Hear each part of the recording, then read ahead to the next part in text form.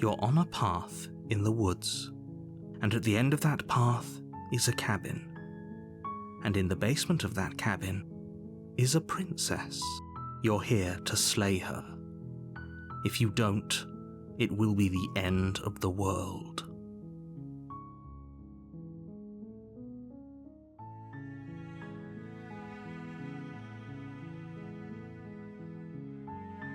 Seriously? You're just going to turn around and leave?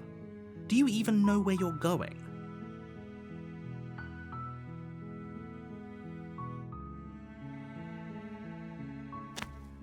Fine.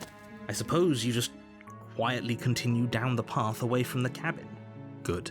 What we're being asked to do here is wrong. Better to wash our hands of this whole situation than to take part in it.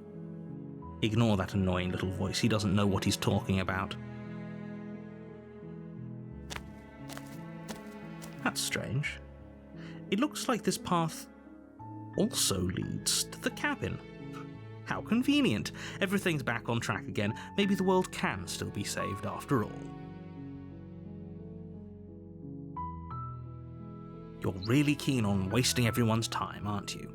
It's remarkably selfish, if you ask me. I've already outlined the stakes of the situation. If you don't do your job, everyone dies. Like, dies. Forever.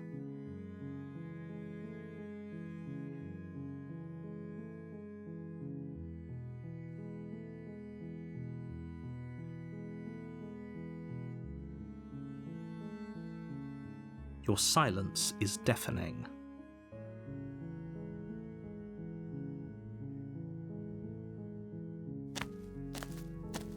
But fine, you turn around and trek back down the path you came. Oh, would you look at that? You're at the cabin again. Now, I'm not normally one for superstition or astrology, but I have to say, it seems like the universe itself is doing its best to bring you to your fated confrontation with the princess.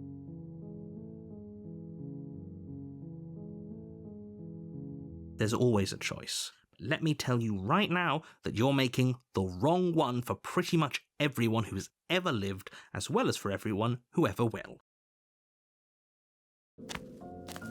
And here we go.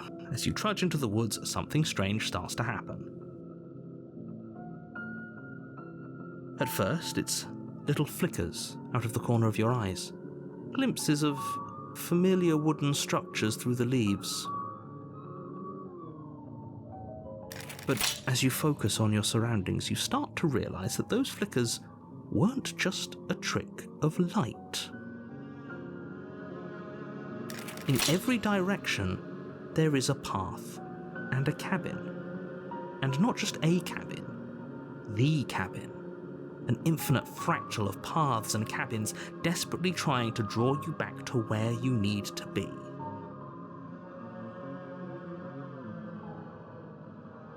Wait, what's going on? But you're too stubborn for that, aren't you? It doesn't matter how many paths or cabins appear around you, you're just going to do whatever you can to shirk your responsibility because you care more about irritating me than you do about the fate of the world.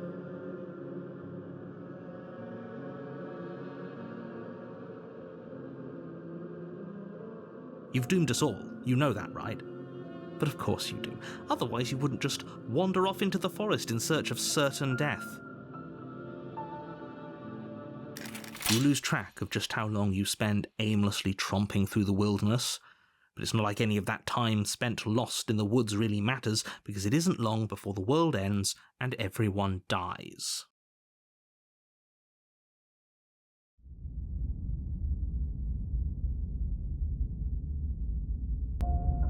You're on a path in the woods, and at the end of that path is a cabin, and in the basement of that cabin is a princess. You're here to slay her. If you don't, it will be the end of the world.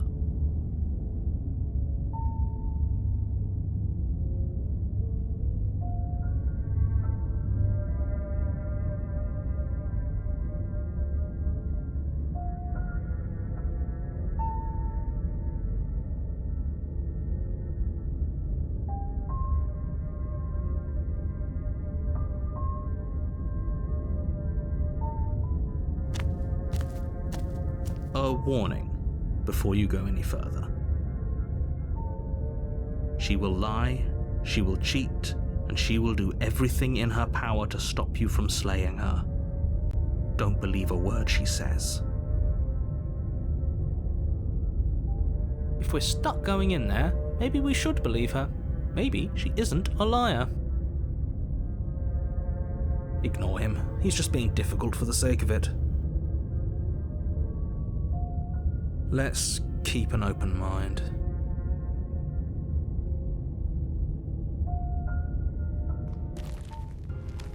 The cabin interior is wrong. A confusing patchwork of many cabin interiors, all projected across what's almost the same space. But it's all shifted.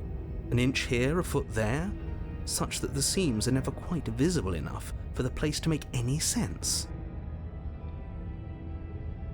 The only furniture of note is a plain table, its legs all the wrong lengths, its material devoid of feature. Perched on that table is a pristine blade. The blade is your implement. You'll need it if you want to do this right. If he wants us to take it, maybe we should just leave it to collect dust, or better yet, grab it and throw it out the window. What good is a knife against a world-ending monstrosity anyway? No, we're taking the knife. Have you seen this place? We have literally no idea what to expect and no idea what we're dealing with. I've already told you what you're dealing with. You're dealing with a princess. How many times do I have to explain this incredibly simple and straightforward premise? You can't just say that, not when everything here is so wrong. Listen to me. My job is to describe facts as facts and to guide you through your job, which is to slay the princess and through that action, save the entire world. And if you're going to slay her, you cannot let fear creep into your heart. You cannot lose yourself before you even get to her. Oh, ho, ho, ho. You've piqued my interest. What's going to happen if we lose ourselves? Nothing, because you're going to pull yourself together. Just ignore the stressful geometry and stay calm. How? Even if we closed our eyes, you're constantly describing it to us. I'm not going to stop doing my job, so you're just going to have to get better at yours, and quickly, if you don't mind. Yes, take a deep breath. I'm all for getting under his skin, but we'll miss out on loads of fun if we shrivel up into a ball and go insane the first time we see something weird. What you're seeing here is obviously real. Just accept it and go with the flow. It really isn't hard. Okay, I'm fine. Good. Now, whenever you're ready, we're all waiting for you to complete a very important task.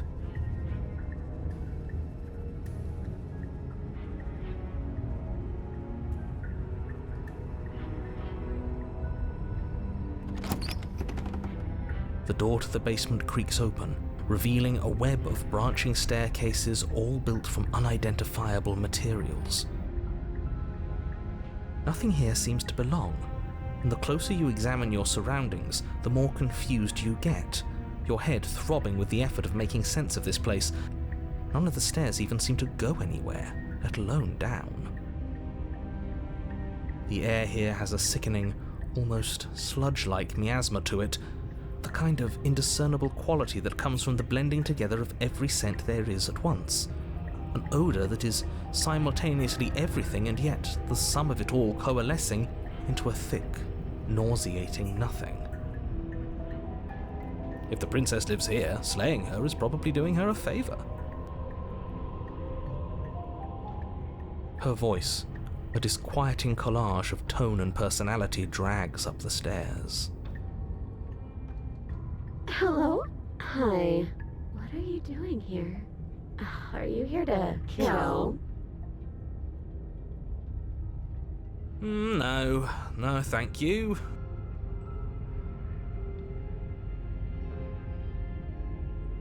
Oh, don't be such a baby. I don't want to do this. Let's just turn around and leave. This feels wrong. This feels like a trap. Like whatever we do, we're gonna die.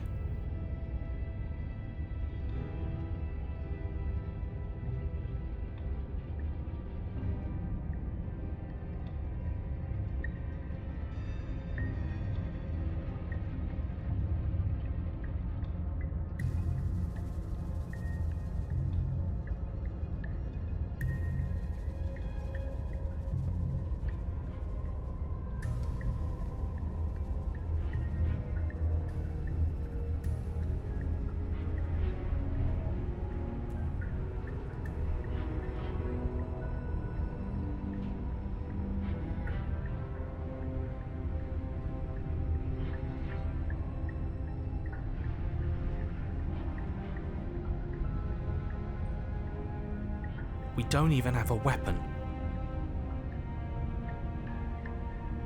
But we already tried turning around and leaving, didn't we? And he threw up a wall. No way to go but forward. And whatever choice we make, whatever she is, we know one thing for sure. And what's that?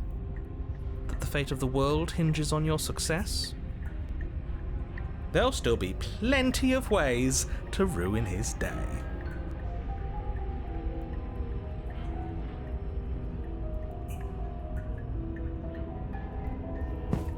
You step to the right. The path feels soft and reassuring against your feet. The stairs almost seem to cradle you as you make your way down, like they're guiding your heels from one step directly to the next. You barely have to extend any effort to descend, the stairway doing most of the work for you.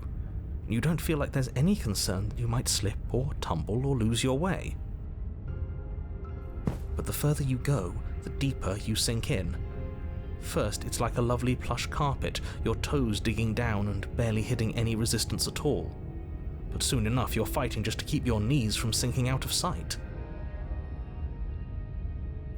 The softness threatens to swallow you whole, to wrest control of your body and surround you in a false ethereal bliss, pretending to save you from the cruelties of choice and consequence. It's slow going, but you manage to fight against the overwhelming urge to fall back into comfort and nothingness, the very struggle to continue forward consuming your every thought.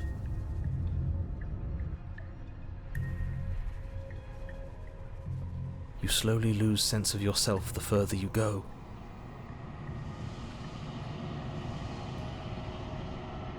Time disappears, and you can feel yourself begin to untether.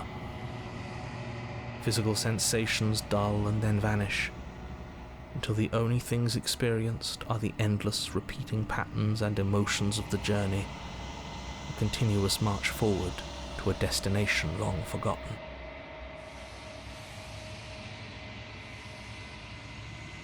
Consumption and betrayal, skepticism and blind devotion, rivalry and submission, terror and longing, pain and unfamiliarity. And at the heart of it all, an emotion that can only be described as... Are you okay?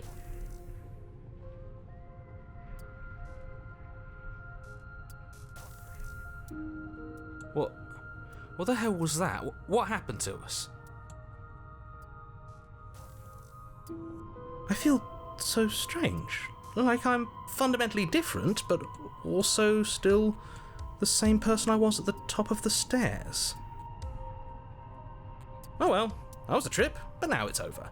Time to get back to our old devilish ways. The princess, eyes bright but otherwise shrouded in darkness, watches you impatiently from the other side of the basement. Don't forget why you're here. And why are we here again? In case you weren't listening, I'm afraid I lost myself on the way down. You're here to... He's just being an ass, we remember. Though I'm still not sure if we should trust you. Let's talk to her for a bit, try and get our bearings. She seems normal.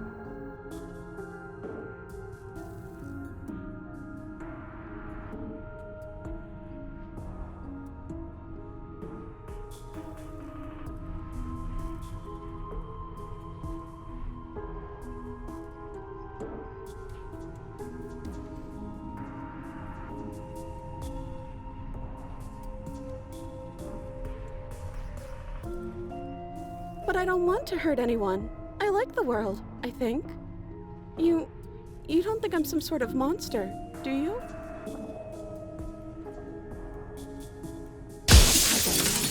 Everything you've heard about me is true, and I'm going to lay waste to everything, starting with you. As the princess speaks again, it's almost as if she fractures, and where there was once just one of her, there is now another. We can do that? I don't like this. It's those cabins all over again. Can we put her back? Again? Have you been here before? Should we tell him? Nah, let him stew. Right, I'm telling him. Yeah, we've been here before, but we never went to the cabin. We just turned around and left until... It's hard to describe. Until the only thing we could see was the same cabin going on forever. And then you told us that the world ended and we died. And then we woke up, and I'm pretty sure you're familiar with all the rest of it. It seems to me like you saw something you weren't supposed to have seen. If only you'd listened to whatever words of wisdom you were given in that other reality. But what's done is done, isn't it? Whatever you saw last time, unsee it. Whatever thoughts weaseled their way into your head, unthink them. If it's not already too late. You have a job to do here, and you need to do it now. Ooh, new plan! Let's see if we can make even more of her.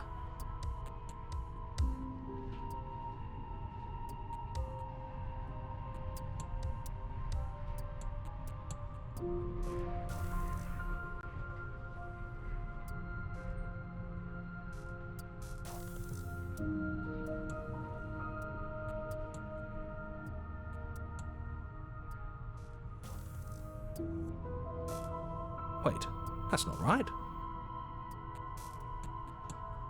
Go on. Take a step forward. Your foot lands, but it lands different. You experience a firm footfall, a gentle tread, a confident stride. You can feel yourself rupture. The room spins, your perception multiplying in a sickening kaleidoscope as your very self is pulled in incomprehensibly many directions. You find the blade suddenly in your hands. All at once you use it to strike at her bindings as you remain upstairs and slay her and leave her to languish alone. Is this what the end of the world looks like? What an unbearable mess. But this... we can't... Do you not have anything witty to say? I could use a good bit of wit right now. No, I don't, because this isn't fun. How are we supposed to have fun if everything is happening at the same time? It's the same as nothing happening, and nothing is excruciating. Luckily for all of us, nothing and everything doesn't go on forever. The world and the princess collapse in on themselves before it all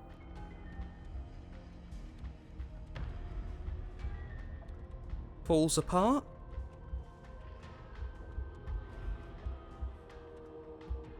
I think he's gone.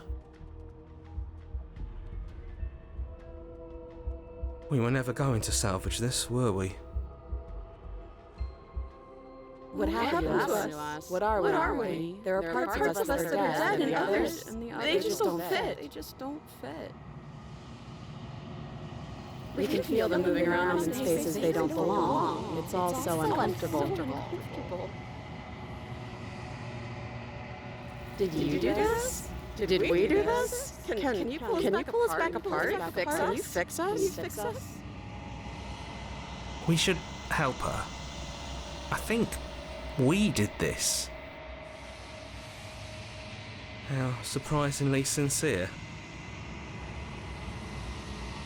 I didn't actually think our actions had consequences. It's a little late for regret, isn't it? Please.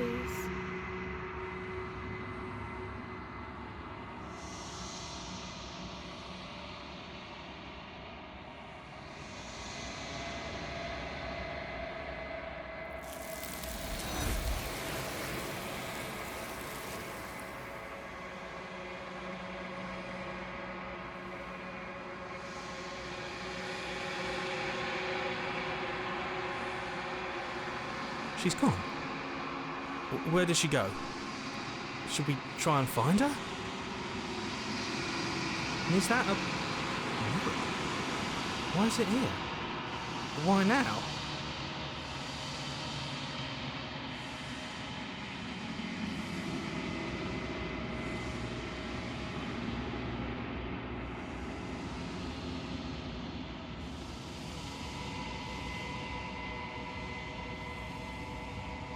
I'm begging you, don't do this.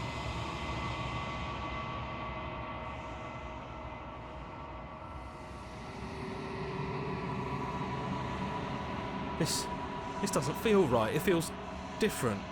Final. Yeah, don't look at it. I don't like that thing.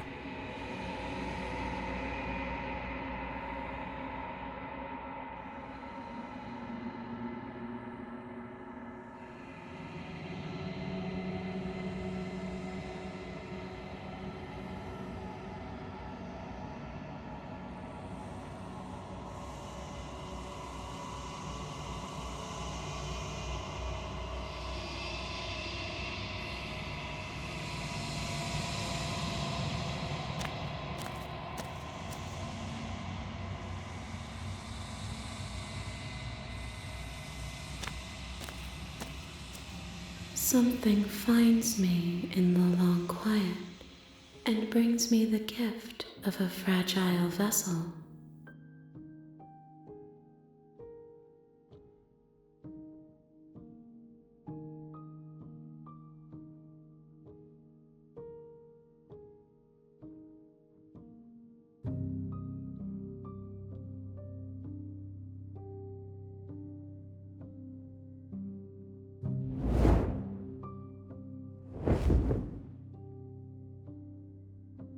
My roots burrow in an ocean beyond your sight. We cannot harm each other as we are now.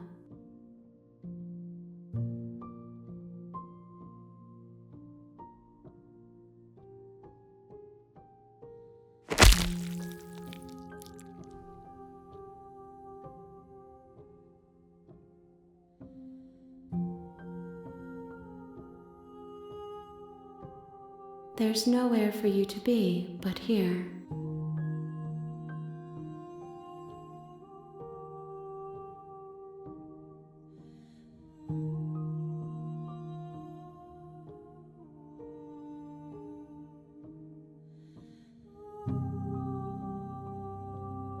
Nothing, as we are, but I know that there are worlds beyond us, and that we are meant to reach them. There is no exit, but this vessel is a creature of perception. She can make you forget, if only you believe her to be able to. Bring me more perspectives, so that I may be whole, and perhaps then we will know our freedom.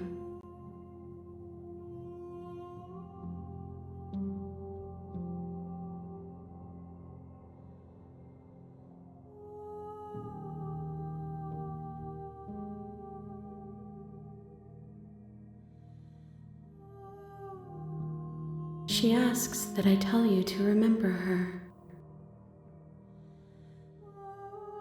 You won't.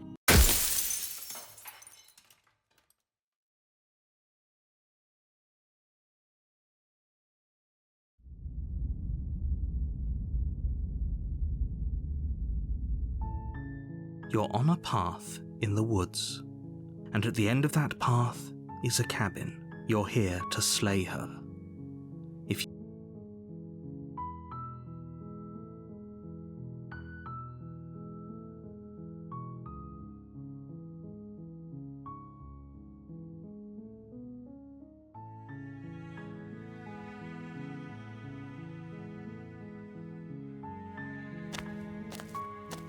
you make your way up the short path to the cabin, you'll find the princess within.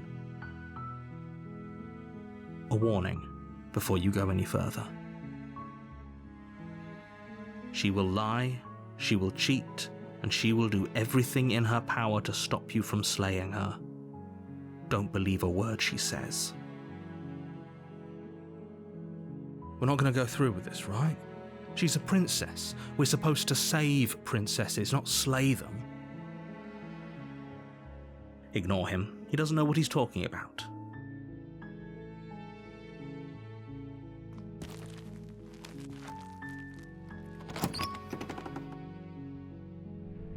The interior of the cabin is almost entirely bare. The air is stale and musty, and the floor and walls are painted in a fine layer of dust. The only furniture of note is a plain wooden table. Perched on that table is a pristine blade. The blade is your implement. You'll need it if you want to do this right.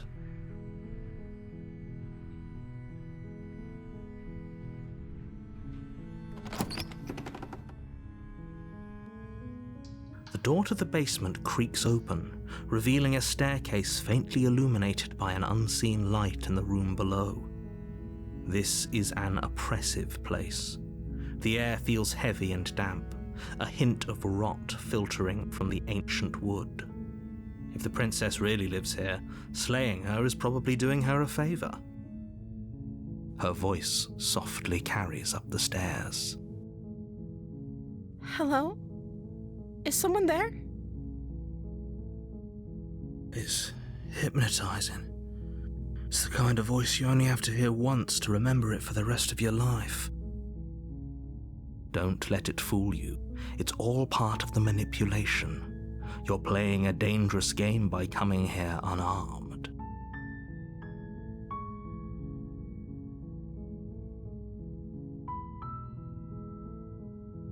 Good. You're still listening to reason. It would be better if you had a weapon, but you may still be able to do what needs to be done.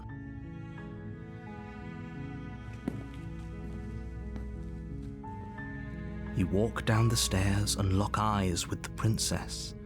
There's a heavy chain around her wrist, binding her to the far wall of the basement.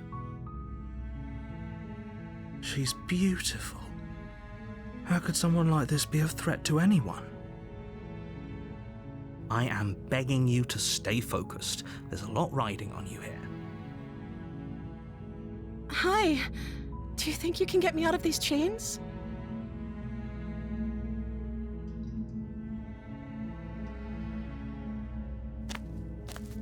You're only making this more difficult.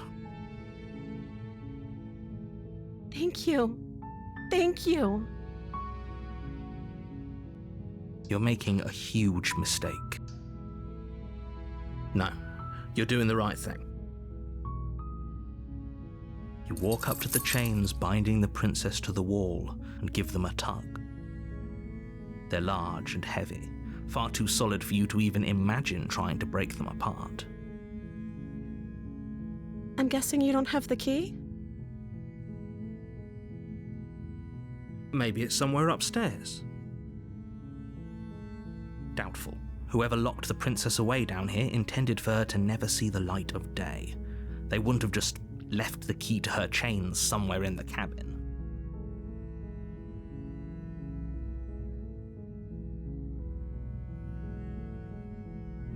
Maybe there's some way to break the chains?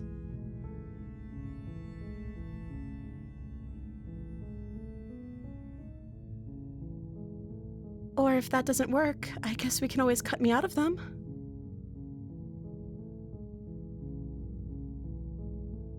She offers the suggestion with almost complete nonchalance. If we were stuck down here long enough, I'm sure we'd be nonchalant about cutting our way out if it meant we could finally be free. You attempt to make your way out of the basement, but the door at the top of the stairs slams shut. You hear the click of a lock sliding into place. Is someone else here?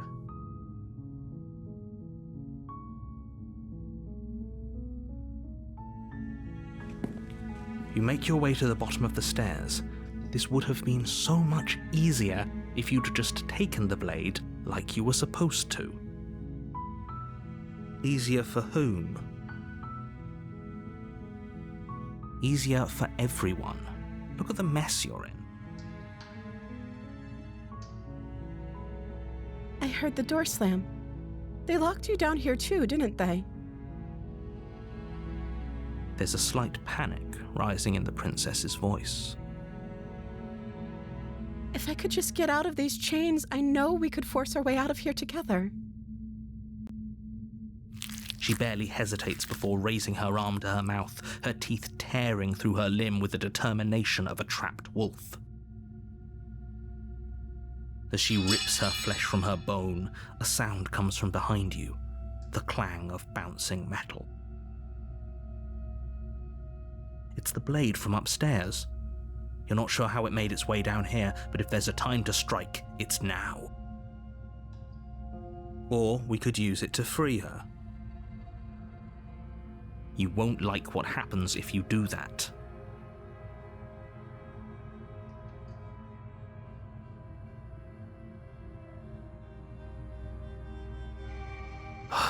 Fine. Against your better judgment, you place the blade against the ragged, self-inflicted wound on the princess's arm, just above the unyielding chain binding her to this place. You cut into her flesh. The blade is sharp, and it takes little effort to crack through the bone of her arm. Her limb falls to the ground, and the heavy chains follow suit. She didn't so much as utter a sound through the whole ordeal. No, she didn't. She smiles softly as her gaze meets yours, blood from her wounded arm dripping rhythmically to the ground. How is she still smiling after everything? It's like she isn't even bothered by what just happened. Thank you. Now let's get out of here.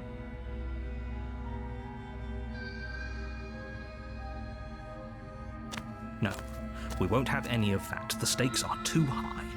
You can't just let her escape into the world. No, I can't just let her escape into the world. As the princess approaches the bottom stair, your body steps forward and raises the blade. Wait, this isn't fair. You can't just do that. Watch me. What are you doing?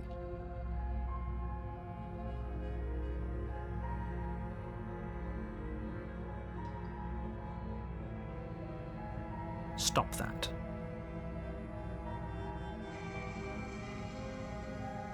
Something's come over you, hasn't it? You know you don't have to do this, right? Your body lunges forward, the blade held low, ready to sink into her heart. But the princess dodges, stumbling back against the wall before the blade has a chance to connect. Stop it. Stop trying to resist me. I'm trying to get you out of here alive.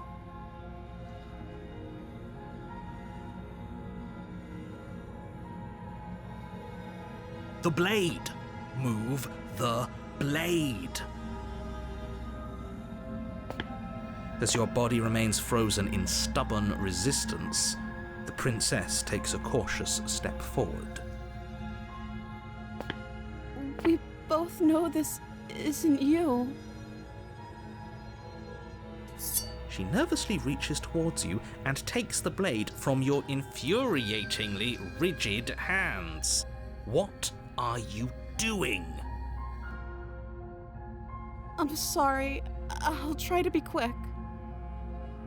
She plunges it into your chest, tearing through flesh and sinew. It is agony. But you aren't dead yet. Oh no! I'm so sorry. Stay strong. We can tough it out until it's done. For her sake. For her sake? Don't you start pretending that dying a painful death is some sort of heroic gesture. The two of you have literally doomed everyone. Whatever. She sinks the blade into your chest again and again and again, and you feel every inch of burning pain that slices its way into your body. I'm sorry.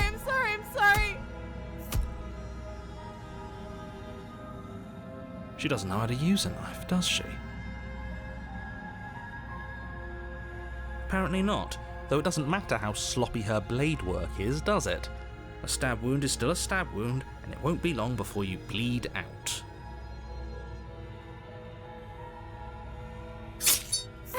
I'm so sorry. With one last thrust of the knife, your legs give out beneath you. You collapse to the floor, your blood pooling around you, your limbs unresponsive. The princess stares down at your ruined chest as tears carve rivulets of pink down her blood-spattered cheeks. It can't just end like this, right? Oh, that's rich coming from you. As much as I'd prefer for things to have gone differently, I can't deny the reality of what's happened. The two of you made your choice. It's over. Everything goes dark, and you die.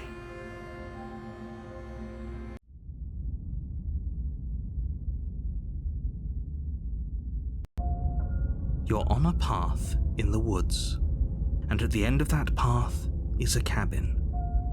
And in the basement of that cabin is a princess. You're here to slay her. If you don't, it will be the end of the world.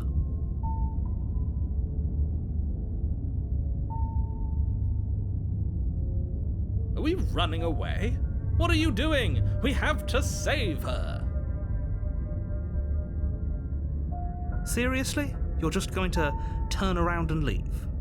Do you even know where you're going?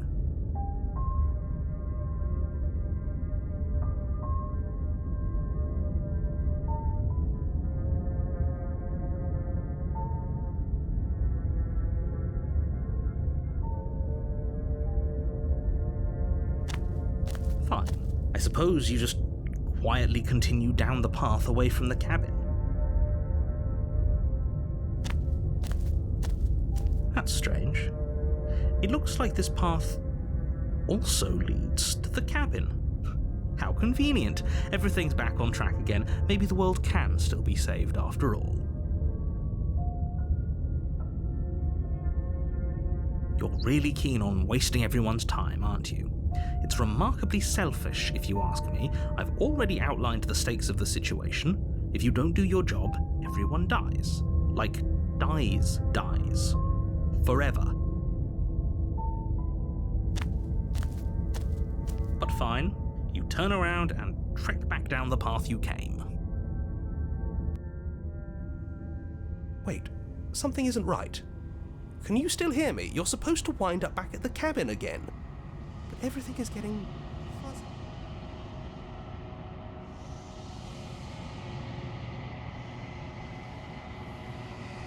What's going on?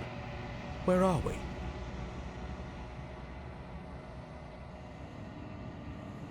Oh, I don't like this one bit. There's not a single damsel in sight. How dark.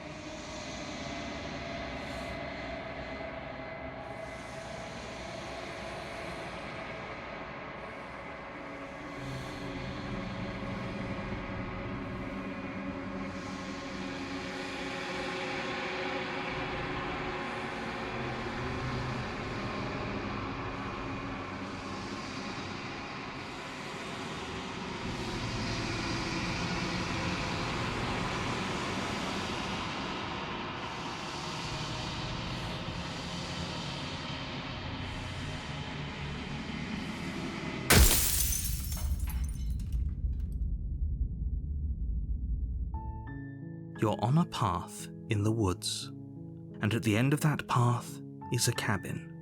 You're here to slay her. If you don't,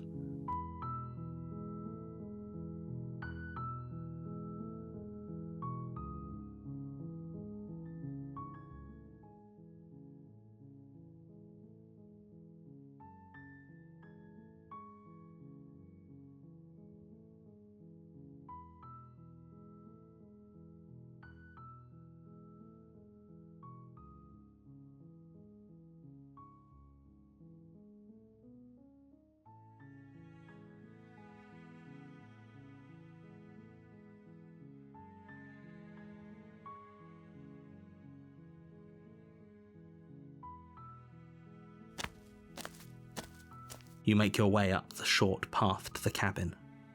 You'll find the princess within. A warning before you go any further. She will lie, she will cheat, and she will do everything in her power to stop you from slaying her. Don't believe a word she says. We're not going to go through with this, right? She's a princess. We're supposed to save princesses, not slay them. Ignore him. He doesn't know what he's talking about.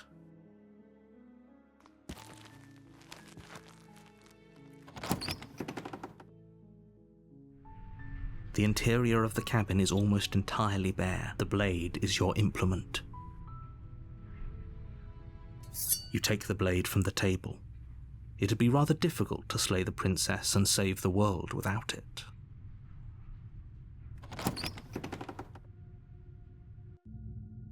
The door to the basement creaks open, revealing her voice carries up the stairs. Who's there? She sounds dangerous. It's almost as if she's the one in charge down here. Don't let it fool you. It's all part of the manipulation.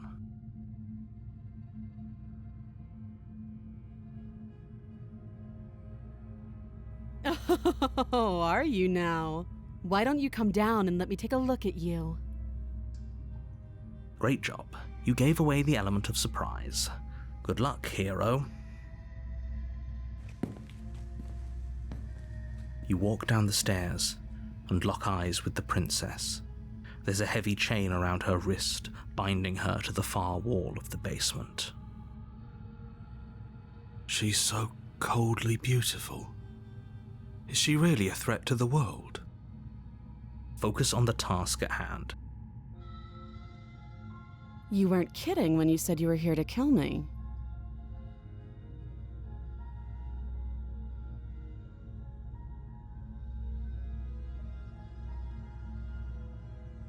You step forward, your grip on the blade tightening as you steel your resolve. Oh? No talking then? Fine. What even makes you think you can kill me? I'm probably chained up in this basement for a reason, right? And if that knife is the only weapon you have, you'll have to get close enough to use it. So, you should just drop it. Best not to risk finding out what I can do. She's unarmed. If you hesitate now, it'll be too late. End this.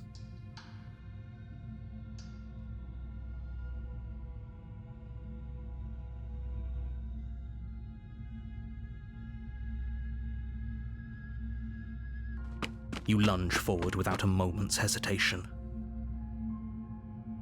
You feel flesh easily give way and look down to see your blade already sinking deep into her heart. Oh. This is it, isn't it? I'm almost embarrassed. I should have seen that coming. But I have to wonder. Do you actually believe this was enough to kill me? It's like she's convinced she can't die.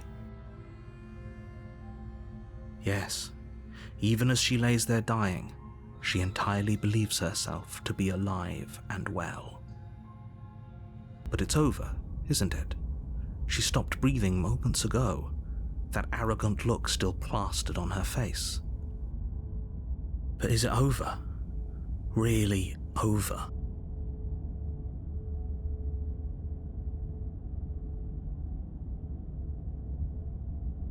Yes, exactly.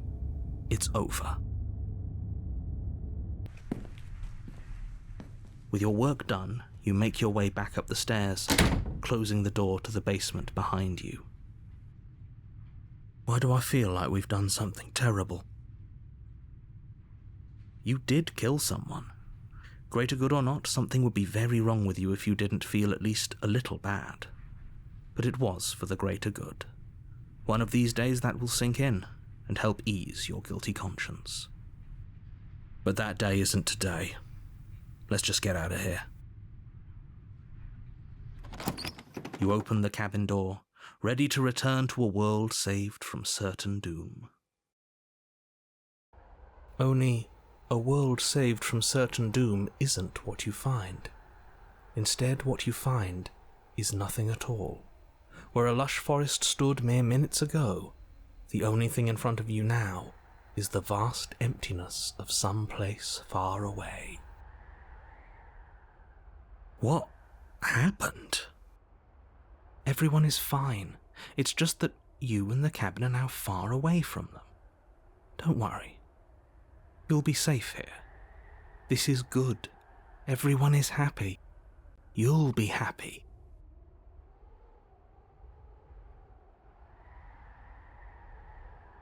This isn't an ending.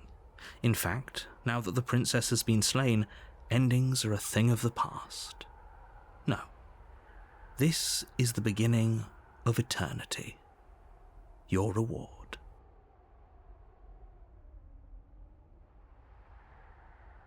This is what's best for everyone.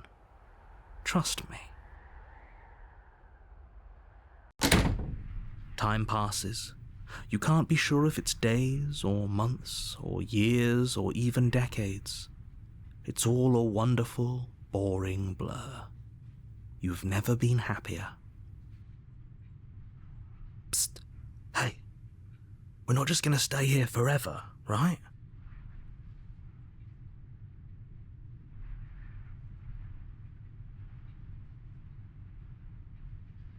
Really? Well, if you ever change your mind, just let me know, I guess. More happy time passes, though the word begins to lose its meaning. Time, that is, not happy. Happy still has plenty of meaning. Please, shake yourself out of it. We have to get out of here. The little voice's pleas fall on deaf ears. Eventually you pass into a blissful state of pure existence. Though words like eventually and pass ceased to have any meaning to you long before that shift, you simply exist. Happy. Forever.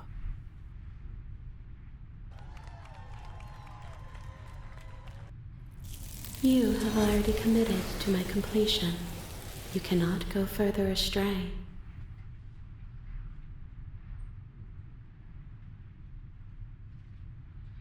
Good, because I have an idea to get us out of here, though you're probably not going to like it. The blade. We can use the blade to get out of this. I can hear everything you say, little voice. There's only one thing it would want you to use that blade on, and I'm afraid that thing is you, dear hero. He's right. It's the only way out. Do you hear that? It wants to take this happiness away from you. It wants this wonderful place to end. Do you not? There's more for us to do, and the only way for us to do it is to take that blade and use it. Don't you dare.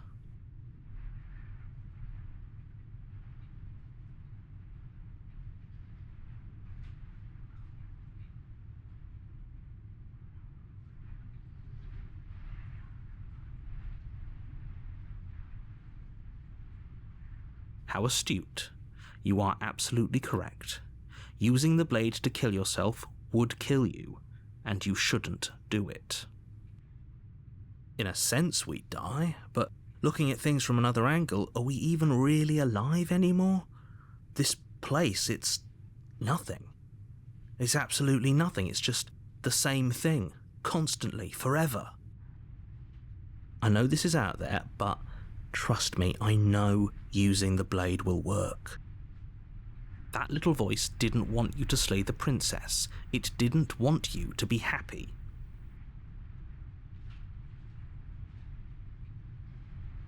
If we die, you can yell at me all you want. I made this happy little place for you. Is this not a good enough reward for saving the world? An eternity of bliss? You ingrate? Fine. Whatever. For the first time since time stopped meaning anything, you throw open the door to the basement and walk down the stairs. The princess's body is dust and bones, though the blade you used to slay her is still as pristine as the day you first held it. You pick up the blade, you stab yourself, and you die. The end. Nice knowing you.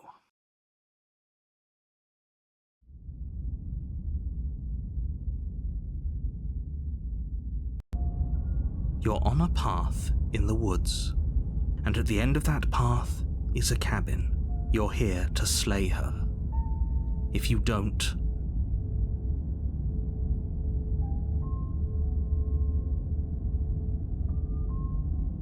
my tricks? What on earth are you talking about? We've just met for the first time. If he doesn't remember what happened, then maybe it's best to keep it that way. That's fine.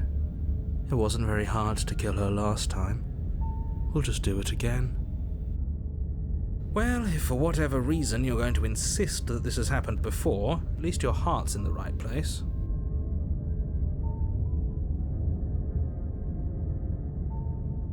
Those are two very different questions, but fine, I'll indulge you if that's what it takes to get you moving. Let's say for a moment that this really is the second time you've met me, or at least a version of me. If you're back here, I'm assuming you died, which probably only happened because you didn't listen to me. Oh, we listened to you plenty.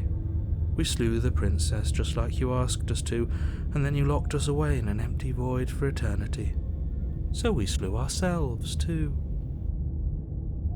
Well, if you killed yourself, then you weren't listening to me, because I would never want you to do that. Believe it or not, I care about you. And I believe your other question was something along the lines of, oh, what's the point of doing anything? If you're asking that, it sounds to me like you're making the rather dangerous assumption that your actions last time around didn't have any consequences. What do you mean? Of course there weren't any consequences. We slew the princess, the world outside the cabin disappeared, we died, and now everyone's right back where they started. That sounds pretty consequence-free to me. Yes, but in this purely hypothetical scenario, that begs the question of how you got back here. Did time simply rewind itself, or were you instead transported to a different world entirely? Had you failed to slay the princess, what would have happened to everyone in the place you left? It doesn't matter, because we didn't fail to slay her. And if she's really back, which I doubt, it'll be just as easy to do it again. But after that nasty trick you pulled on us, maybe she's not the only one around here in need of slaying. Just stay focused, will you? Just be quick about it.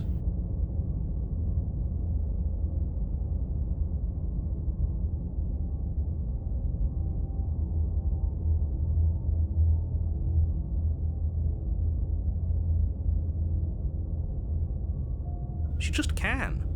You'll have to trust that what I'm saying is true.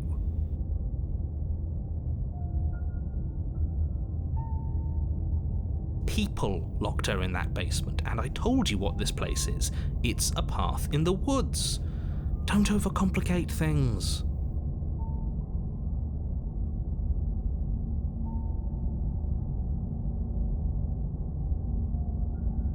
Look, I'm not supposed to say this, but it's because you're special. You're the only person capable of doing this. Call it a prophecy, if that helps, but it's just the way things are. Oh, I didn't know we were special. Of course we're special. That's a good point. How do we know we didn't have things backwards? Maybe slaying the princess was what ended the world, not the other way round. Yes, maybe this whole thing was a trick to get us to end the world. And now we get to go through the whole charade again, wholly aware of what's waiting for us at the end. But that's assuming she's alive in that cabin. We did kill her, after all. You're going to find her in the cabin. If the princess had actually been slain, you wouldn't be here. And let me assure you, killing her will not end the world. I don't know what you think happened to you last time, but it's a load of nonsense. You'll get your happy ending. I promise. Well, that's exactly what we're afraid of. Really? Living happily ever after sounds that bad to you? Oh well, there's no use arguing over your masochism.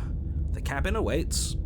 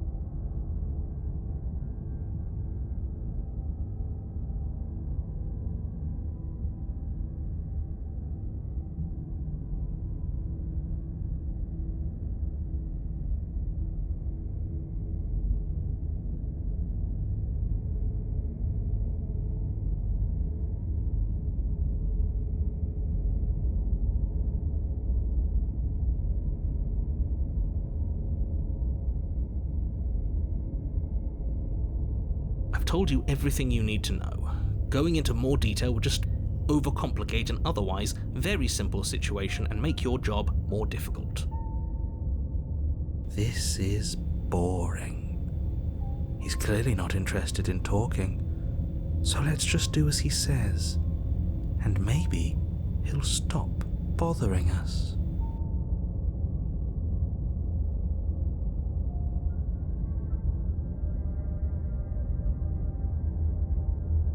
Great. Now, if you don't mind, the whole world is waiting with bated breath for you to save it from ruin.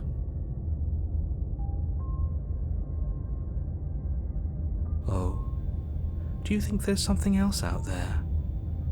All right. Let's see what we can find. It's bound to be more interesting than doing the same thing over again. Seriously? You're just going to turn around and leave?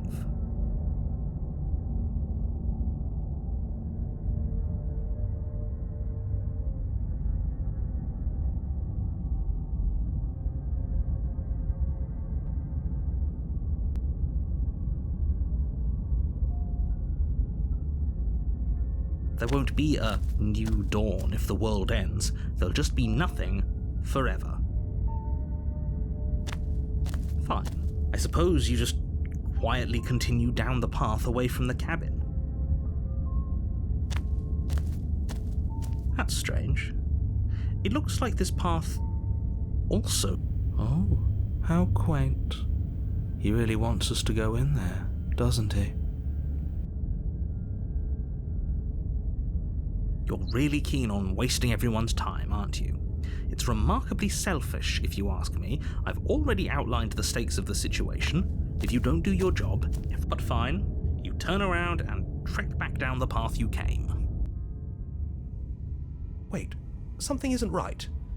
Can you still hear me? You're supposed to wind up back at the cabin again. But everything is getting fuzzy.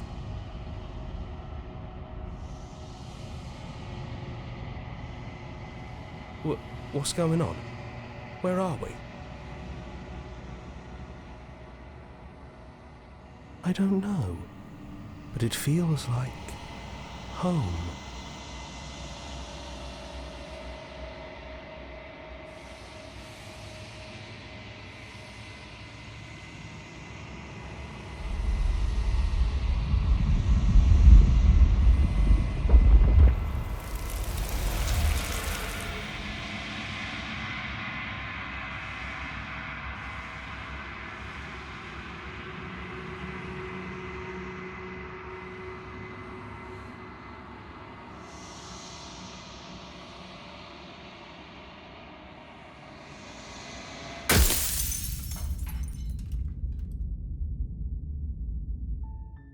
You're on a path in the woods.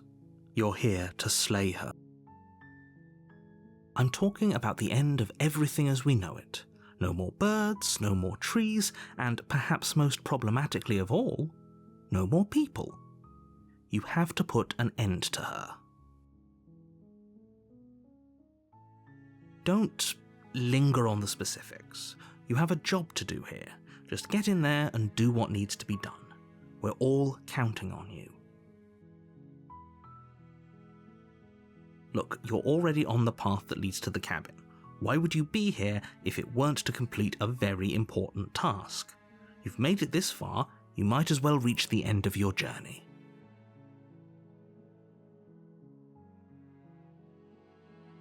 While I appreciate the mental exercise, we are running up against a bit of a ticking clock.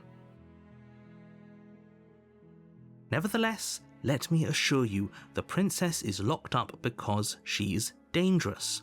She is not dangerous because she's locked up. And before you decide to waste even more of our time by asking how I know that, let me suggest a more pragmatic lens through which to view this situation. Causality doesn't matter here, because the end result is the same no matter what led us up to this point. If the princess leaves the cabin, the world will end, and there is no changing that. It's no use arguing semantics over a metaphorical chicken or egg, because the egg is hatched and it's about to ruin everything. Unless, of course, you do your job and slay her.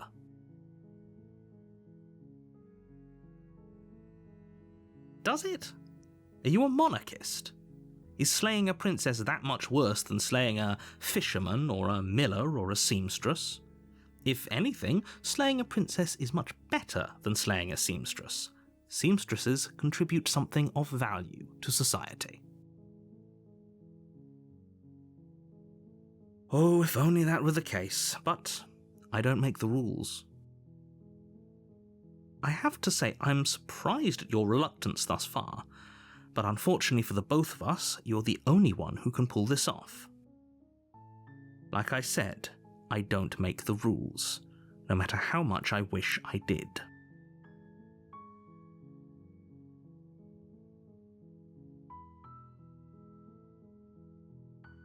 Are you serious? No, you have to do it. Of course I haven't. Why would I even consider that? Nobody wants the world to end. I mean, maybe some people do, like nihilists, or very, very evil people, but surely you're not one of those, right? Yes, but you'll have to slay her before you get it.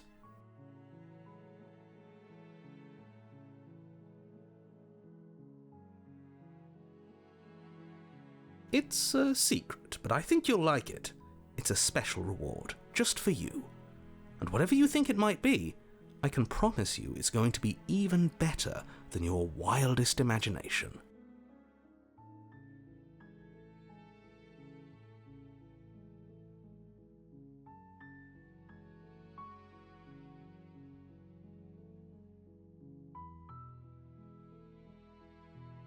Then I guess we'll just have to see what happens. But a word of warning.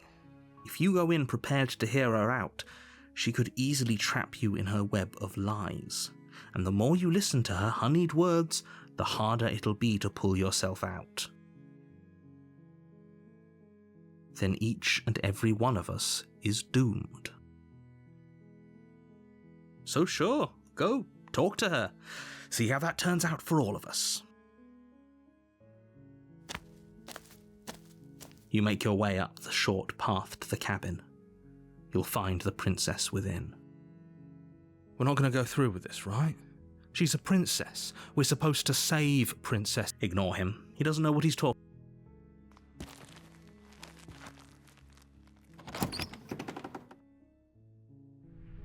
The interior of the cabin is almost entirely. The blade is your implement.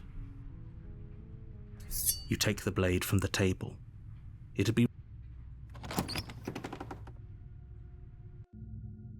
The door to the basement creaks open, revealing a staircase faintly illuminated. Her voice Who's there? She sounds dangerous. Don't let it fool you. It's all...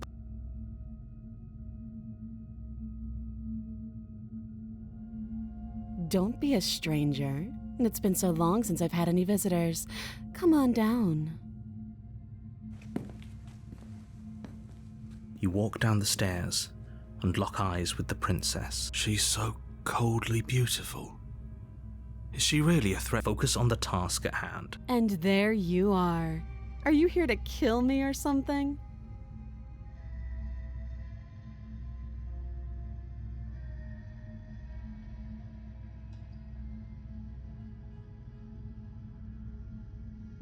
You step forward, your grip on the blade tightening as you steel your resolve. Oh? No talking then? Fine. What even makes you think you can kill me? I'm probably chained up in this basement for a reason, right? And if that knife is the only weapon you have, you'll have to get... So, you should just drop it. She's unarmed. If you hesitate now, it'll be too late.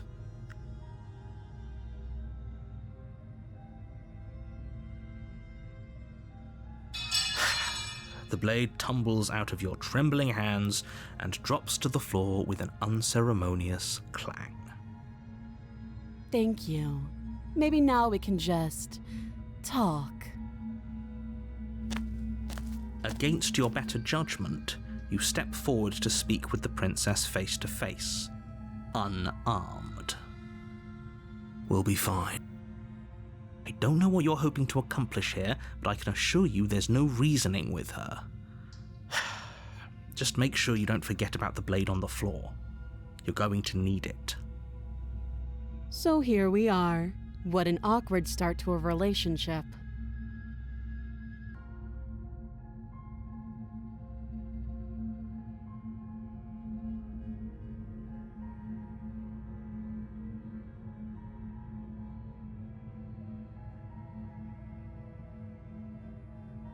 She hesitates before answering.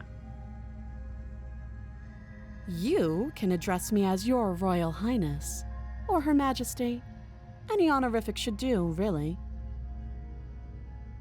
Note the lack of detail. You can't trust her.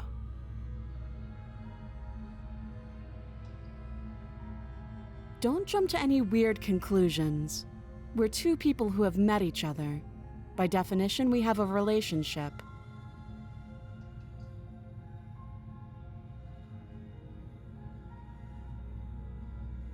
You can't. Don't bother. I'm guessing you don't have the key then. I'm sure there's a key somewhere around here, and if there isn't... well, we can always put that knife to good use. Her sharp eyes settle on the edge of the blade. She isn't suggesting what I think she's suggesting, right? She is. I'm sure of it.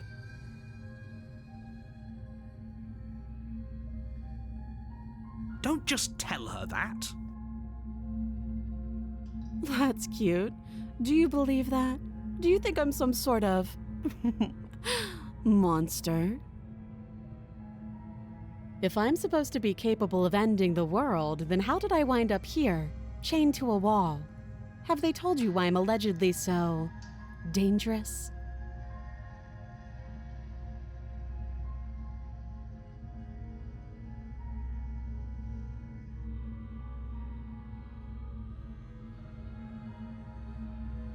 Ending the world seems like an awful lot for just one person to do.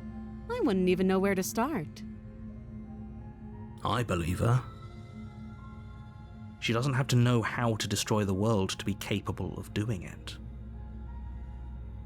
At the end of the day, whatever the two of us have going on down here is about trust. Whoever sent you to slay me claimed I was a threat to the world, but they didn't tell you why. That doesn't sound right to me.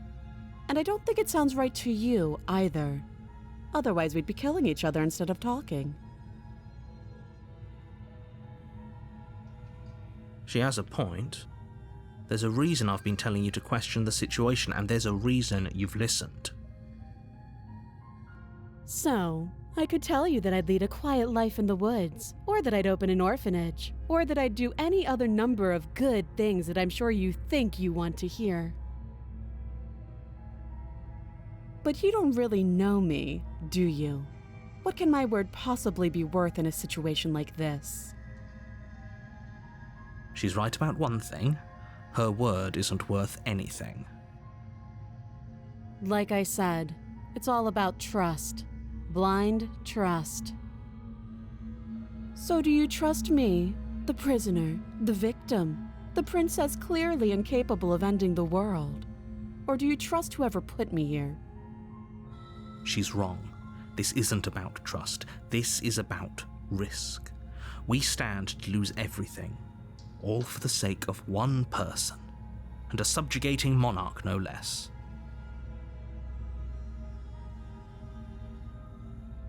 Too long.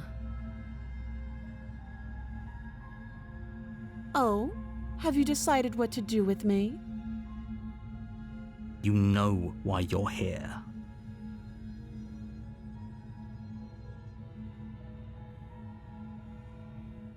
Oh, you have to be kidding me. You walk up to the chains binding the princess to the wall and give them a tug. They're large and heavy, far too solid for you to even imagine trying to break them apart.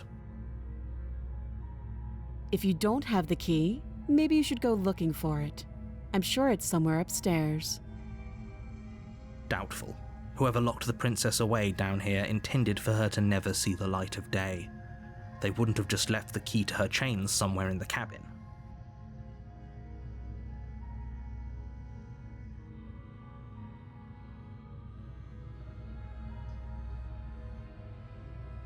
That would be fine. I can lose an arm.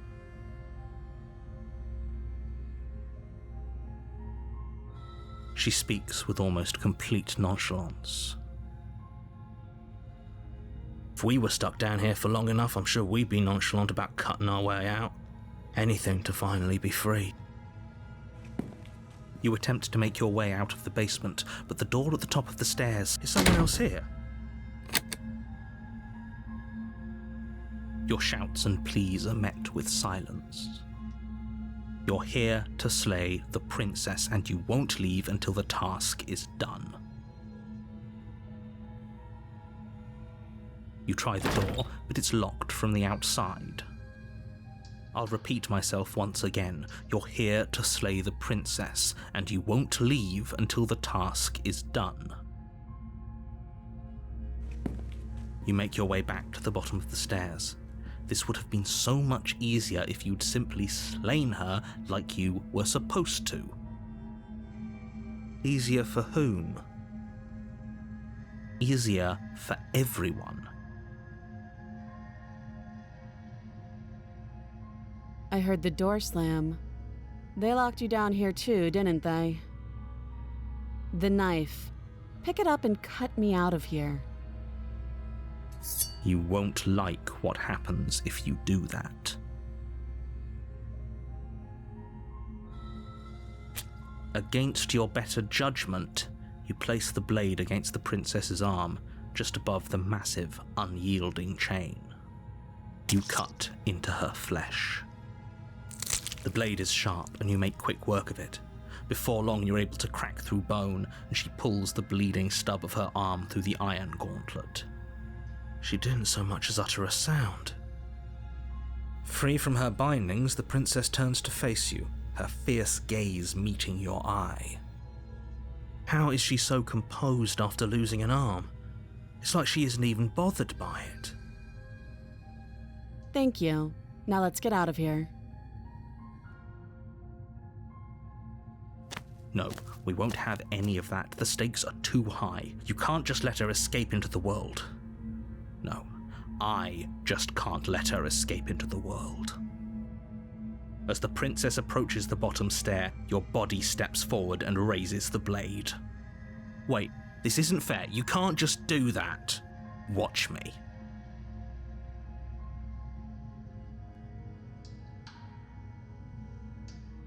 You bring the blade down and plunge it into the princess's back. Finally. Okay. There's no going back now. Though the blade left a deep gash in her shoulder, she barely so much as flinches, turning around to stare at you incredulously. Are you serious? I don't know what came over you, but if we're doing this, I guess I'll have to kill you. Do you think I need both of my arms to do that? I can beat you to death with one. But I don't have to tell you that. I'll go ahead and show you.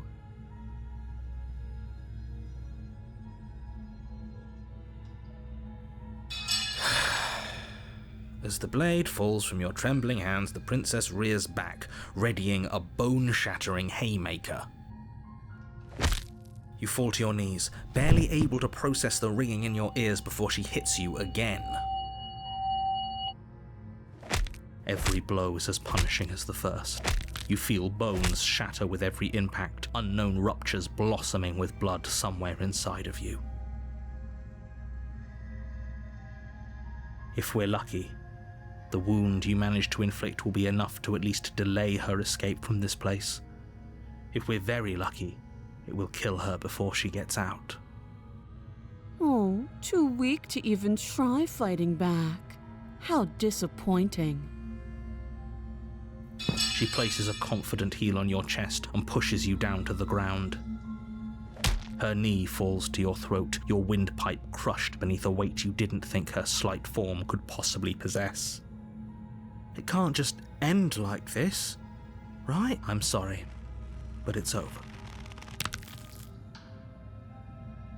Everything goes dark, and you die.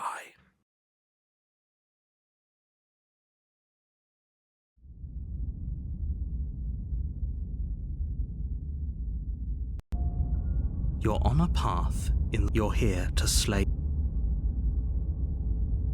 A terrible sense of déjà vu? No, you don't have that. This is the first time either of us have been here. If he doesn't remember what happened, then maybe it's best to keep it that way. You know I can hear you, right? It's going to be a lot harder than you think to keep secrets from me. What does it matter what he knows? There's nothing we can do to stop her. She's just going to kill us again. She is not going to kill you unless you let her, but slaying the princess and saving the world is going to be much more difficult than it has to be if you spend the whole time second-guessing yourself.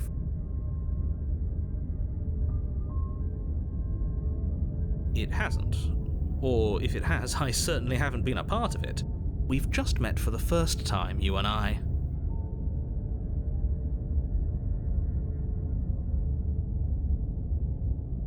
Those are two very different questions, but fine, I'll indulge you if that's what it takes to get you moving. Let's say for a moment that this really is the second time you've met me, or at least a version of me. You died last time, which probably only happened because you didn't. Of course we died. She didn't feel pain. She didn't feel much of anything, did she? And she broke every bone in our body before she decided to let us die. What were we supposed to do to stop her then? What are we supposed to do to stop her now? It's pointless. She's just a princess. Slaying her shouldn't have been difficult, but congratulations. You've been given another chance to actually do this right. And I believe your other question was something along the lines of, oh, what's the point of doing anything? If you're asking that, it sounds to me like you're making the rather dangerous assumption that your actions last time around didn't have any consequences. What do you mean? Of course there weren't any consequences. The princess killed us and now everyone's right back where they started. That sounds pretty consequence-free to me. Yes, but in this purely hypothetical scenario, that begs the question of how you got back here. Did time simply rewind itself, or were you instead transported to a different world entirely?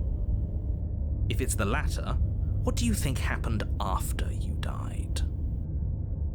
Do you think the people there lived happily ever after?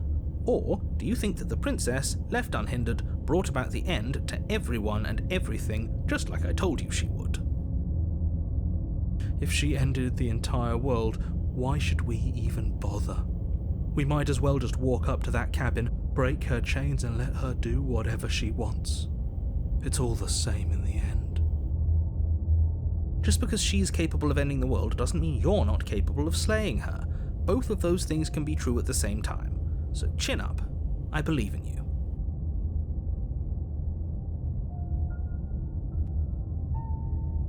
Just be quick about it.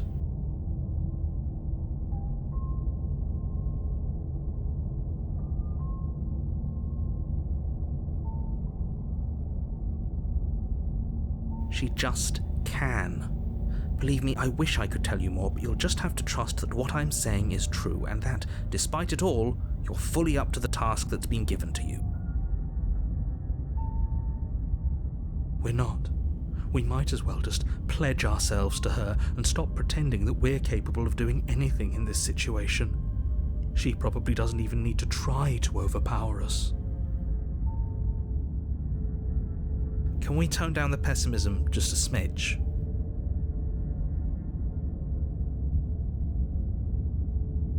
I'm not being a pessimist. I'm just being realistic. You're being annoying. Just ignore their bickering, and whatever you do, don't pledge yourself to her. I cannot stress enough how absolutely catastrophic that would be for everyone, yourself included.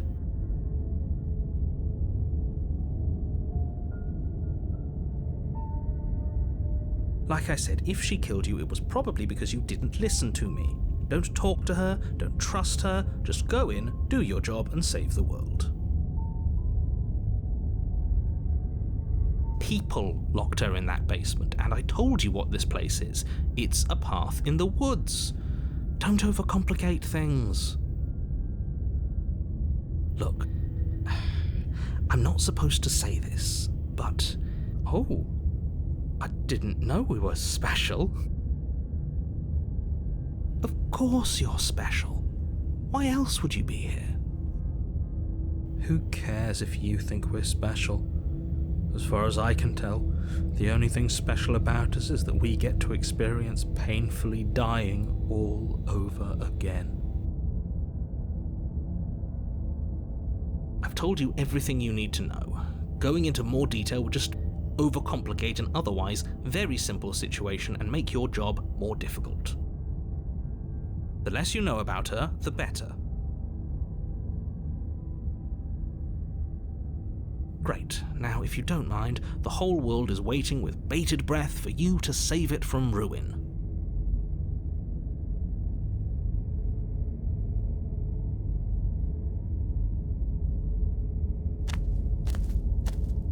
A warning before you go any further.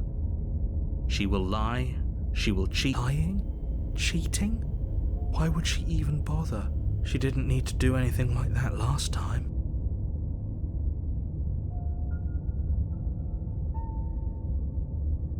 She caught us off guard last time. We'll be fine. Let's just keep our wits about us. At least one of you still has a shred of sense. Just make sure you listen to him and not that whiner.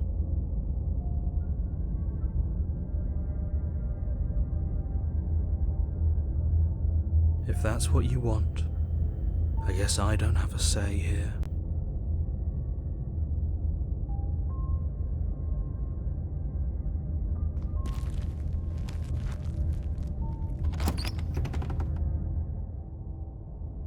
The interior of the cabin is larger and more grandiose than its humble exterior would suggest.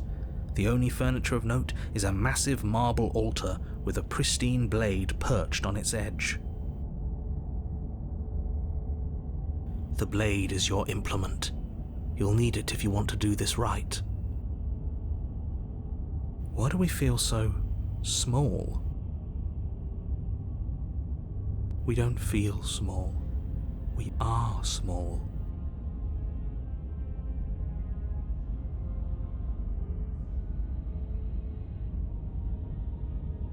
Maybe that's because you haven't actually been here.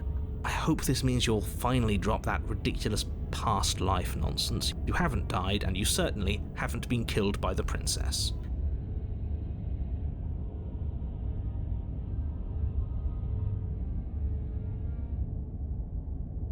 That's because there isn't a mirror.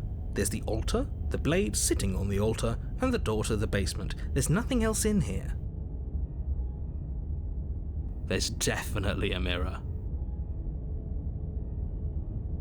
There isn't. Who cares if there's a mirror?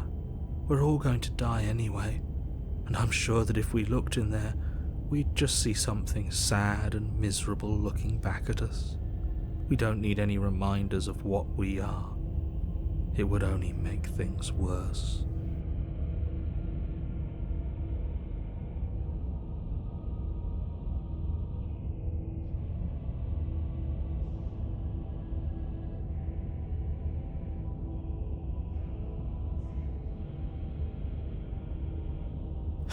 For the last time, you're not going to die unless you let it happen. And luckily for you, there isn't a mirror, so no one needs to worry about confronting a grisly visage any time in the near future.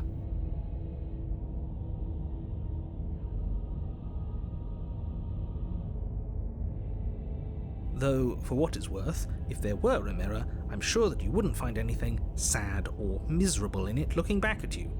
You probably look perfectly normal.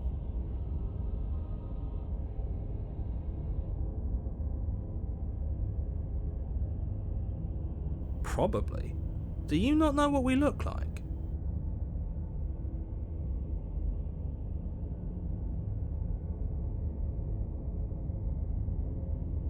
He knows. He just doesn't have the heart to tell us.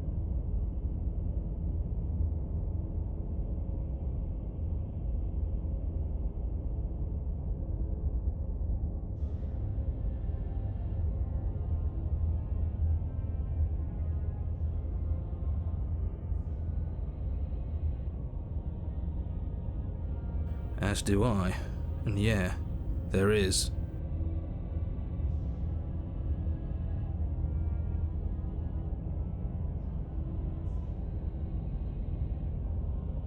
I'm not lying to you. Use your eyes. There is no mirror. Why would I lie about something so meaningless? What good would a mirror even do? Let you waste time preening yourself instead of doing what needs to be done.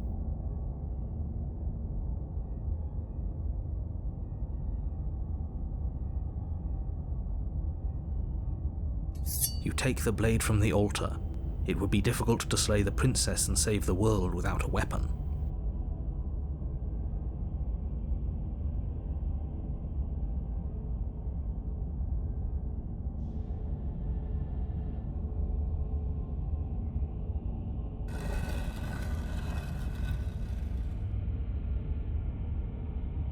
The door to the basement creaks open, revealing a spiral staircase.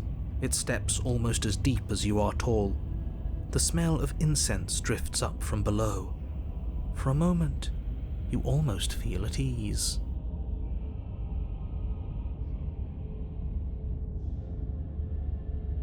Huh. This is actually kind of nice.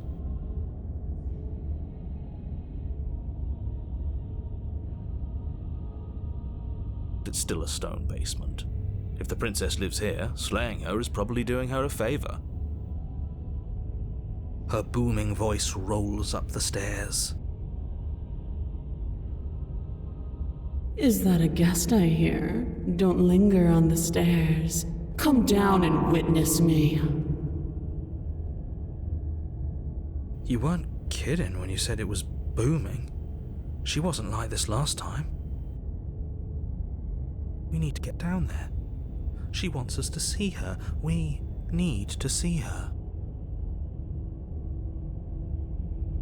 Should we be worried about your sudden change in attitude? Just a few minutes ago you were going on about how pointless everything was. Now you want to go down there. It doesn't matter what that little voice says. He's not the one making the decisions. Though if his ramblings get you to the princess, they get you to the princess.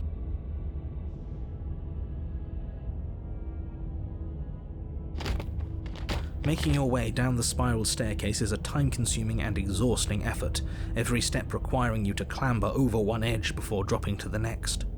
But soon the end comes into view, and you tumble to the bottom, entering the vast, temple-like room beyond. The princess towers over you, almost glowing in the weak starlight, her figure framed by a stained glass window. Her long hair billows around her, and a chain binds her wrist to the far wall. The chain is nothing to her. It might as well be a toy for all the good it would do. I told you it was pointless to resist her. The little bird has returned to me. I wonder what he wants. You've brought that knife again, even though you know it's useless. Such charming audacity.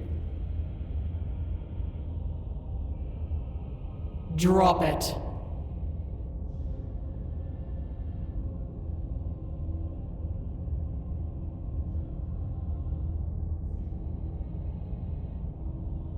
As if on command, the blade slips from your grasp. It clatters uselessly to the floor. But we didn't drop it. We decided to grip it tighter, remember? Are you really just going to let that happen to us? I have a duty to report facts as facts, and the fact is that you dropped the blade. Of course we dropped it. She's so much more than us. You wouldn't understand what it feels like to be in her presence. Oh, I understand what's going on, and you'd better snap yourself out of it. Kneel.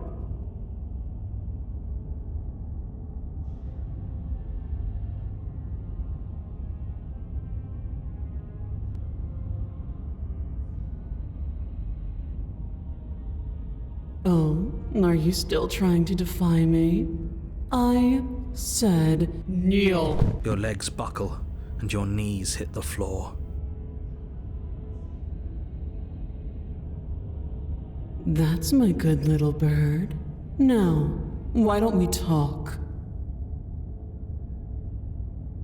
The last time we met, you told me I was destined to end the world. That thought wrapped itself around my heart.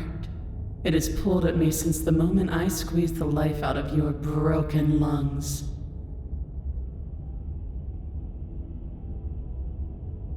I could feel its fundamental truth awaken me.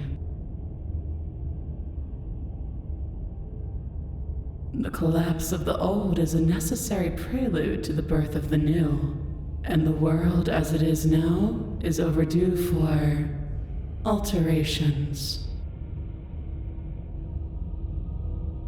It's time for me to seize my destiny, and you, little bird, will help me seize it. Well, that gives away the game, doesn't it? It certainly does, and beyond that, it more than lends credence to our conversation in the woods. I don't love the thought that in some other reality you failed to destroy her, but what's done is done. I can only hope it helped you learn a valuable lesson. You are the only one who can deal with her, and if you don't, well, she's let you know what will happen, hasn't she? Then you shouldn't have trusted us with her destruction. She is inevitable. Can't you feel it? He's being melodramatic, but he's not exactly wrong, is he? What are we supposed to do to stop her?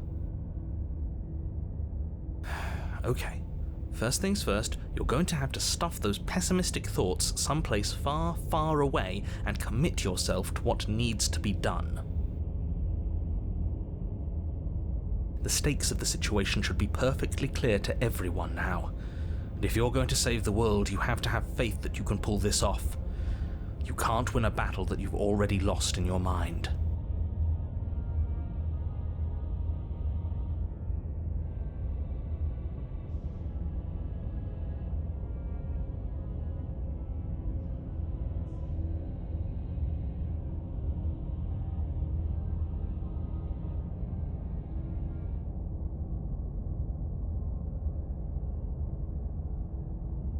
Your will was so easily broken. Am I that magnificent? All you need to do now is break my chains. If this is what you want, then I guess there's not much else for me to say.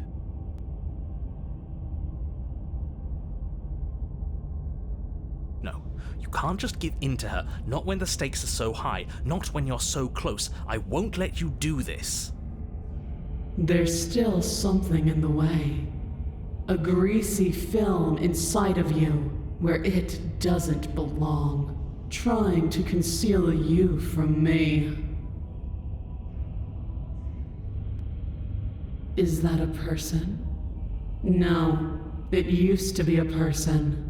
It's something different now. An echo. Is she talking about you? That's impossible. She's not supposed to be able to interact with me. You're a small one, aren't you? A shriveling little worm stretched beyond its limits, trying to control things that it can't understand. No. What are you talking about? I don't care what you are.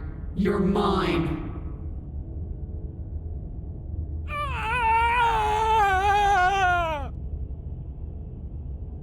Rise, my little bird.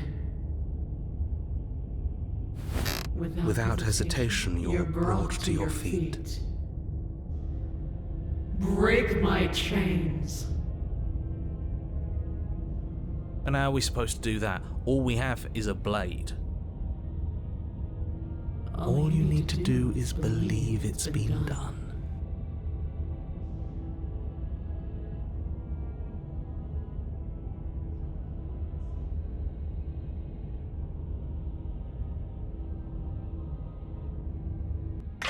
Her chains shatter, and the cuff falls from her wrist. She is loose, and the end is upon us. What a good disciple you are. Come, it's time for us to leave.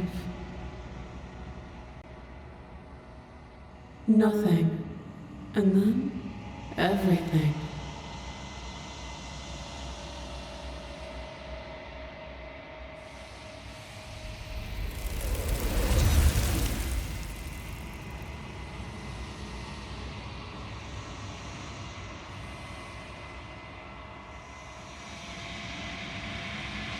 She's gone.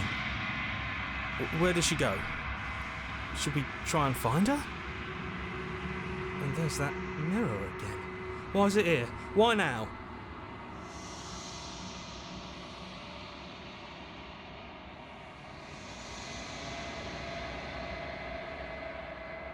What is that supposed to mean? Whatever awful thing I felt before, it feels so much worse now. This is what we all deserve, isn't it?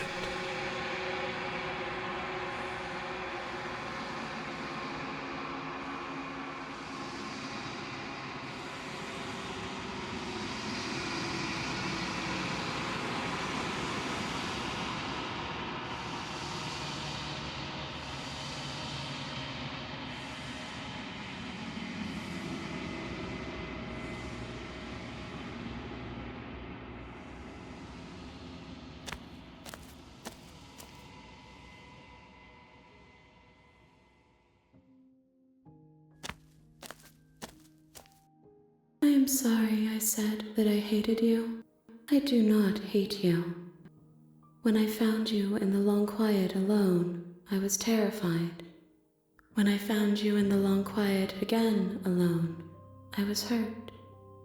I thought you had decided to leave me here to wither. But your commitment now is final. Your ability to walk the path of mutual annihilation is vanished with your return. If you still wish to obliterate me, it will have to wait until I am complete.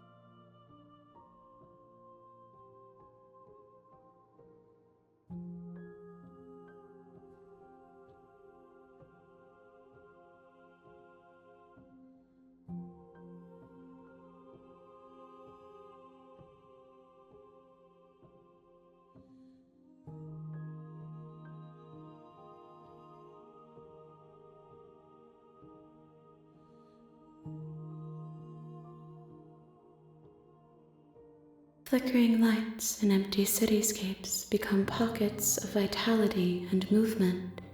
I am more than I was before. Whenever you are ready, I will wipe your slate clean once again.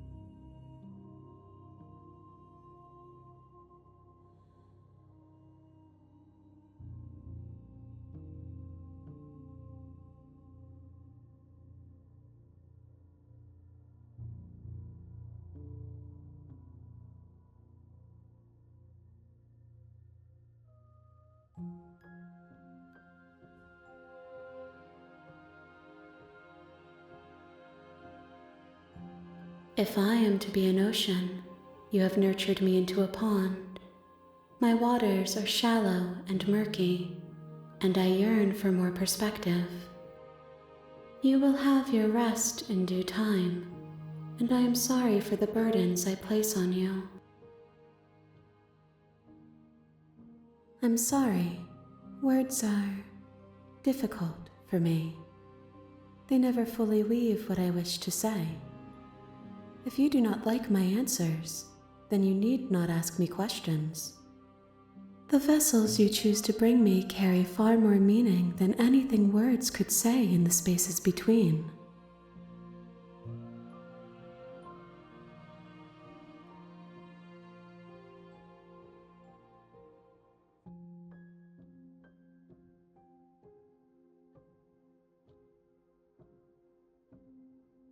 With every gift you bring me, I excavate the alleys of what I am meant to be, and every exploration yields new and complicated truths. What I will be is different than what I am, and what I am is different from what I was. I cannot tell you what desires I will hold when I have changed. But in this moment, all I want is to know myself and to know you.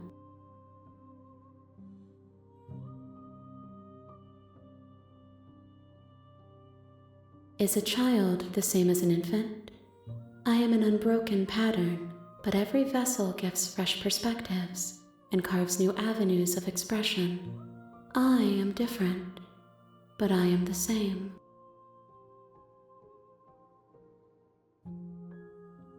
Eyes close in reflection. Perspectives meld together, and the breadth of my experience stretches to new corners.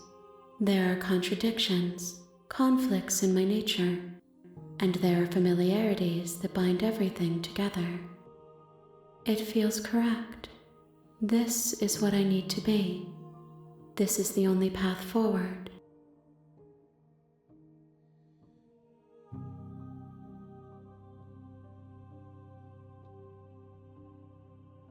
Those paths lead to worlds you've already seen, and to perspectives I have already made my own. They are useless to us now, inaccessible. The only paths of value are those that are yet untread.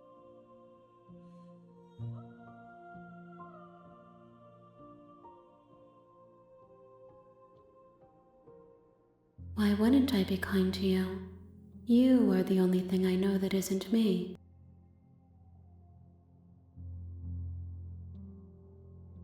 Gifts aren't what someone tells you to bring them.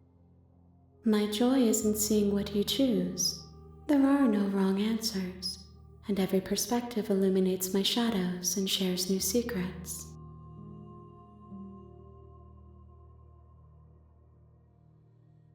There is still much to be seen. Neither of us know the depths of our being.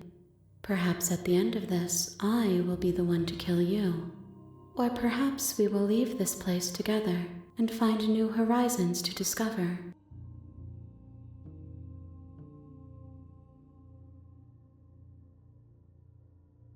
This one is dominance, a figure capable of bending everything to her will. She will make for an overwhelming heart. Do not mourn her, for she would not be able to mourn you.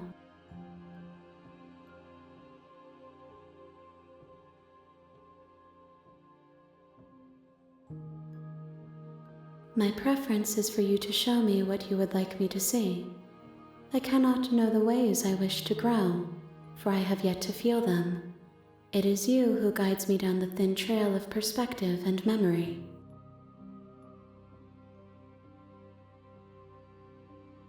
The vessels are shaped by memories of you, but their impulses are drawn to the edge of the long quiet. To them you are a gate to something more, and any hurt you've caused them is understood as a fair price for freedom. But they are only thoughts and perspectives. They are not me. The wounds they've suffered carve texture around my heart. Without them, I would be as I was before. I would be alone and without sensation. I could not feel the joy of having you by my side, for I would not know your absence.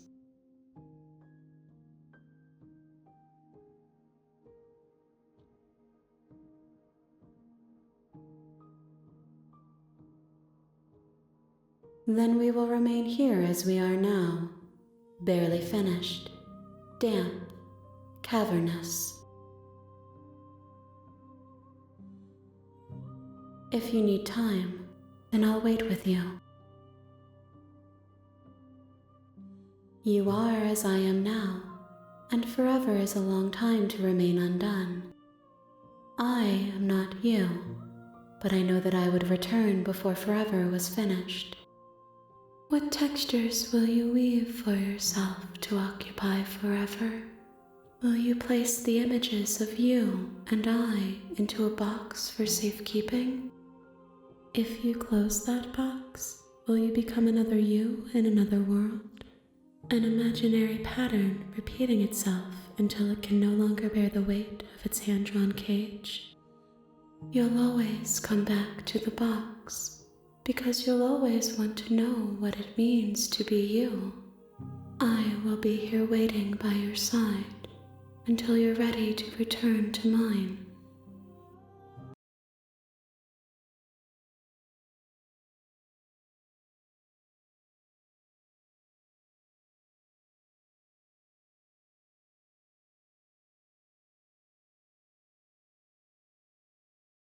You have returned to me. Though you were gone mere moments, I never left your side.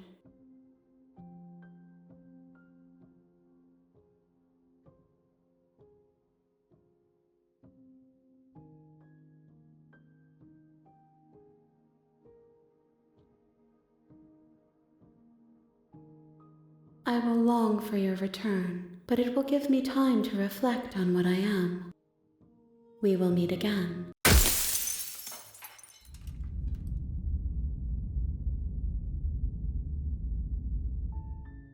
You're on a path in the woods, and you're here to slay her.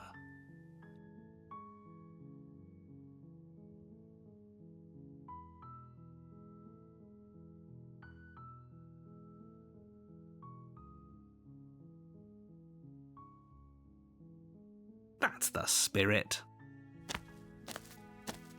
You make your way up the short path to the cabin. You'll find the princess within. We're not going to go through with this, right? She's a princess. We're supposed to save princesses, not slay them. Ignore him. He doesn't know what he's talking about.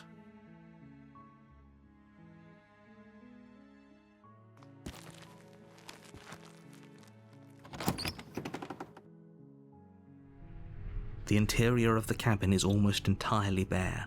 The air is stale and musty, and the floor and walls are painted in a fine layer of dust. The blade is your implement. You'll need it if you want to do this right.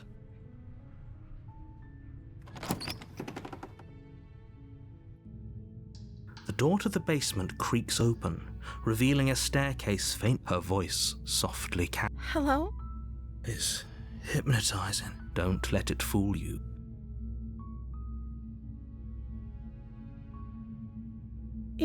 You must have the wrong address. Great job, you've given away the element of surprise. Good luck, hero. You walk down the stairs and lock eyes with the princess. She's beautiful. I am begging you to stay focused. Hi. You were joking about coming to kill me, right? Do you think you could get me out of these chains? Okay.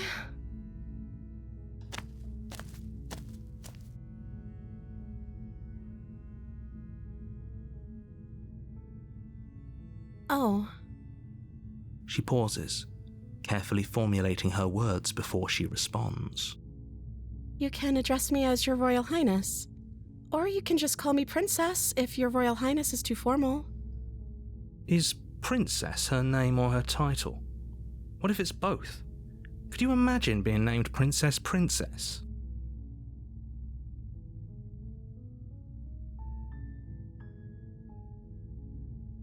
Like I said, you can call me Princess if you'd like.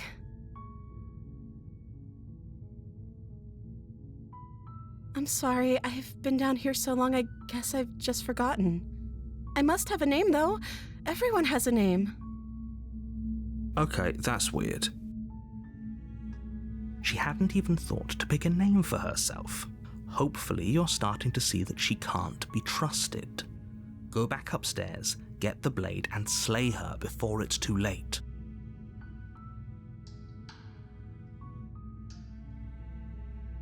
Of course I'm locked up down here for a reason. I don't actually know what that reason is, but you don't just stuff a princess in a basement and throw away the key without there being some sort of an explanation, right? You have all the explanation you need, and you should know better than to trust whatever she comes up with.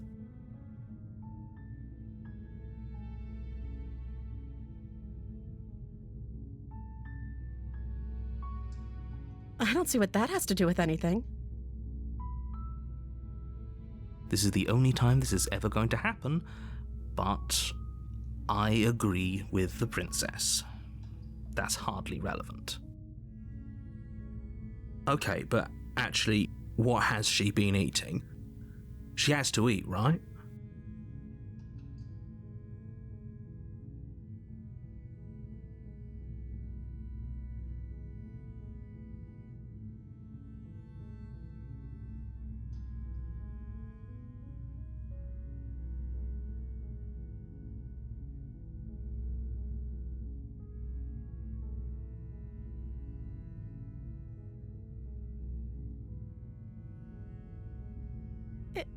Is that why they threw me down here? But I don't want to hurt anyone. I like the world, I think. I don't remember much about it, to be honest. I've been down here for so long. That's... How long has she been locked away? Did they tell you how I'm supposed to end the world?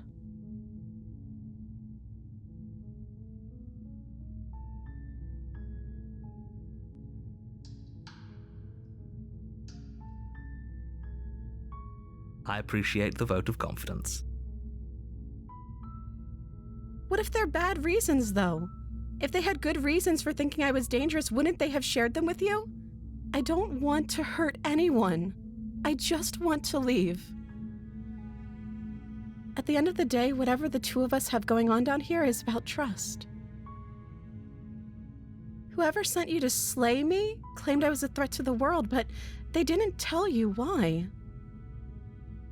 I don't trust that, and I don't think you do either, or you wouldn't have come down here to talk. She has a point. We're talking like this for a reason. So this shouldn't be about what I'd do if I got out of here, or Me saying the right thing to convince you to save me. This is about how messed up this whole situation is. This is my life we're talking about. Do you really think I can even end the world? Why would I even want to? We both know that if there's people we can't trust in this situation, it's whoever locked me down here, and it's whoever sent you here. And those two groups are probably one and the same. Don't let her turn the tables here. This isn't about trust. This is about risk.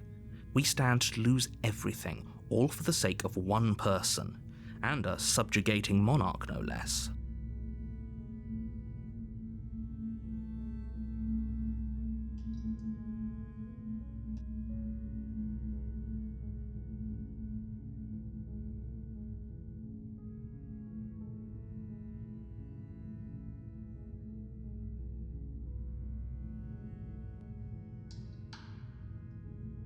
That seems like a pretty good compromise.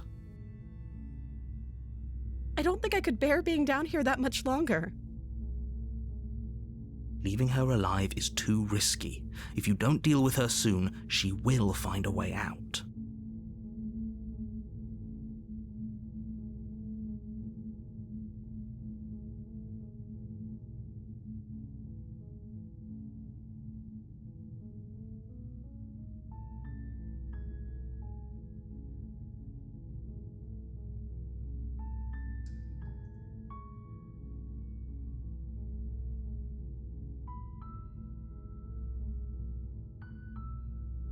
So I'm the only one who liked that idea. One way or another, I'm going to find a way out of here. It would make it easier for both of us if you'd help. But if you don't, I can promise that you'll regret that decision. You have to make a choice. Let's hope for all our sakes it's the right one.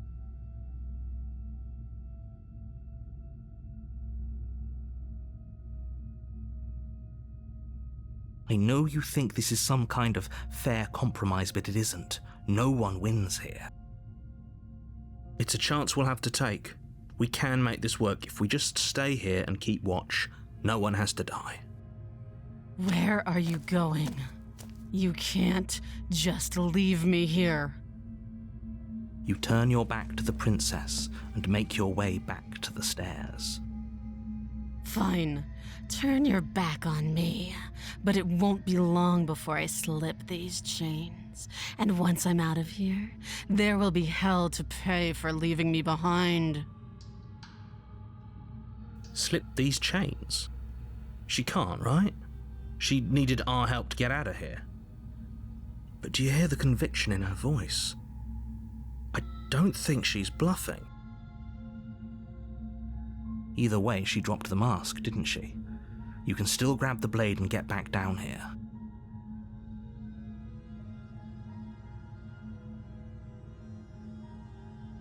You'll be the death of all of us, but fine. We'll do it your way.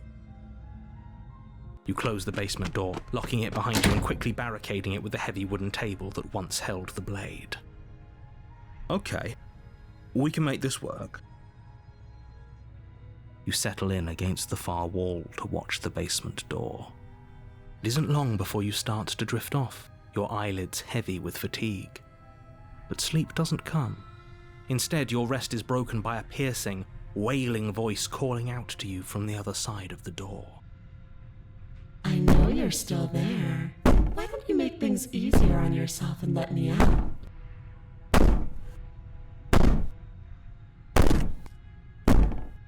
It's not like this little door will hold for very long anyways. And it's probably a good idea to try to get back on my good side. She sounds terrifying. Like she's less of the princess you saw and more like something out of a nightmare.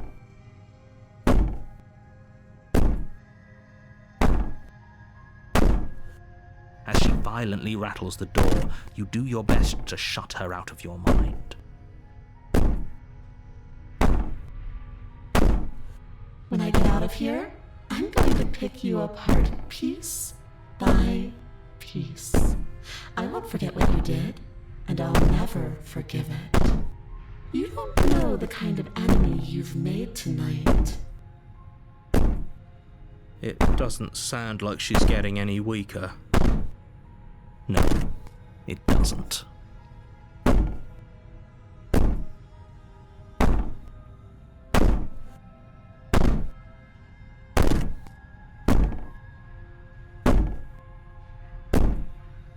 I can be innocent and harmless, if I want to be. Teasing me with fresh air and a chance to finally live freely doesn't inspire me to play nice. You put the princess's threats out of your mind as best you can and huddle up against the wall. You jolt awake in the middle of the night to silence in the cabin. The ruckus has stopped, and the door to the basement is ajar, its lock broken, and the table shoved out of the way. Where is she? Thanks for helping me get out of that awful basement. You try and stumble to your feet, but as the princess draws near, it's as though your body simply stops working. It isn't all at once. The paralysis comes in waves. First your toes go numb, and then your feet, and then your legs. You lie prone on the floor of the cabin, unable to do anything but witness her approach. Whose side are you on? Yours, of course, but I have a duty to uphold the truth. Lying about the facts of the situation doesn't change them.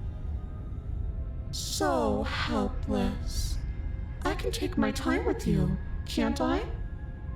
She steps closer, one silent footfall at a time, cocking her head in curiosity as you feel your organs shutting down one by one.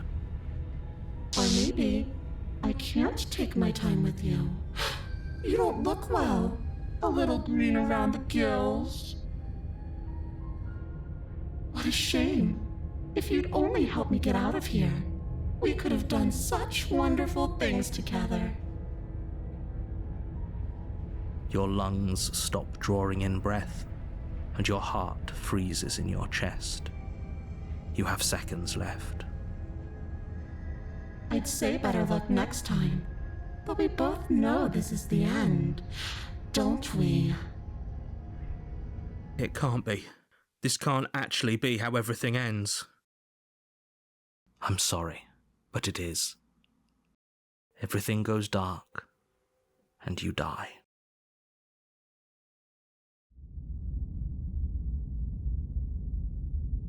You're on a path in the woods, and at the end of that path is a cabin. You're here to slay her. Oh, don't you start grandstanding about morals. The fate of the world is at risk right now, and the life of a mere princess shouldn't stop you from saving us all. If he doesn't remember what happened, then maybe it's best to keep it that way. Shh! What if he hears us? That's a very good question, little voice. What if he does hear you? Shit. I think you'll find yourselves very hard-pressed to keep any secrets from me. Not that it matters right now, because like I said, this is the first time we've met. Still, I'd rather not get off on the wrong foot. We've a world to save, after all.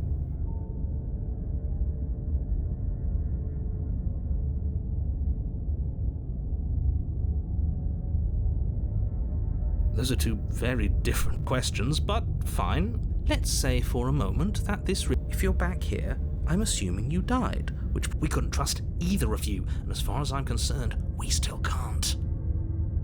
All we did was lock her away. And how'd that work out for you? No comment.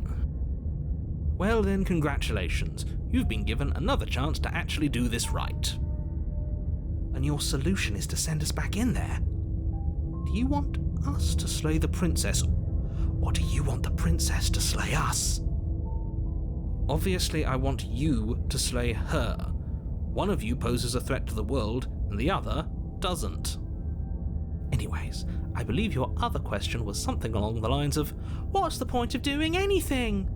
If you're asking that, it sounds to me like you're making the rather dangerous assumption that your actions last time around didn't have any consequences. What do you mean? Of course there weren't any consequences. We were killed by the princess, and now everyone's right back where they started. That sounds pretty consequence-free to me. Speak for yourself. From my perspective, there were plenty of consequences. I'm never going to forget the way she just made us stop working.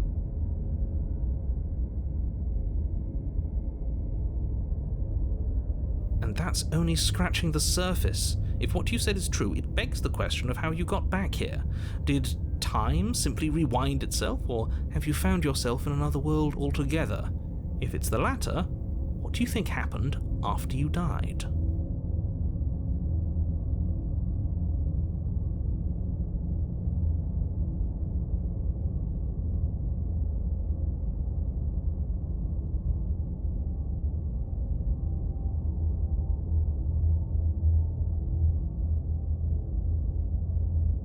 Do you think the people there lived happily ever after? Or do you think that the princess, left unhindered, brought about the end to everyone and everything, just like I told you she would?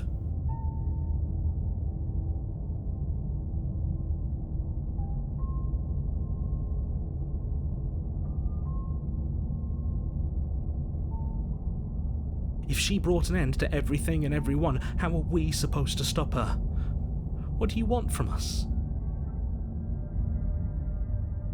I want you to succeed. You'll find a way. You're the only one who can. Just be quick about it.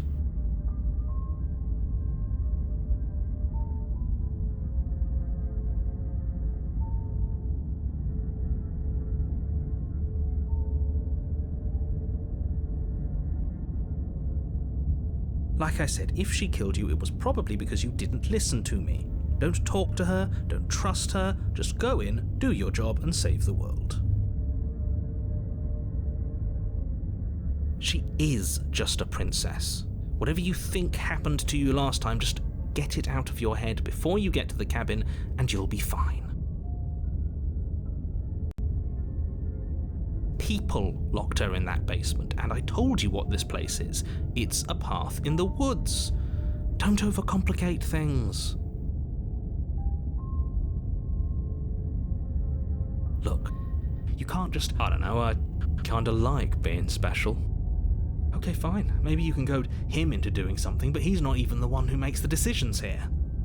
I'm not goading you into doing anything. You already know the princess is dangerous. All I'm trying to say is that you have to be the one to deal with her. I know it doesn't seem fair, but that's just the way it is. And for what it's worth, I know you have it in you to finish the job. We don't. You saw what happened to us last time. We need to leave.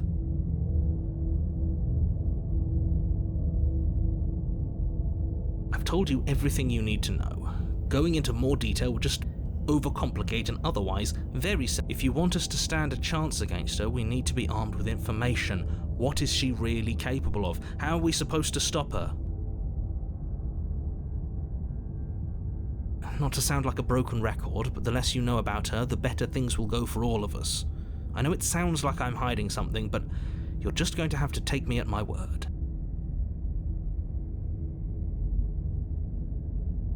He isn't telling us everything he knows because he doesn't trust us, which means that we can't trust him.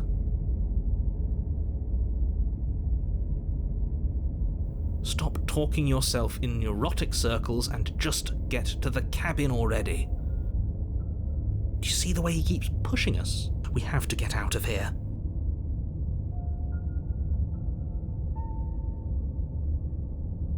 Great. Now, if you don't mind, the whole world is waiting with bated breath for you to save it from ruin.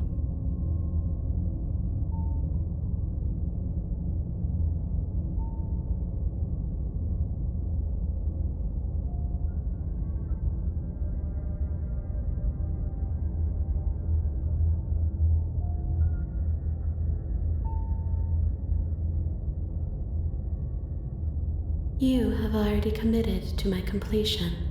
You cannot go further astray. A warning before you go any further. She will lie, she will cheat. I don't think lying and cheating is a thing. She was very direct with us last time. Or at least, she was direct with us after we decided to lock her away.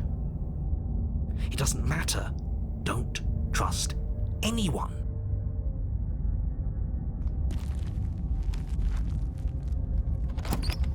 The interior of the cabin is plain, the smooth wood of the walls almost featureless. The only furniture of note is a lone table, knocked on its side in the corner of the room. A pristine blade stands between you and the open, inviting basement doorway. The blade is your implement. You'll need it if you want to do this right. Hold on. What happened to the door? There was a door here last time. It's just an empty frame. She's already gotten out, hasn't she? And she's ready for us. She's been waiting. Can't you feel her eyes on us? I'm going to need all of you to pull yourselves together. The princess has not already gotten out. But if you keep getting stuck in your head like this, you're going to struggle to get the job done. So deep breath in, deep breath out. Your task awaits, and only you can do it.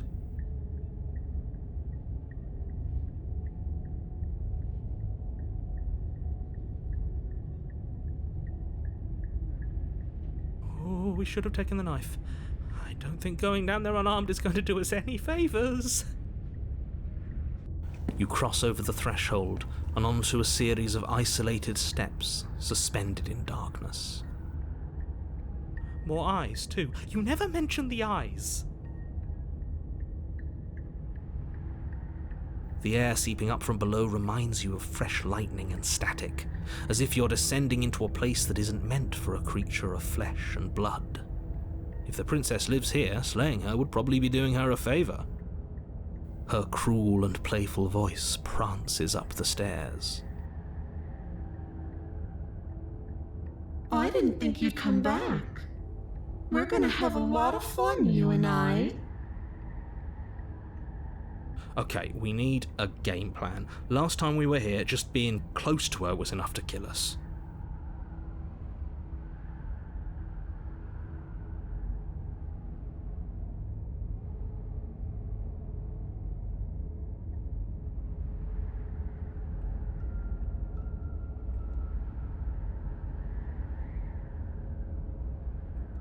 You attempt to step off the stairs and into the pitch black surrounding them, but you're stopped by an invisible force. Why did you do that? What did you think would happen?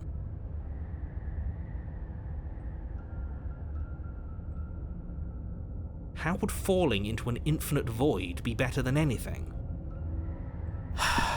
You make your way to the bottom of the stairs. As you emerge, you find yourself between two loose rows of white wooden planks suspended in nothingness. A smattering of cobblestones visible against the inky black of the basement mark where the floor should be, forming vague pathways. At what seems to be the end of the room, they diverge in opposite directions, left and right. She could be anywhere, and there's nowhere for us to hide. We're completely exposed. Are you really not going to comment on how weird this place is? No, I'm not. Somebody needs to be the voice of reason here, and it certainly isn't you. Excuse me, I'm being incredibly reasonable. You're the one who's just matter-of-factly describing whatever the hell we're looking at like it's an ordinary basement. We're going to die down here. I don't want to die again. Please stop saying that. You're only going to make things worse. Just pick a direction and start moving. I wouldn't give it too much thought if I were you. It doesn't really matter, because either way you go, I'm going to find you.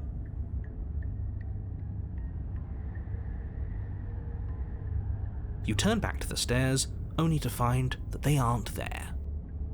A faintly outlined path lies before you. There you are. I told you I was going to find you. As the princess approaches, your legs suddenly go numb. Your arms quickly follow. This is it, isn't it?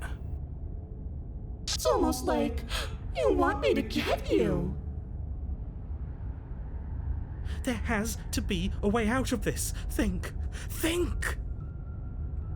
What did you do?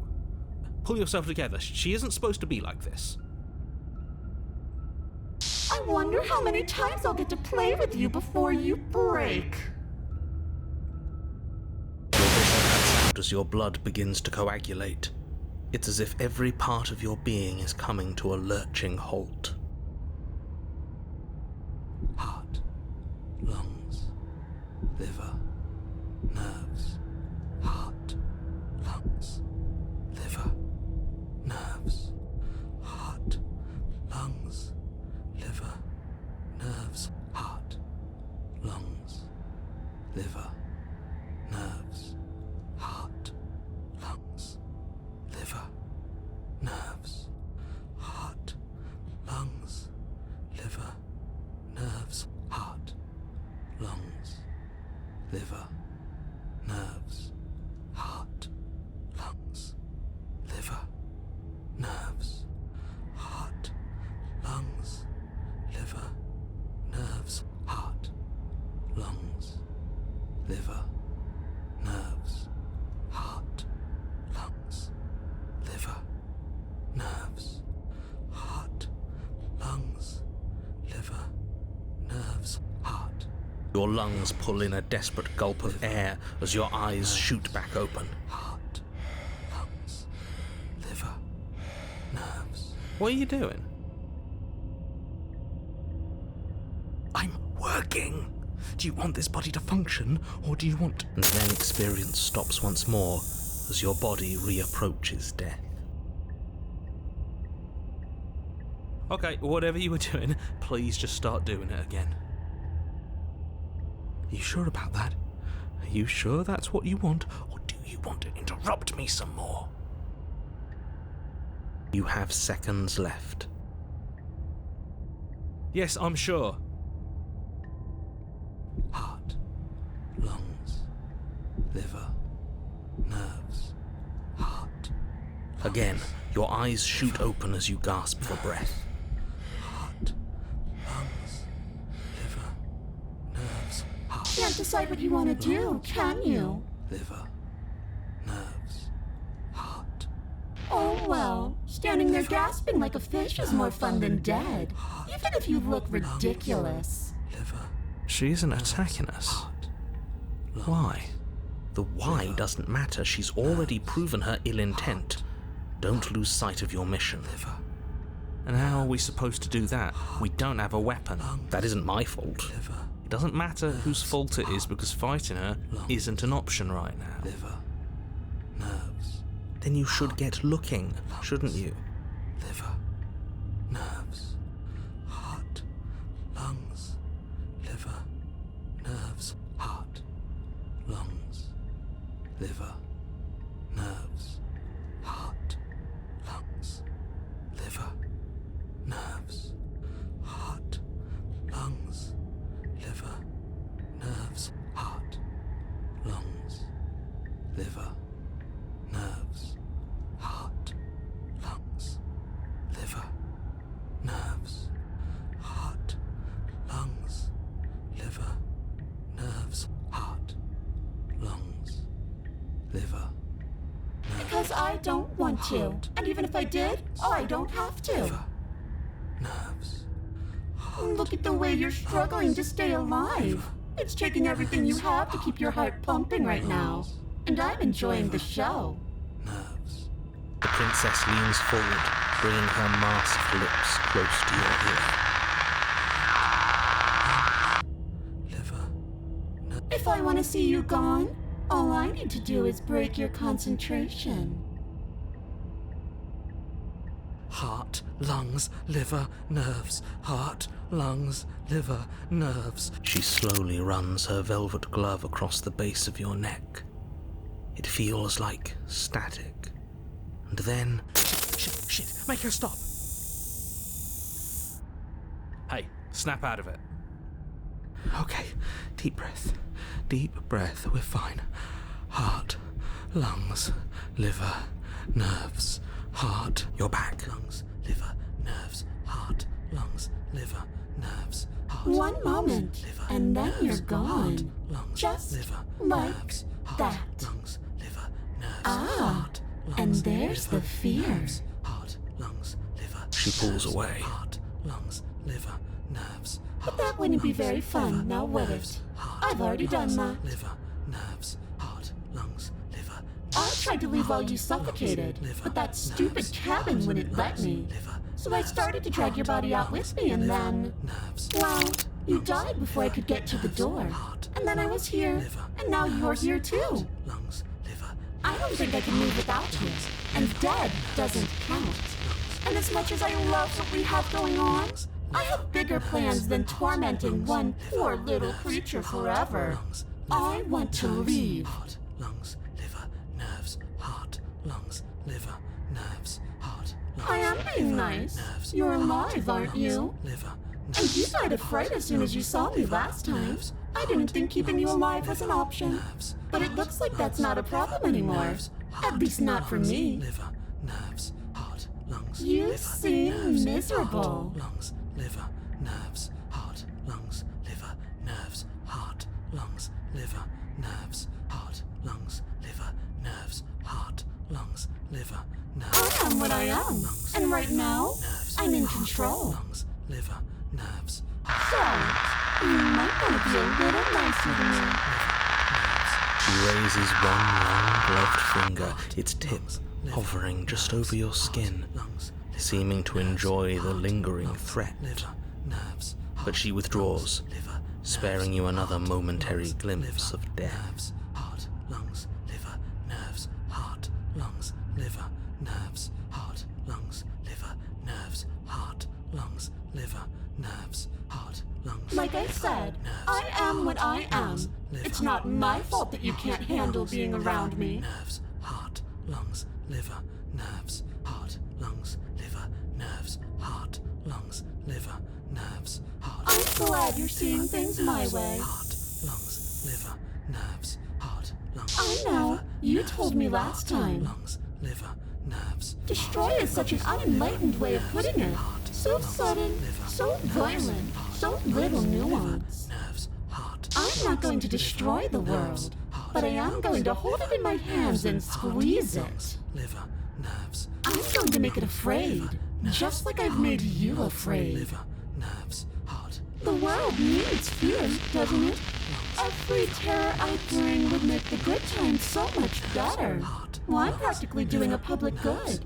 So what harm is there really in letting me out? Lungs, liver, nerves, heart, lungs, liver, nerves, heart. When everyone dies eventually, they're all full of wet, writhing things, and in the end, each and every one of them gets unwound. And then those things get to become a new everybody, just to come apart all over again.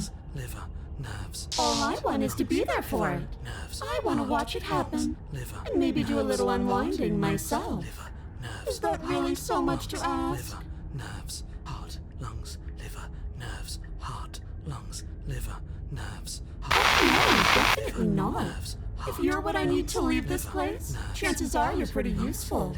I think I'll keep you right by my side. A little good luck charm to make sure I stay free. Heart, lungs, Don't worry, I'll make sure to take good care of you. I promise. lungs, liver, nerves, heart, lungs, liver, nerves, heart, lungs. Oh, we both know that you don't have a say here, so you should just look on the bright side. Lungs, I'm not sure what the bright side is for you, but I'm positive you can find it if you look hard enough. liver, nerves, heart, lungs, liver, nerves, heart, lungs, liver, nerves, heart, lungs, liver, nerves, heart, lungs, liver. And then we'll wind up right back where we started. Round and round we'll go. I wonder what will be different next time. Maybe you'll actually be able to move a limb. Who knows? Liver, nerves, But I'm always going to win. lungs, liver, nerves, heart, lungs, liver, nerves, heart, lungs, liver, nerves, heart. Is that a bet you're willing to take? Imagine climbing a mountain of lifetimes. And when you finally reach the summit, when you finally win, the only view you find is me. And then I push you, and you go tumbling all the way down those millions upon millions of battered and broken pieces of you that couldn't make the cut. What then? Would you have it in you to climb again? It sounds like a lot of effort for nothing. When instead we can just leave this place together, hand in hand.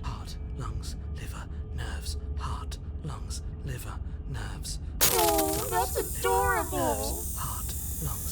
You don't have anything that can hurt me, so do your worst.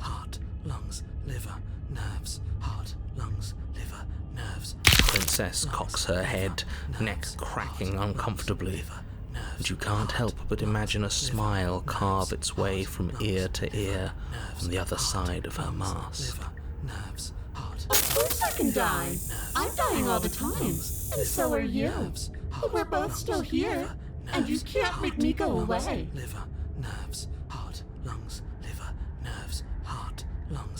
And we're stuck down here together until you change your mind.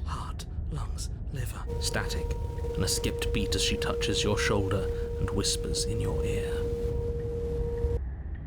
No! Heart, lungs, liver, nerves. Heart, lungs, liver, nerves. Or until your heart finally gives out. Lungs, liver, nerves. And then, when you die, I'll find myself somewhere new. And before too long, you'll be there too. That's how this all works, right? This doesn't end until you let me out. And a lot can happen before then. I'm sure I can get creative. Nerves, heart, lungs, liver, nerves. Heart, lungs, liver, nerves. Heart, lungs, liver, nerves. Heart, lungs, liver, nerves. Heart, lungs, liver, nerves. Heart, lungs, liver, nerves. Heart, lungs, liver, nerves. Heart, lungs, liver, nerves. Heart, lungs, liver, nerves. You turn and run, doing your best to put one useless leg in front of the other. Nerves, heart, You poor thing. Wrong choice. You get nowhere before the princess is in front of you once again. Heart, lungs, liver, nerves. You're always going to be a coward. Heart, lungs, liver. She raises a hand to her mask and pulls it down. You don't get the chance to see what lies beneath before it envelops you. Like a creeping mold, the complete reality of your existence threads its way through your mind. Birth, death, birth again, decay and bloom, a million stitches from a million microscopic wounds you've inflicted on everyone you've ever met, with every muscle you've moved and every word you've ever spoken. No. Let me out. Your existence hurts them. Let me out. A lonely soul in a room by itself, weeping. It lives for 80 years and then it's gone. And then it's there again. Let me out. A reprieve. A good life. Love. Children. A steady career. Recognition from your peers. Here one moment. Gone the next. The worms have found their orifices.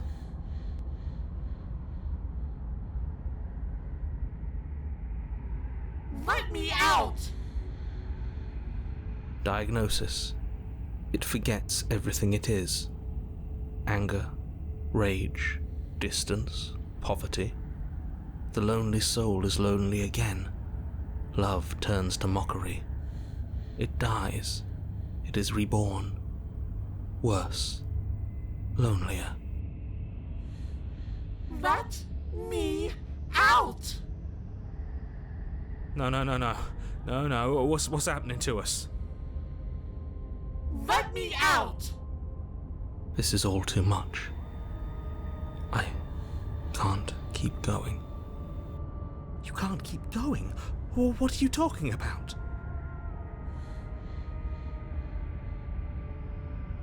Oops, I think I broke you. I'll see you soon. You'll know what to do.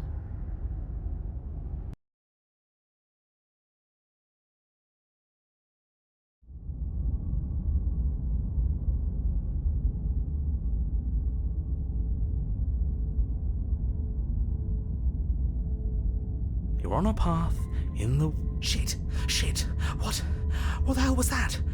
Who are we? What are we doing? There was a princess, I think. It's all so fuzzy. It hurts when I try to remember. You shouldn't know about the princess. At least, not until I... You've already been here, haven't you? I guess.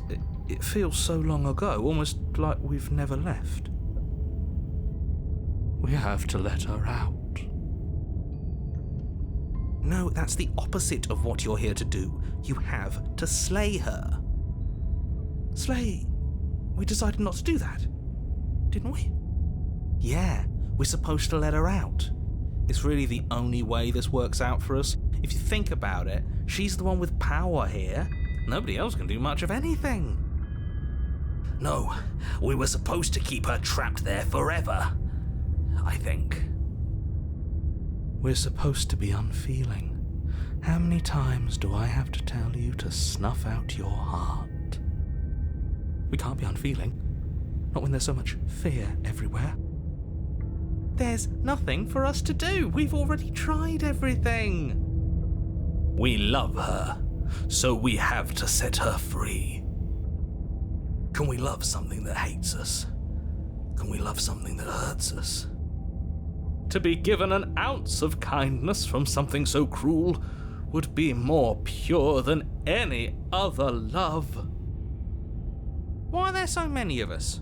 There aren't supposed to be so many of us. This is bad. You need to get a grip. What did you let happen? How many times have you been here?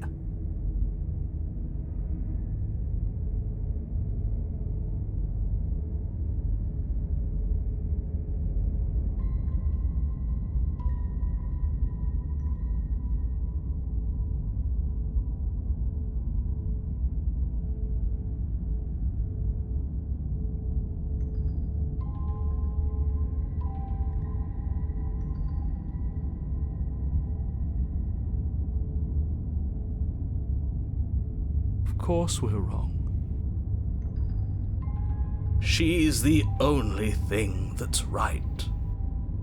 Yes, obviously they're all wrong. What are you going to do about it?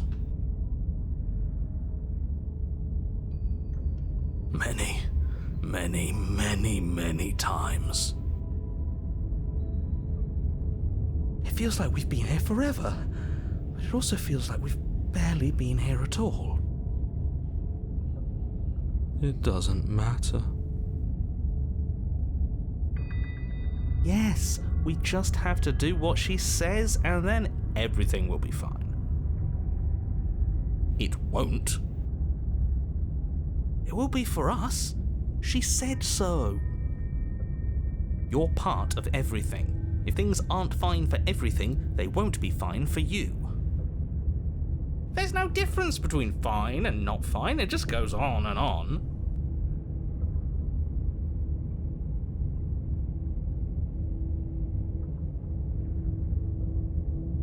What does here even mean if you really think about it? Shut up. You were here. Every single time. You did your best, really. There's just a pecking order. And our cruel and beautiful goddess sits atop it, right where she's always belonged. You're lucky. What I would give to be able to forget. I've tried to keep them numb, but they're all too soft. A shame, really.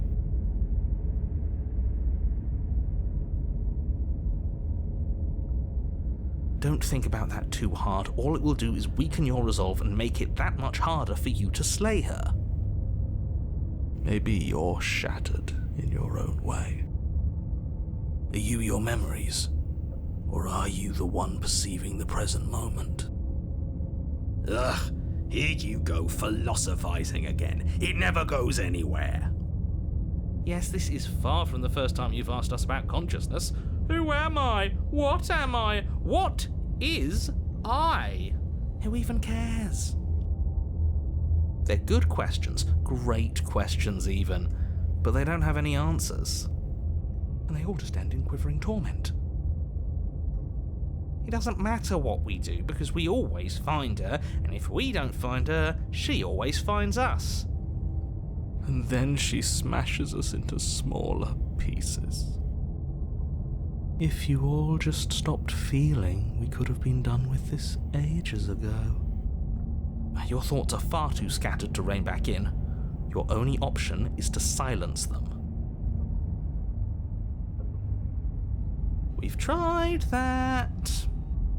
It doesn't work. Our hearts always brought us back to her. The deck is stacked. So many paths, and they're all circles.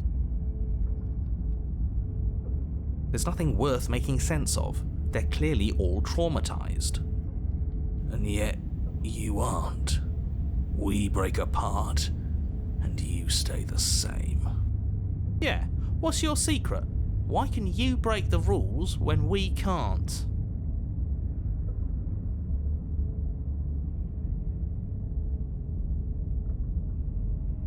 I don't care how you feel. You have to slay her. You have to pull yourself together. You have to snap out of it. You're lucky you haven't been stuck here like the rest of them. There's no other way to keep going. You either need to forget, or you need to stop feeling much of anything. They can't do either. He's not wrong. He's the only smart one left, if you ask me. He's worse than her.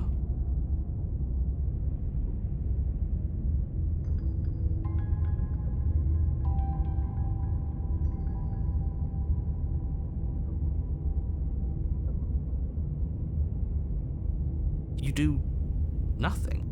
You can't just do nothing. You have to do something. That's a new one. Huh. Do you think it'll work? No. Nothing ever works. Boo! You're the worst one. He's not the one who got us into this mess. At least I keep you breathing around her.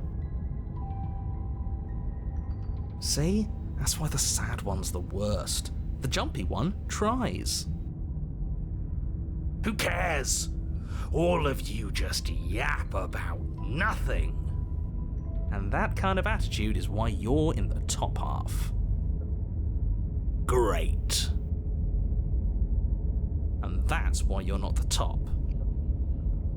I want to see what nothing does for us. And right now all of you aren't letting nothing happen. Hopefully this stuff's all the rest of them someplace quiet. You need me, and you need to not have them. He'll get you killed by himself. Oh, all of us have gotten all the rest of us killed at one point or another. That's hardly even a concern now. As the little voices bicker amongst themselves, you do your best to stay still in the woods. It is difficult, and the more time you spend waiting, the harder it will be to sharpen your focus when you need it. I wonder what we look like right now. Are we standing? Sitting? I like to think we have an air of dignity. My point exactly.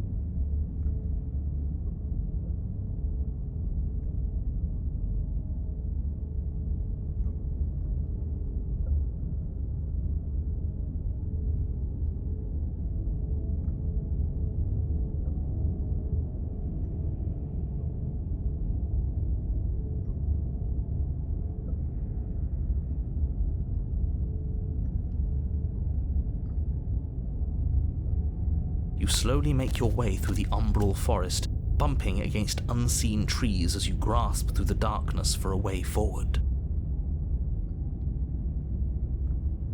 But eventually, you do make it to the cabin, or rather, you make it to the place a cabin should have been. Instead, all you find is an empty hill. No, this isn't right. There's a cabin there. There's always supposed to be a cabin there. Don't ask him about the mirror. He always says he never sees it. He always lies. And he always makes it gone. Stay focused. You still have a job to do, and it's best not to be distracted by fraying thoughts. There is no mirror. You know that as well as I do. She's still here, buried deep inside the earth. Just walk up the hill. You always give too much space to the others. It's why you always lose.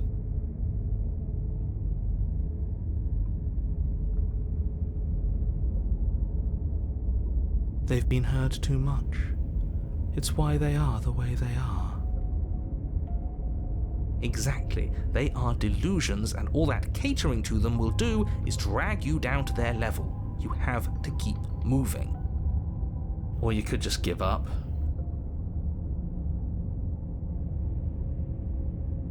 You walk up the hill, hesitating just beyond the bounds of the cabin. The cabin that isn't there. You've got to clean the mirror, haven't you? You've got to see what's in it. Smash it to pieces. She's on the other side, and we have to let her out. It's the only way we can be free. It's the only way we can have our thoughts back. Just go around it. Just do something. It doesn't matter what. Proceed? Proceed to where? I'm afraid you're going to have to be a little more specific. That's another new one. How do you keep coming up with new things? I hope this works better than nothing did. Of course it'll work. He always makes the best decisions. It's why he gets to make them. And it already has worked. It's gone, don't you see? We're one step closer to her. The interior of the cabin is much the same as the exterior of the cabin. A dull, fuzzy, dreamlike nothing. It's empty and isolating, but there's just enough vague shape and unknown texture to suggest the structure they're in. Wrong and unsettling as it may be. The only object of note is a pristine blade buried in the dirt floor, a hint of its shining edge teasing through the sediment. The blade is your implement. You'll need it if you're going to do this right. Take it. It's the only way forward.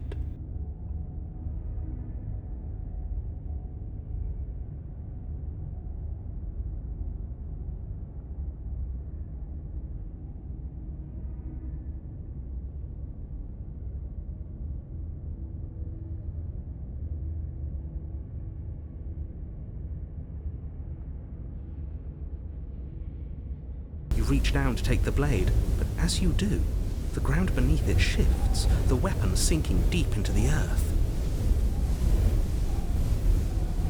You lean over the hole and gaze into the abyss. It is so very deep. Deep in the bowels of the earth, you see something staring back at you. It fills you with dread. It's her. She's watching us. She never stops watching us. There you are. My toy has finally come to finish his job. With every word she speaks, the princess in the pit blinks closer. You dragged this out for so much longer than you had to. Closer. but it was always just a matter of time. And closer. You are going to have to stop running eventually. And closer. Everything stops running eventually. Except for me. I've already taken your will, and you're not getting it back. All that's left is for you to take my will and let me out. It'll be so much fun, you and me, together, exploring the world and spreading fear wherever we go. Well, mostly just me, but you'll get to be there too. A witness. I can even make you a little cage if you want, gilded and everything. Now don't pause. Don't try to resist. I've already molded you into what I need, and you lost your power so long ago. Don't bother working yourself into a frenzy to get it back. Do something. Do anything that isn't taking her hand.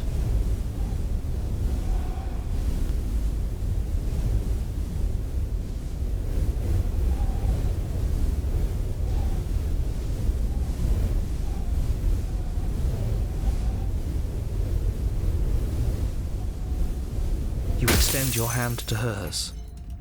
For all her past cruelties, the moment feels gentle, tender even. I can't believe you just made me say that. I hate you. The motion is difficult at first, as if something still resists your efforts. But then that resistance gives way, and it's over.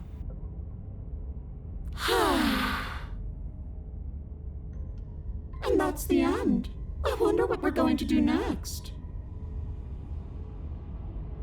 I didn't think I'd be so tired.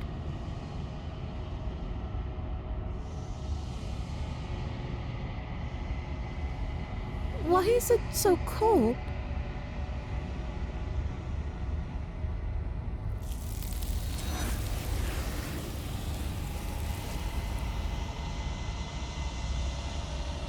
She's gone.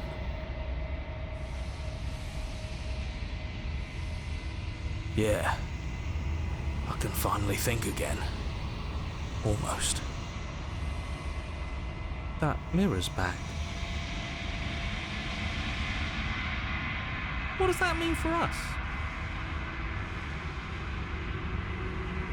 I'm sure it'll be whisked away just like her. Maybe it won't be gone. Things are different now, aren't they? Doesn't seem like there's much else to do here.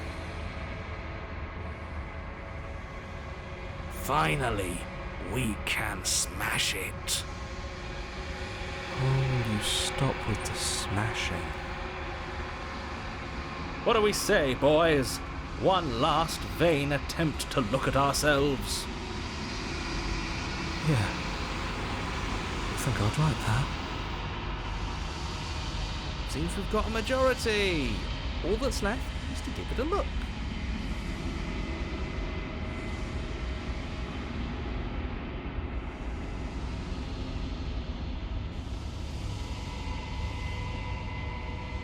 Something tells me that this is the end of the line. But I don't feel bad about it. I'm ready. It feels okay. The fear's gone. I'm done fighting. My heart feels quiet. The game was always going to end. I'll be free of all of you. I'm ready for the truth. I'm ready to sleep. I'm just ready to be anywhere that isn't here. Boys, it's been an honor.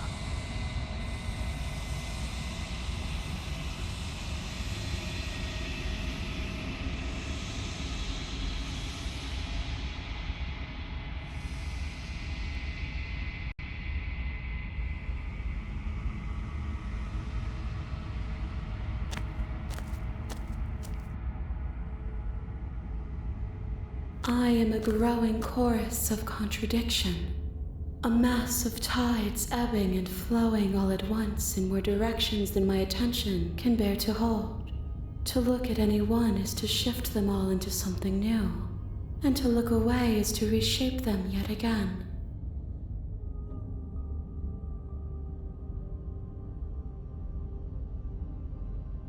All of me is changing, and yet the rest of me is still the same.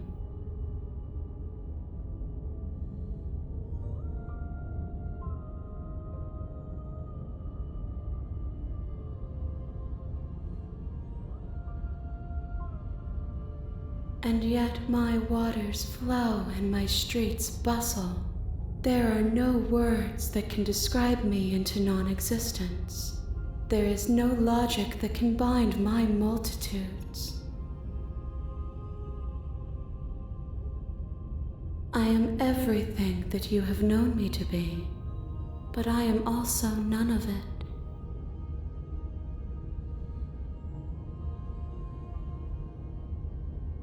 As easily as you can stand to be you, you are like me, even if you have chosen not to look at the corners of you that do not fit, even if you have chosen to ignore the brilliant contours of your soul.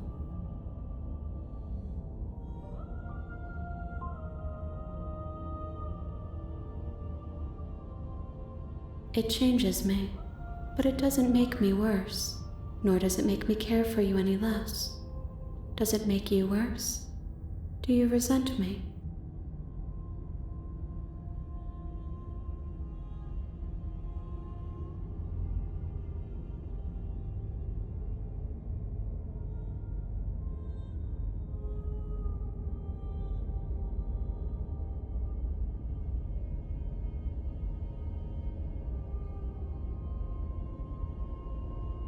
It says that your heart is gentle, that even in the darkness you are guided by compassion.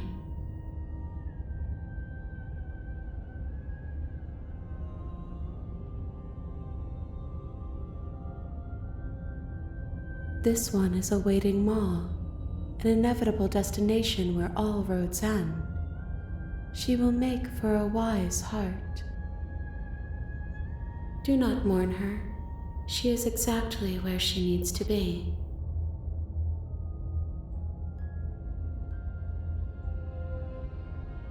My perspectives are shadowed. You have seen what I have seen, just as I have seen what you have seen. The angles of my vantage do not offer me hidden truths, and my attention is turned inward, except when you are here with me. Perhaps this will change when our work is done. Włączono asystenta pomocy głosowej. Wyłączono asystenta pomocy głosowej.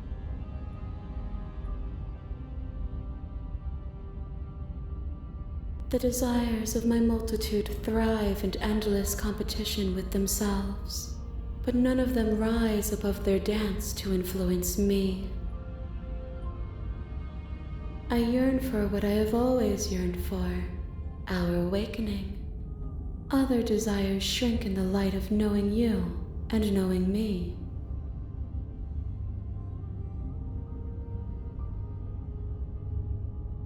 If that remains your choice when all is said and done, then you may try. But know that I do not wish you harm, even if you attempt to destroy me.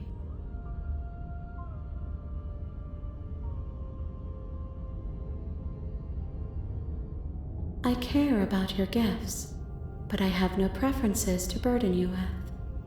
Even if I did, I would never dare to tarnish our relationship by assuming myself above you.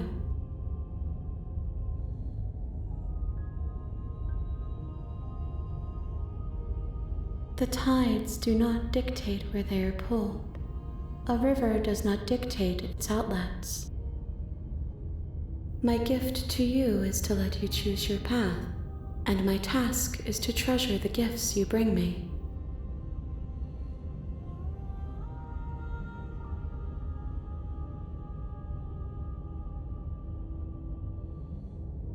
We will know when we near our destination.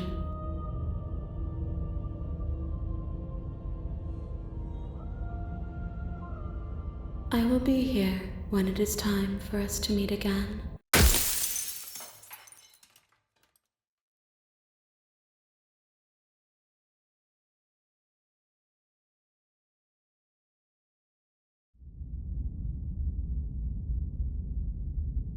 You're on a path in the woods, and at the end of that path is a cabin.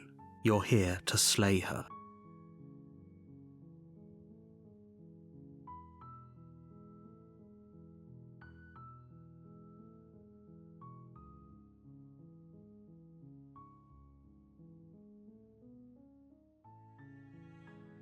Don't mention it.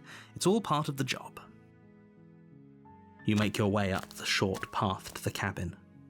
You'll find the princess within. We're not going to go through with this, right? She's a princess. Ignore him. He doesn't. The interior of the cabin is almost entirely bare. The air is the blade is your... You take the blade from the... Her voice, Who's there? She sounds dangerous. Don't let it fool you.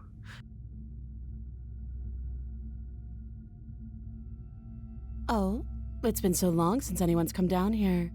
I was starting to think they'd forgotten about me. You walk down the stairs and lock eyes with the princess. There's a heavy chain around. She's so coldly beautiful. Focus on the task at hand. And there you are. Are you here to kill me or something?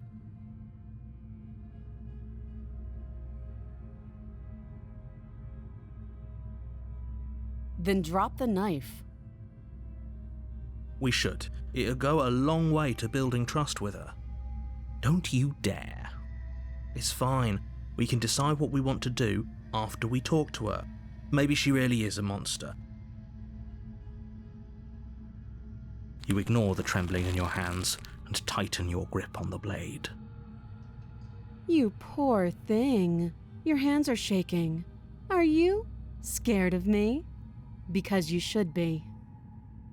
You step forward, your grip on the blade tightening as you steel your resolve. I'm probably chained up in this basement for a reason, right? And if that knife is the only weapon you have, you'll have to get close enough to use it. So, you should just drop it. Best not to risk finding out what I can do. She's unarmed. If you hesitate now, it'll be too late. End this.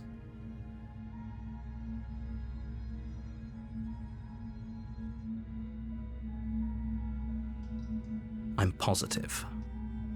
I'm not. But we'll keep our eyes peeled. If she has a weapon, she'll have to draw it before she can use it. Hesitating? Why don't you drop the knife and the two of us can be civilized with each other?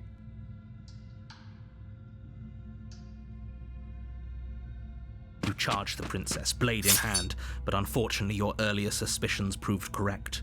A blade of her own slips down her sleeve and catches you in the neck. Blood sprays from the cut, your severed carotid artery painting the princess with strokes of red. You'd better finish your task quickly before you run out of time.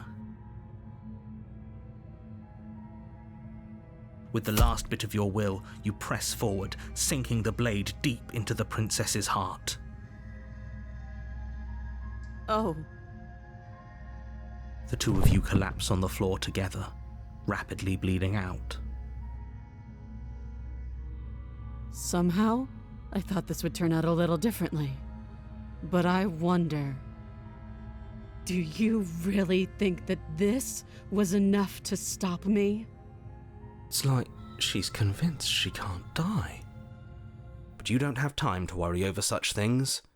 Everything goes dark, and you die.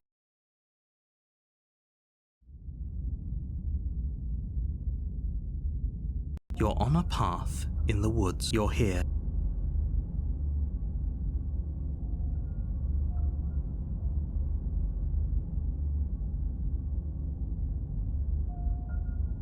Again? People don't die twice.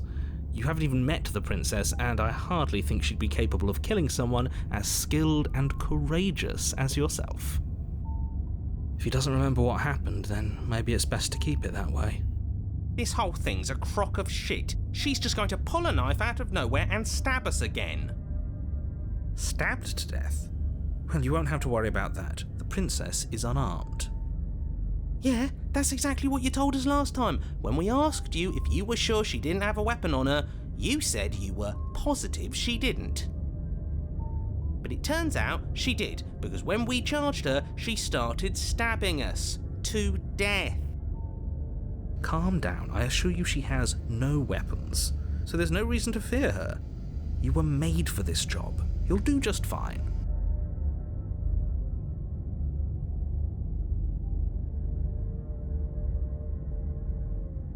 Those are two very different questions. Let's say for a moment that this really is the second time. You died last time.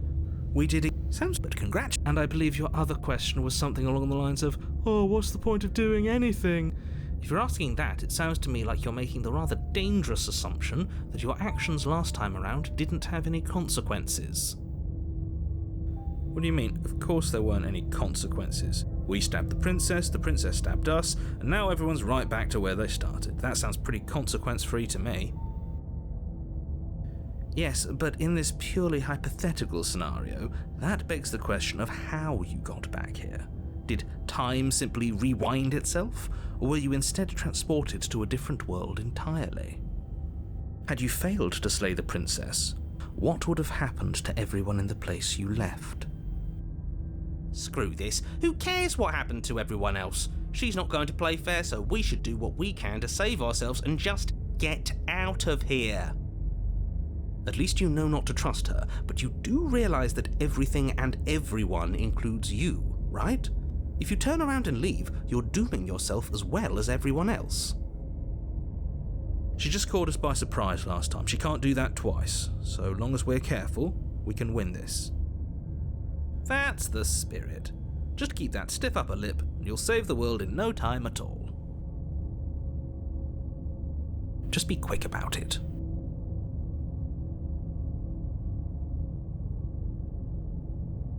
Like I said, if she killed you, it was probably because you didn't listen to me. Don't talk to her, don't trust her, just go in, do your job, and save the world. Oh, and don't get stabbed while you're at it.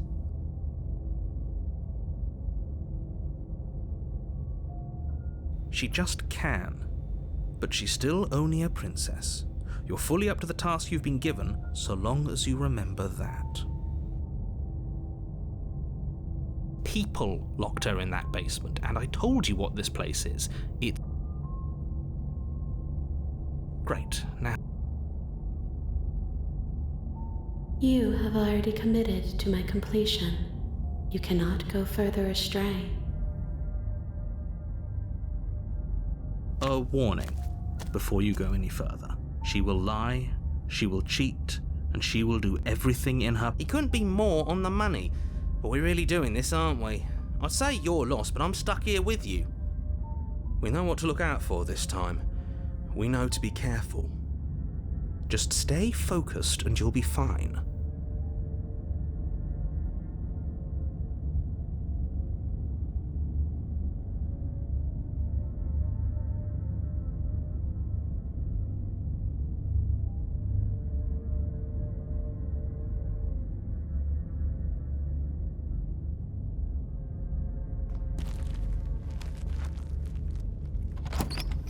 The interior of the cabin is a jagged mess of warped wood and broken boards, their splintered edges as uninviting as shattered glass.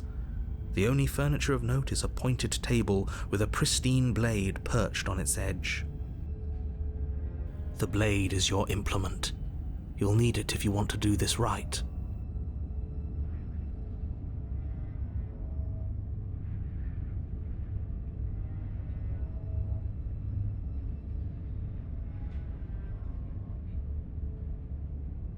You walk up to the wall next to the basement door.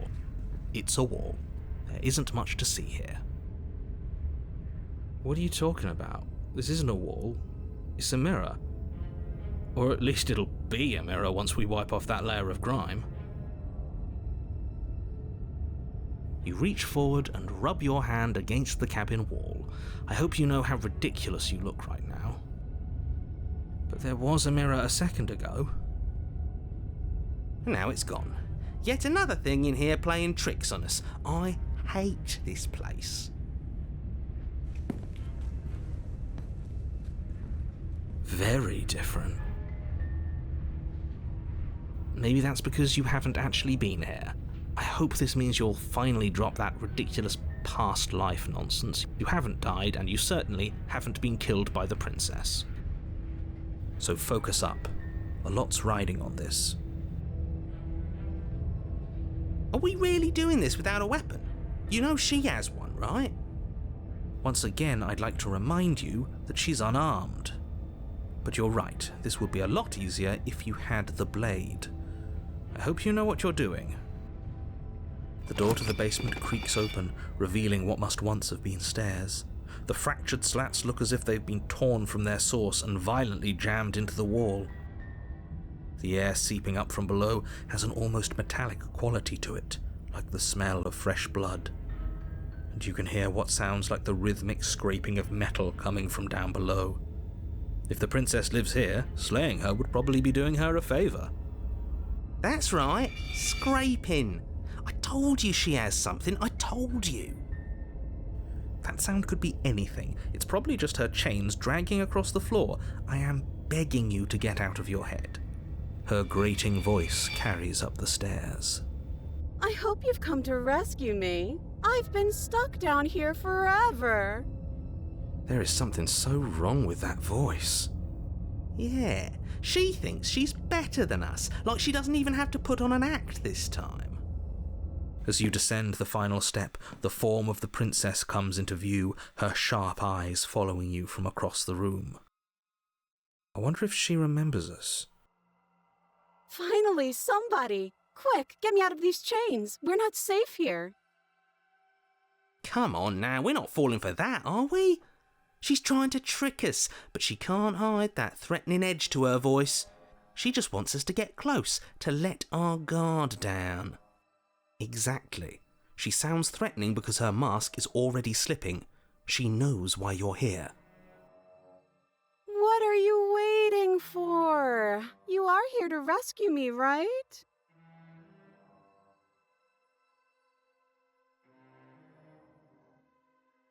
What?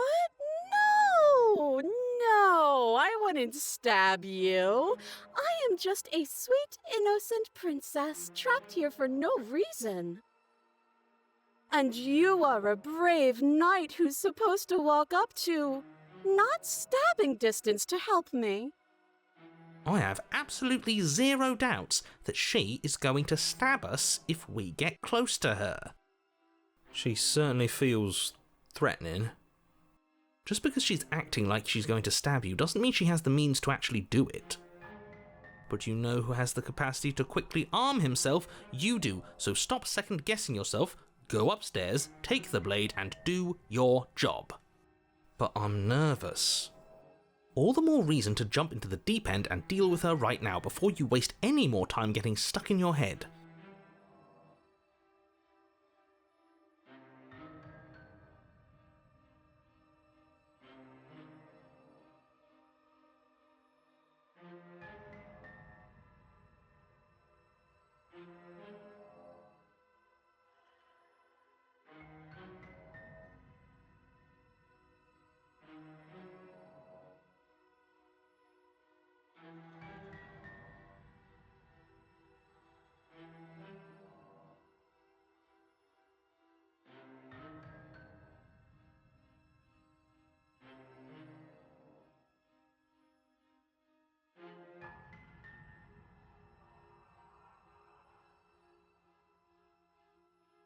Last time, if somebody came into my house and tried to kill me and I cut his neck open and then he stabbed me in the heart and we both died looking in each other's eyes, well, surely I would remember that.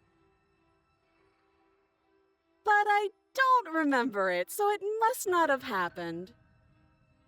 There you go again, talking up delusions about a past life experience that clearly didn't happen. Ugh, it's like the two of you are working together on this. Aren't you listening to her? She's obviously lying through her teeth. I'm terrible at spotting lies, and even I can tell something's up here. We can't be the only ones that looped back to the start. Someone else has to remember, right? Yes, something is obviously up, and we can all tell that she's lying. The thing she's lying about is how dangerous she is, not dimension hopping or time travel or whatever it is you think you're doing.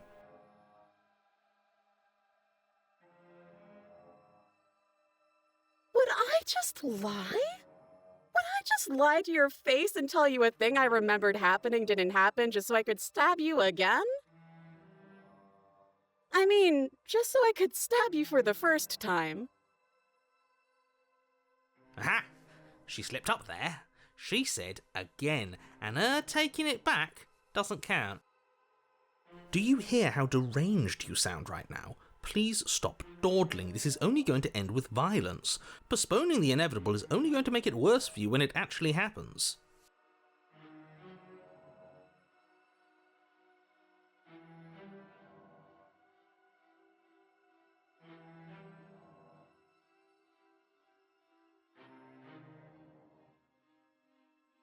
A knife? What are you talking about? I don't have a knife. Where would I keep a knife?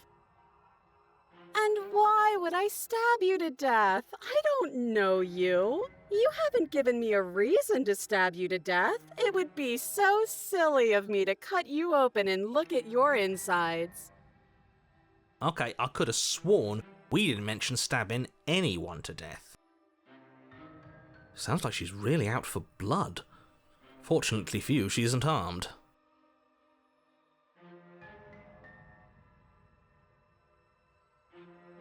It would be so much easier to prove that I do have a sharp object. I could just show it to you, but I don't have one, so I can't. The princess smiles as she pulls her hands from behind her back. But look at this! Hands! Hands that don't have anything in them to stab you with! Her smile stretches into an even wider grin as she shakes her sleeves. And empty sleeves, too! Look at how few stabbing implements I have. It's practically zero.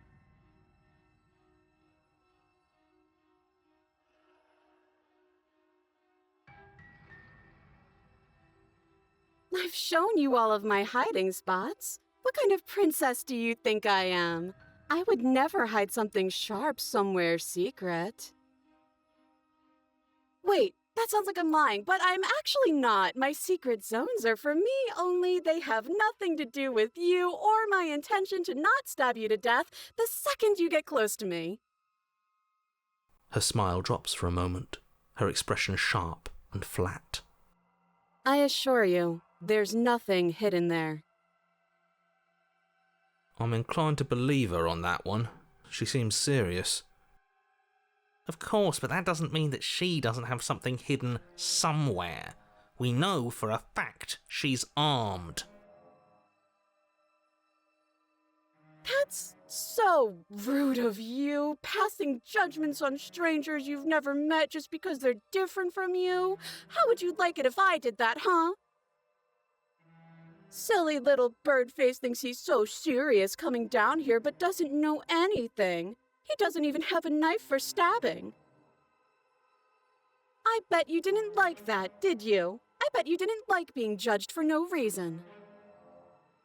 How many more times does she have to vaguely threaten you before you finally decide you're ready to deal with her? We're clearly still figuring out our angle. We don't have the luxury of watching this from a distance. Oh, I'm sorry, do you think I'm in a position of luxury right now? You're acting like you are. My entire world is at risk. Then maybe you should behave with a little more humility. A bit of self-deprecation would go a long way.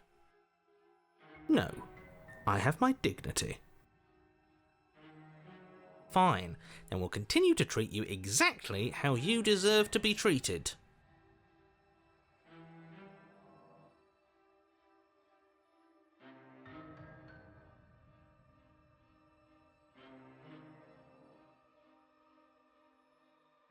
But if we killed each other, then why are we here, right now?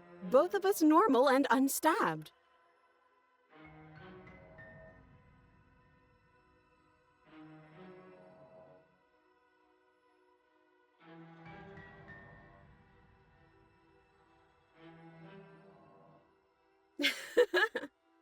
that doesn't sound like me. I think I've said my piece at this point. I think we all have. But if you want to keep exhausting your questions, it beats getting stabbed to death. But we don't have anything to talk through. We're strangers and this place is cramped and annoying and you should just come over here and let me out. Okay, I'm bored now. She's bored? That's absurd. She doesn't get to be bored. Not in a way that matters. She's a prisoner. In a sudden burst of movement, the princess leaps towards you, a blade erupting from her free arm, her wrist limp and empty from the violent expulsion. Huh. So I guess she did have a knife of her own after all. How conciliatory of you. We appreciate it, really. Now what are we going to do? At least we're safe here. She's still in chains. And those chains stop her from continuing her advance, at least for a moment. She looks down at them with something between annoyance and confusion. And then she slices through her arm. Okay, maybe we aren't safe here. She doesn't even hesitate before darting towards you with a terrifying speed you can't hope to outpace. That won't stop us from trying. Run, run, run, run, run, run! You sprint for the stairs, but I wasn't exaggerating when I said she was running at you with a terrifying speed you couldn't hope to outpace. We don't make it, do we? No. You feel her blade in your back before you make it to the first stair. I'm going to kill you now. With a squelch, she does just that. Everything goes dark, and you die.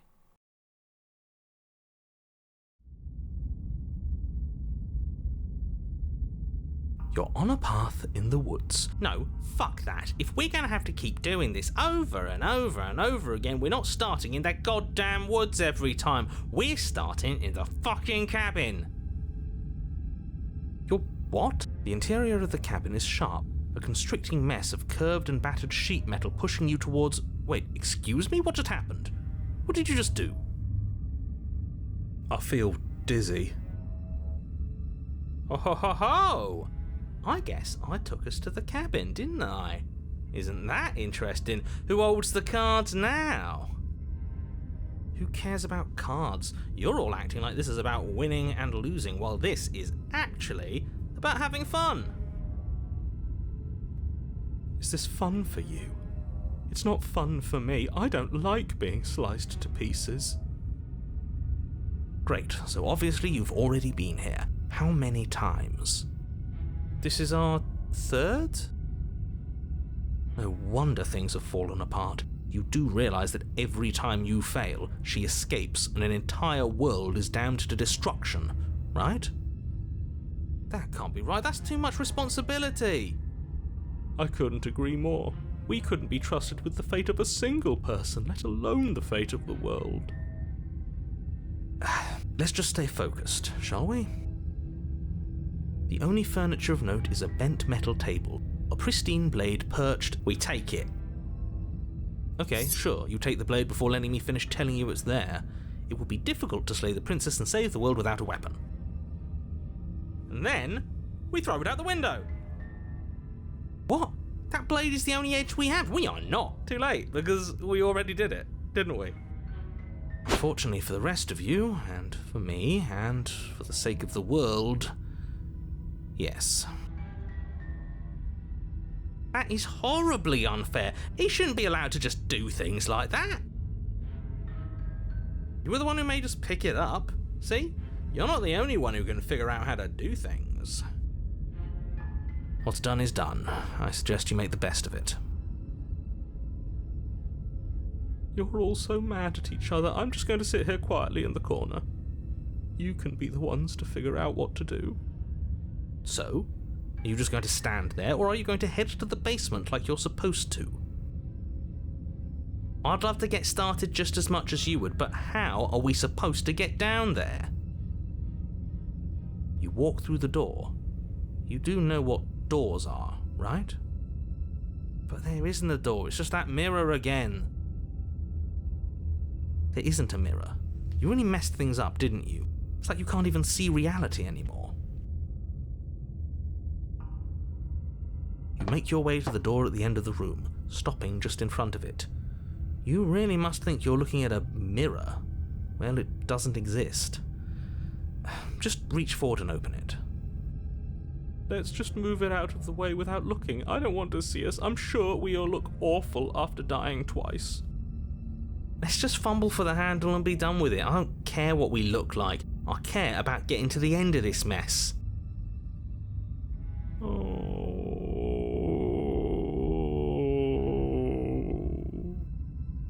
You reach forward and place your hand on the door to the basement. It creaks open. And the mirror's gone. How surprising.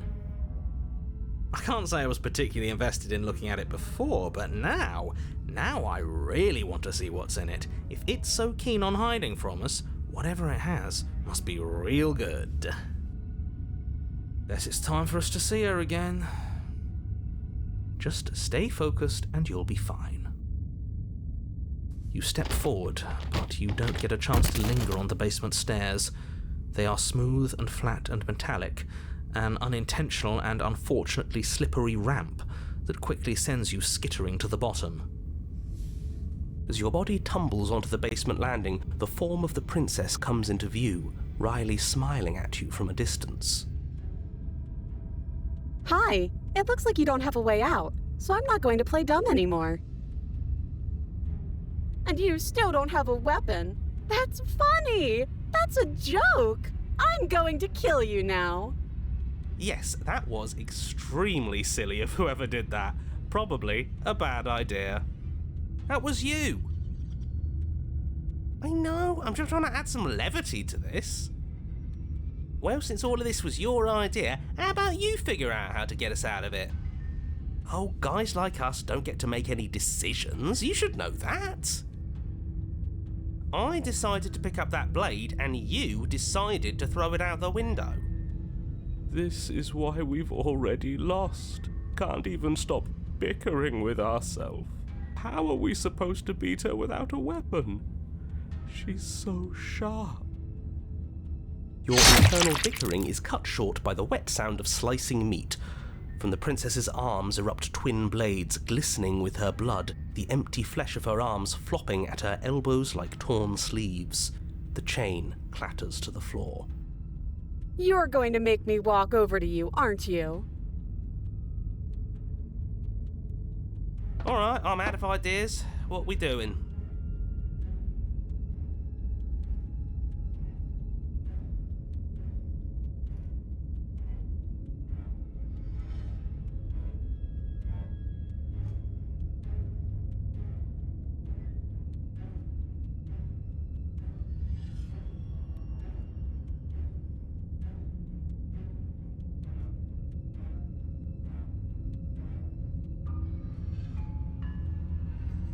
Now that is an interesting move. Interesting? It's disgusting. No, don't try romancing the princess. She wants to kill you. She's going to end the world if you don't stop her. Yeah, do we have to flirt with the murderous monster? Of course we do. I'm into it. The one making the decisions is into it. Are you not? I don't think so. I don't know. I could go either way, honestly. She doesn't want us. You're just saying that because you want her to be into you. I know. I thought I was being obvious.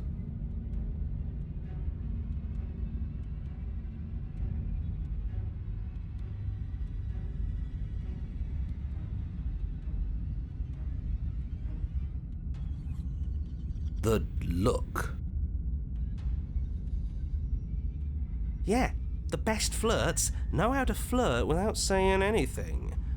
We just have to let her know, right? You flash the princess the look.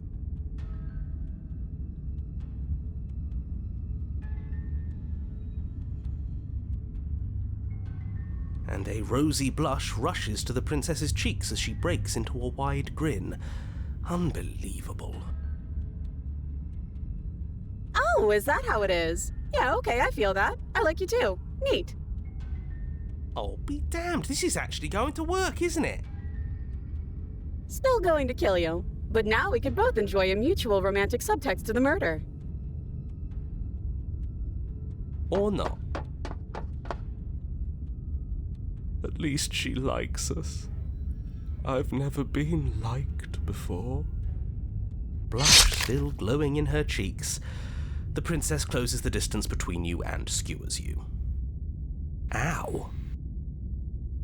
What worthwhile romance doesn't hurt at least a little bit? What matters is that she likes us. She's even said as much. Oh, a new one of us. I thought that only happens when we die. Did we die? Nah, we'd know if we died. Right? You're on a... No, you're in a... Where the hell are you? I think we're dead, and that's all we'll ever be.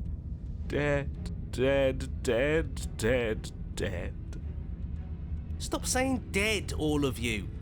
We might have died a second ago, but right now we're extremely not dead. This is all horribly wrong. How many times have you been here? I don't actually know how to answer that question.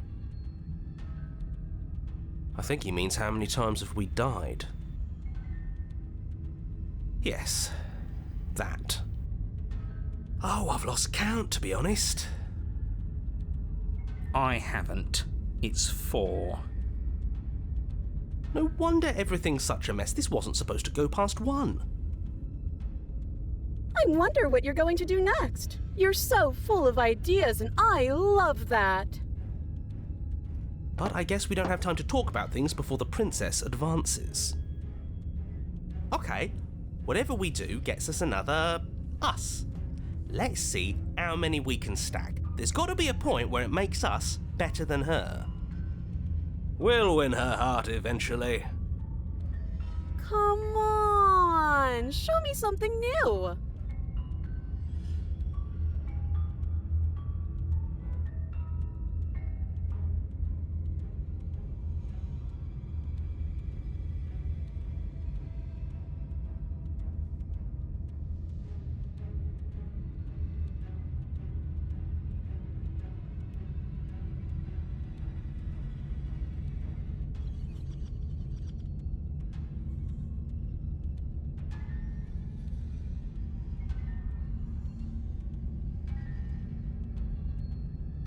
Just have to hit her harder.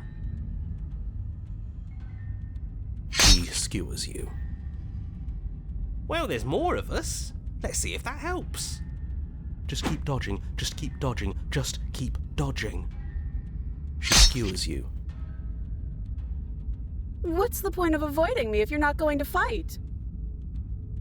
More noise isn't helping, it's just making it harder to focus. Just panic! Flee! She skewers you. No, you don't get to escape. That's not how this works. It doesn't matter how many times this takes, we can't give up. We don't even have a weapon. Yeah, some clod threw it out the window. Again, that was you. No, I was just the clod who suggested it. And if I knew we'd be stuck here forever, I wouldn't have done that. She's going to kill this body either way, so stop feeling what it feels. She skewers you. Ooh, not bad. Real tough. See? We lasted a little longer. Barely. Let's appeal to her better nature. We haven't tried that. I'm sure she'll listen to reason. She skewers you. We're getting close to something, can't you feel it? One last time. Fine. One last time. None of this is working. Think. Think. She skewers you. And then everything goes dark, and you die.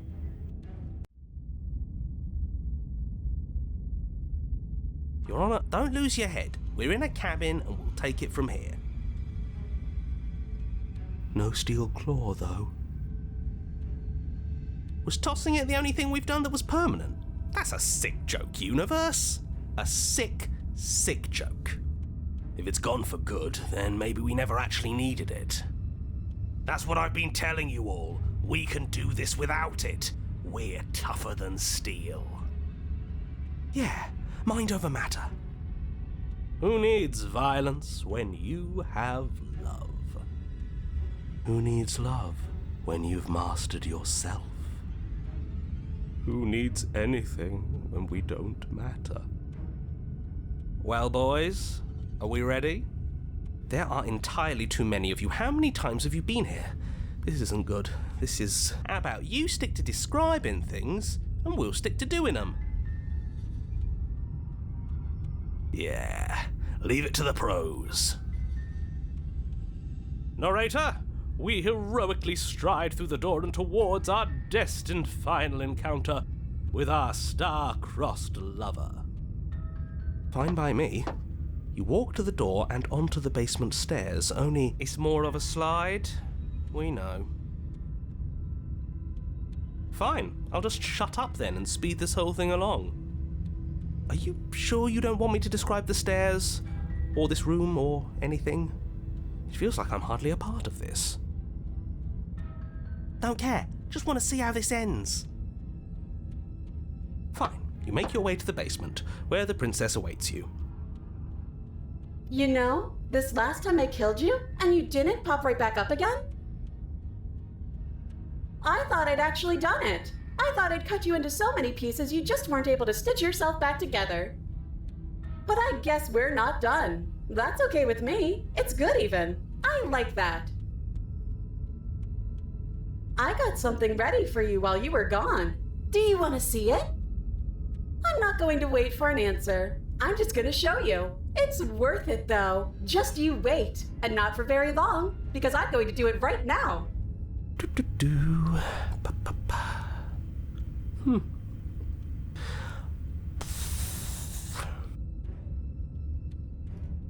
Are you going to say what she does? Do you want me to talk now? Well, yeah, she says she has something new. I want to hear about the new thing. Yeah, me too. I think I speak for all of us when I say that I would like to hear you describe her new thing. Really? Okay then. Here we go, now. The princess's skin twists, splitting into red blooms of raw meat as it stretches and tears. And then it erupts. A wave of blood and viscera, pieces of her splattering against the walls. All that remains in the center of the room is a skeleton of blades. A heart beats furiously in its cage of a chest. Are you ready for what comes next? Holy shit! She's gorgeous. Absolutely divine. Yes, behold the perfect woman. Do you think we can throw her out the window? That looked painful. How is she still alive? Heart's still beating, that's all she needs. This is fake. This is all fake. That's all just made up. I'd say we bow down to her right now if that had ever even slightly worked for us. This is all just a sick joke. I hate existing. We're screwed. I quit. I'm done. Forget it. Forget it. What just happened? It's so quiet.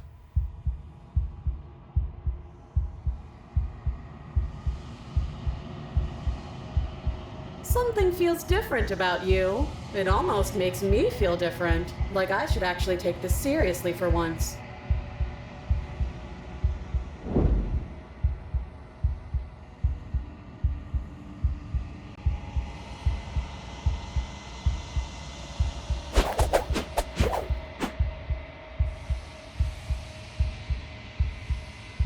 This worked before. I was able to make you dead before.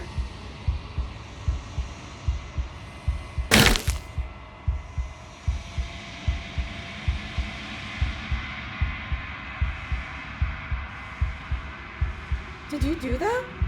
It's funny if you did. You're nothing. You've done nothing to me, and I've done so much to you, and... that's who we are.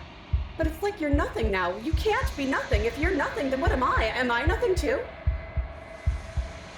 No, I'm the one who hurts you.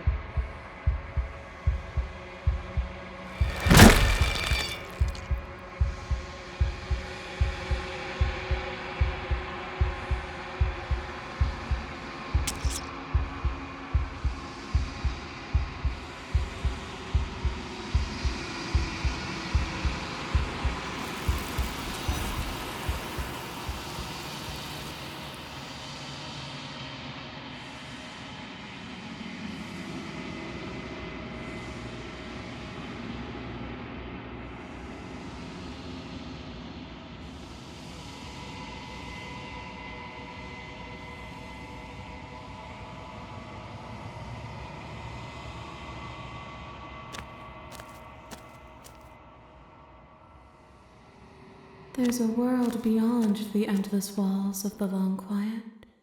We're supposed to be there. Do you know what we'll find out there?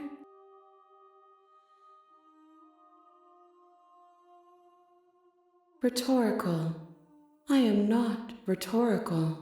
I have only known these spaces, and I have known flickers of the lives you've brought me, short and violent and full of passion. But all of those flickers end where the long quiet begins. I'm asking you because I cannot know your mind. Do you know what we'll find out there?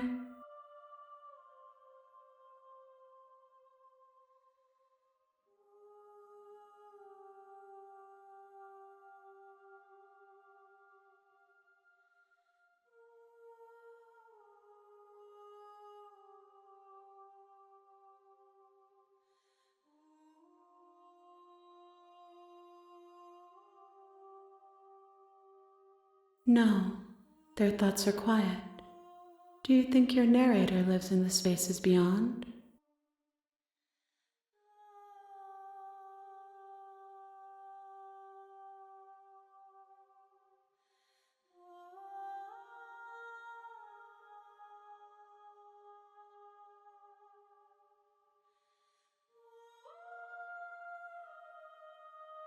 I am on the cusp of my awakening. Perhaps you are on the cusp of yours.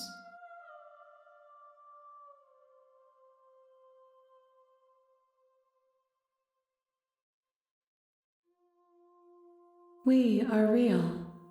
Nothing is an idea that dwells in the absence of something, but nothing cannot exist on its own, and because of that, nothing can't exist.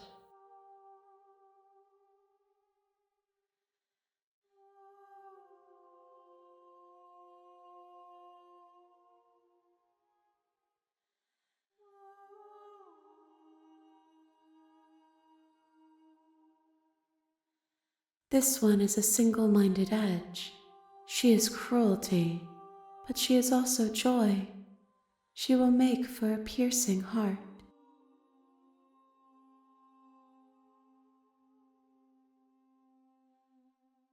Do not mourn her. She is exactly where she needs to be.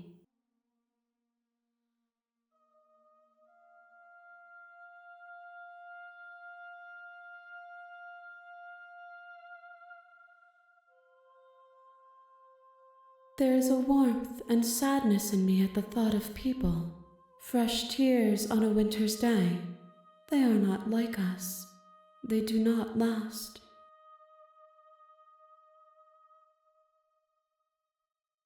If I did, I would already be awake.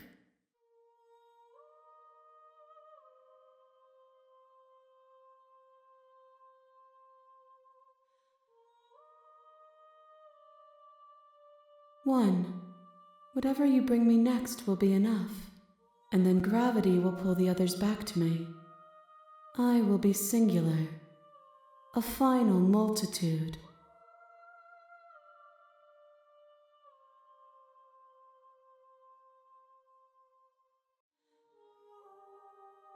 These gifts are a conversation, and each one shows me the contours of your heart. The only thing I want to see is what you choose for me when the thread is fully drawn. You've already tried waiting, but I understand if you need more time. I'll wait with you. I will see you when you return. What textures will you weave for yourself to occupy forever? Will you place the images of you and I into a box for safekeeping? If you close that box, will you become another you in another world? An imaginary pattern repeating itself until it can no longer bear the weight of its hand-drawn cage? You'll always come back to the box, because you'll always want to know what it means to be you. I will be here waiting by your side until you're ready to return to mine.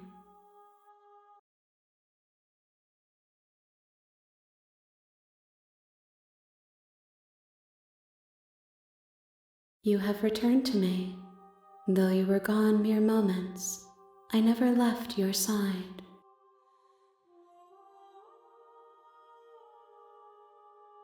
The next time I see you, each of us will finally know what we are. I will be here, waiting for you.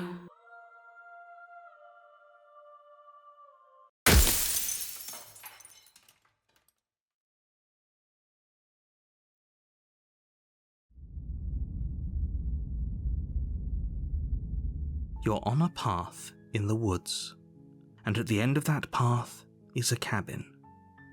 And in the basement of that cabin is a princess.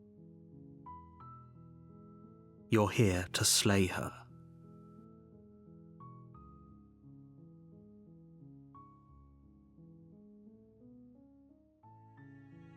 You make your way up the short path to the cabin.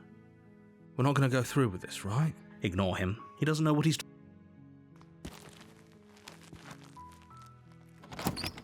The interior of the cabin is the blade is your... You take the blade from the table. Her voice carries up the... Who's there? She sounds dangerous. Don't let it fool you. Don't be a stranger. It's been so long since I... You walk down the stairs and lock eyes with the princess. She's so coldly beautiful. Focus on the task at hand. And there you are. Are you here to kill me or something?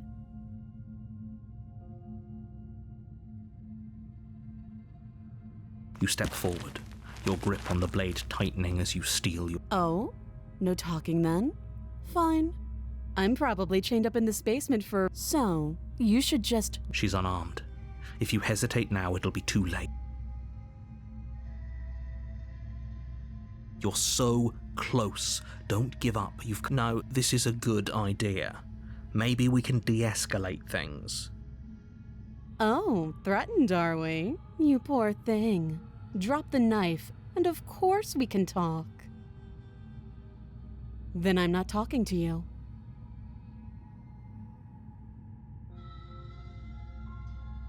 You stare at the princess, squinting.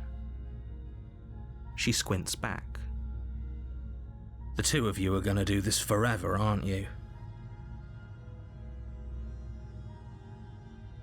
You squint even harder. So does she. At least nobody's dying right now. You're going to have to make a choice. You can't keep squinting forever. Eventually, someone is going to have to blink.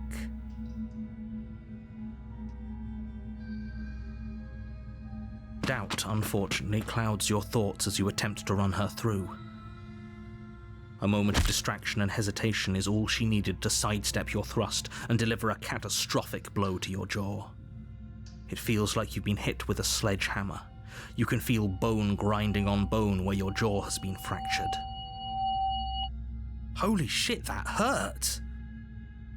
Though she's unarmed, the shock of that first strike is enough to stagger you, putting you and the princess on somewhat equal footing. Your blade slashes through the air again and again, and her fists connect with your body as many times or more, each impact as heavy as that first bone-crushing hit. We can still turn this around.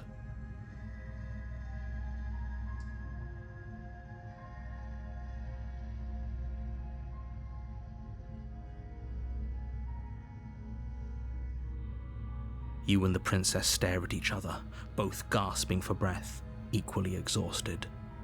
You probably won't make it out of here alive, but you can at least make sure that she won't make it out of here, either. Excuse me? Do you think this is what I wanted to happen? I have a duty to state the facts of the situation, and honestly, it's a miracle anyone is still standing right now. Can you not feel all those ruptured organs bouncing around in there? If the princess doesn't do our friend in herself, internal bleeding is certain to finish the job. The two of you clash for the final time. You feel your ribs break as she delivers a heavy blow, but you push through the pain, falling forward and sinking your blade deep into the princess's heart. Oh. The two of you fall to the floor. This was fun. The princess gasps, her voice an unhealthy rasp as her lungs start to fill with blood. You put up more of a fight than I thought you would. But I have to wonder, do you really think this is the end? But you don't have time to worry over such things. Everything goes dark, and you die.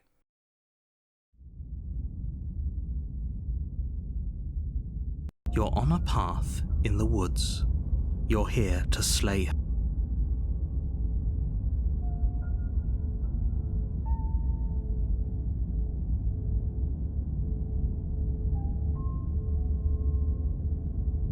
You have already committed to my completion.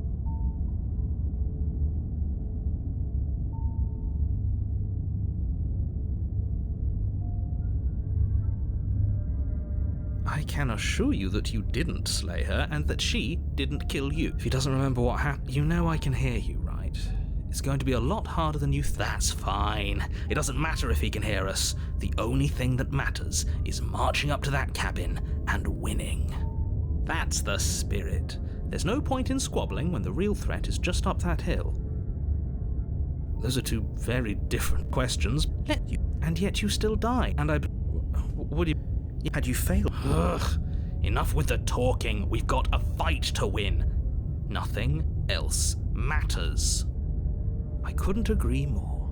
The cabin and your destined confrontation with the princess awaits.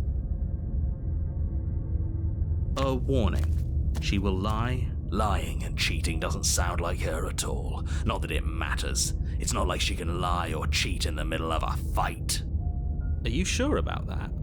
The point of my warning wasn't to start an argument over what circumstances the princess is capable of lying in. It was to give you some broadly applicable advice. The princess will do and say whatever she thinks it will take to get her out of there. So don't trust her. Ever. Are we clear? Crystal, let's just get on with it already.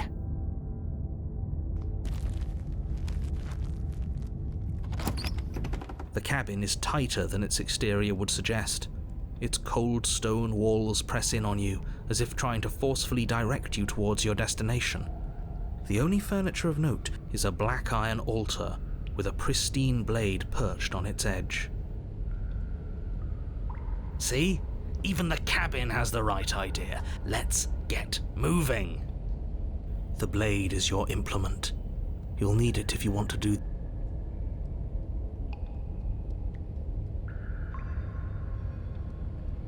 You walk up to the wall next to the basement door. It's a... What are you talking about? reach forward and rub your hand again. But there was a mirror, and now it's gone, so all of us can stop arguing about it and get to fighting. You take the blade from the altar. It would be very different. Maybe that's because you haven't actually been here, so focus up. The door to the basement creaks open, revealing a rough stone staircase, its walls pressing at your sides and tightening as you descend. The air seeping from below is heavy and oppressive, with an almost sulfuric odor to it. If the princess lives here, slaying her would probably be doing her a favor.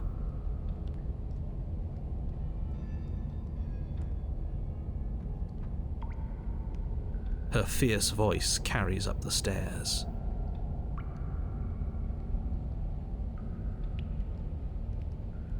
Is that another challenger?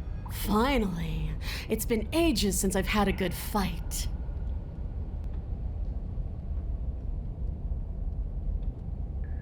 This isn't what she sounded like last time. Her voice is a little deeper, almost threatening. Good. Sounds like my kind of princess.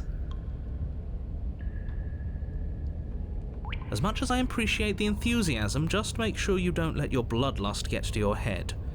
You need to stay focused and keep your wits about you. Remember, you're here to slay the princess, not to have a good fight.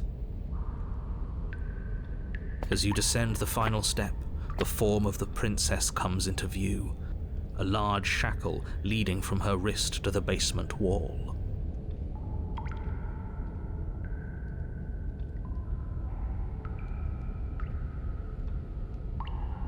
Looks like she could rip those chains out of the wall without a second thought. Oh, it's you again. I'd been hoping you'd find your way back here.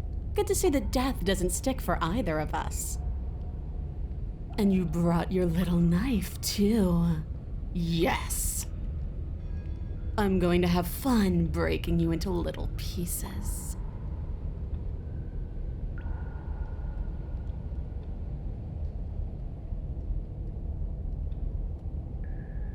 Okay, fine.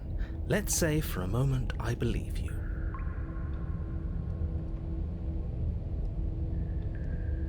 For all we know, whatever happened to you last time was just a fluke, and beyond that, do you know who doesn't remember anything that happened last time? Me. I don't remember what happened last time. Are you okay?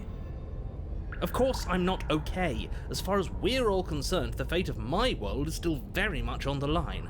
Not all of us have the luxury of jumping over to a parallel universe the second we die.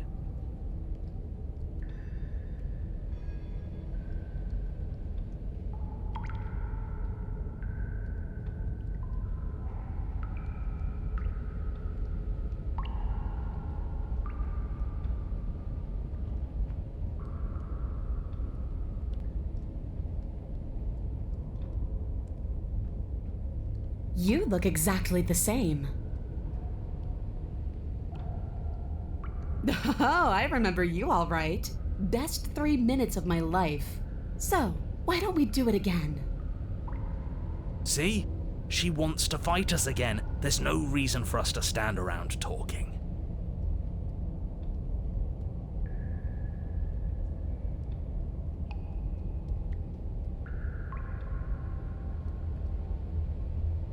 What is there to unpack? I was dead and now I'm not, and the same goes for you. There. Unpacking done. Don't you get it? We've been given free rein to wail on each other. Forever. Couldn't have said it better myself.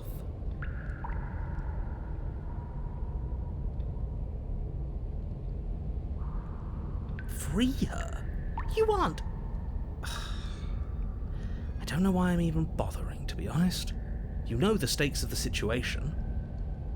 Who says I want to be free?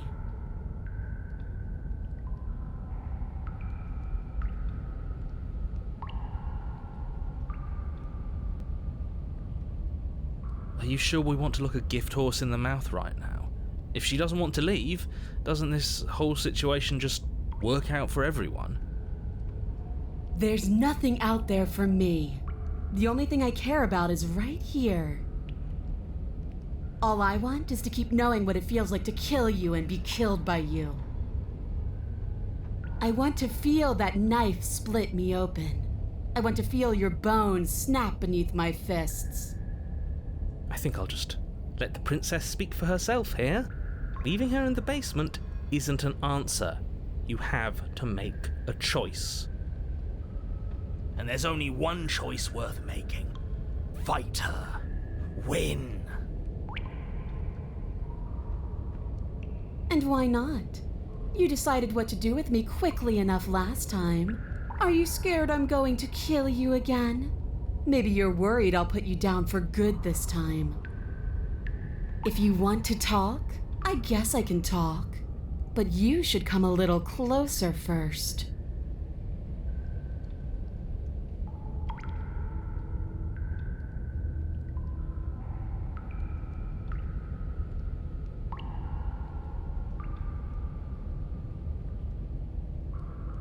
Finally ready to complete your destined task, you launch off the wet stone floor of the basement and catapult yourself headlong towards the princess. Here we go. Let's make this count. Oh, we'll make it count, all right.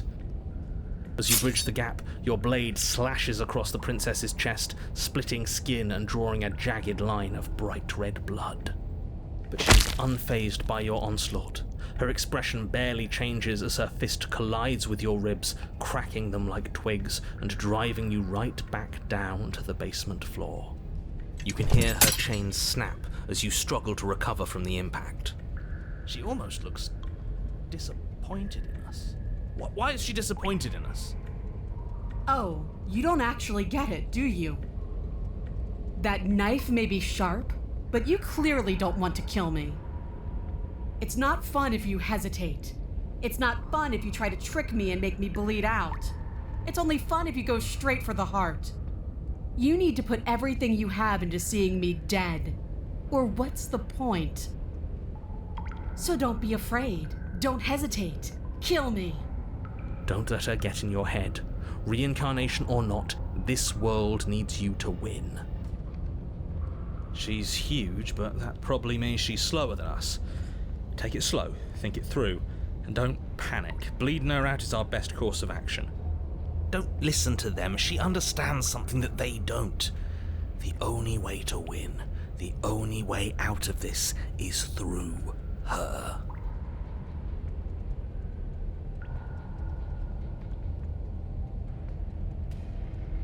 But you don't get a chance to run for the stairs before the princess, loose from her chains, barrels into you and smashes your body to pieces against the wall.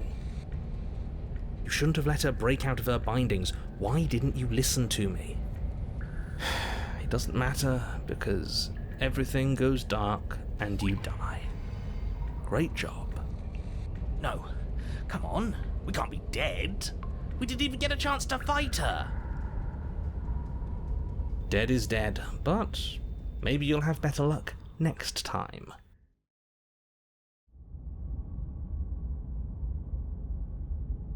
You're on a path in the woods, and at the end of that path... All right, change of plans, no more hesitation, no more dying. We're taking the fight straight to her. If we had a chance against her, we already missed it, didn't we?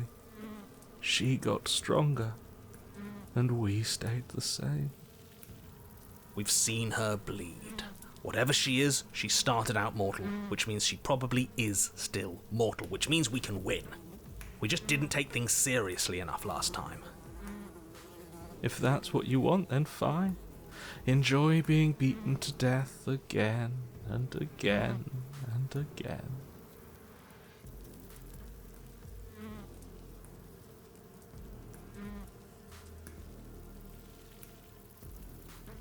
Well, this is just great. Let me cut to the chase. Clearly you've already been here. Yeah, you think? Actually, I don't think we have been here. This is all different, isn't it? That's a good point. Everything here is a little off.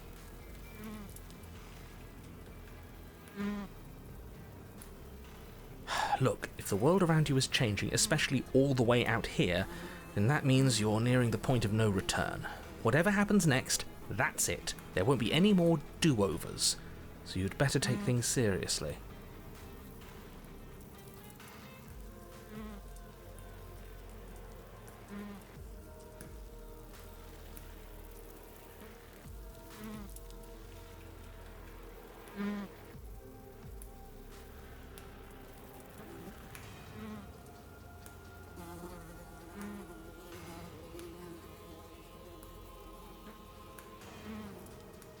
It feels like you're being pulled in 100 different directions because we've been beaten to death twice.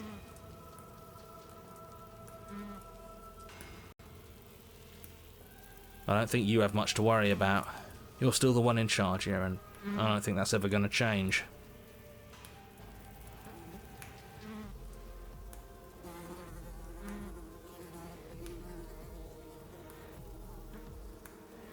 Then what happens? Have you even been listening? It's the end is what happens.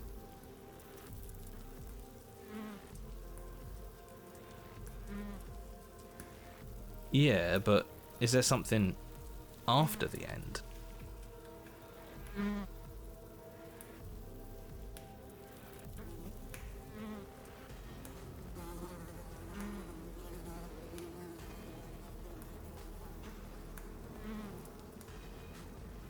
How am I supposed to know? The end means finality. It's not like I can just peek on over to the other side and tell you what it's like there, if there even is a there. It doesn't matter because we're going to win. Now that's exactly the sort of mindset I like to see. Don't let yourself be consumed with self-doubt. Don't flirt with oblivion. Just focus on the present and everything will be absolutely fine.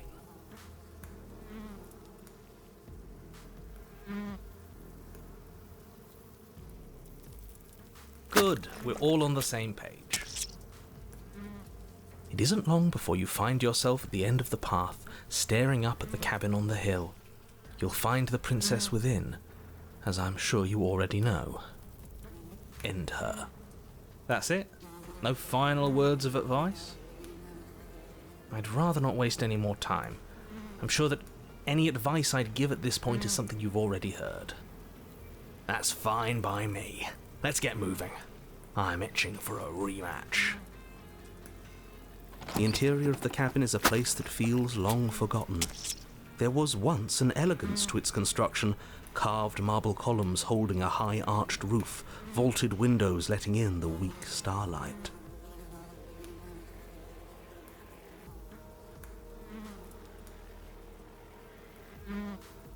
But that is how it was. Now there is a growth that has overtaken it.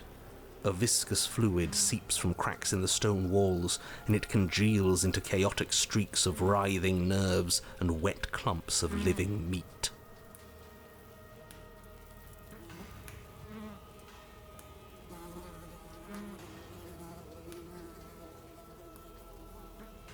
That's horrible. It doesn't matter.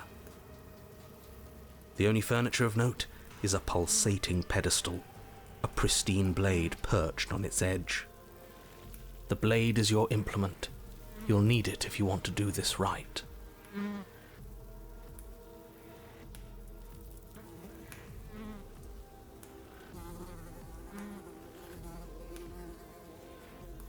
A mirror? There is no mirror. There's the pedestal, the blade. Just tell us where the door is. I'd like to get back to fighting, and if you want us to kill her so bad, I'm sure you feel the same. I don't know what to tell you. There isn't a mirror because I would know if there was a mirror. You're either seeing things, or you're confused on the definitions of door and mirror. Or you're seeing things. That seems far more likely. What are you trying to say, exactly? He thinks we've lost it, that we're succumbing to madness, that something in us has broken.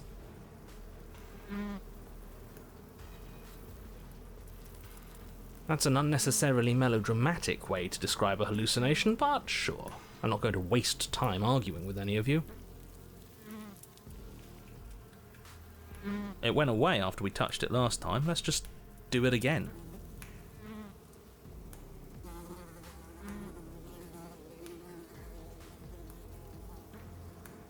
You take the blade from the pedestal. It would be difficult to slay the princess and save the world without a weapon. Good. Nothing feels better than gripping cold steel. You step forward and approach the door to the basement, hesitating before you open it. As if you don't see it. You really don't, do you? How strange. It really is just like last time. Are we really hallucinating? Why here? Why now? Let's just smash it and get it over with. I'm ready to get violent.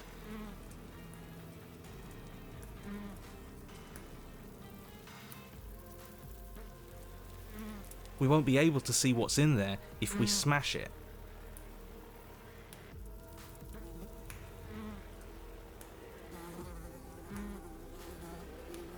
Do whatever you want with it. The mirror isn't real, so how you handle it doesn't matter, aside from wasting dangerous amounts of time.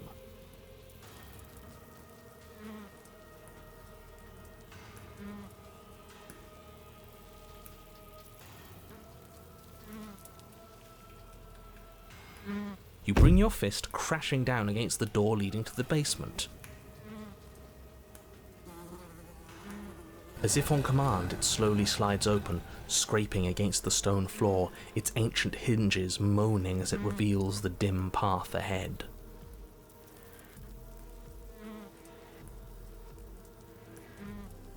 Why am I not surprised?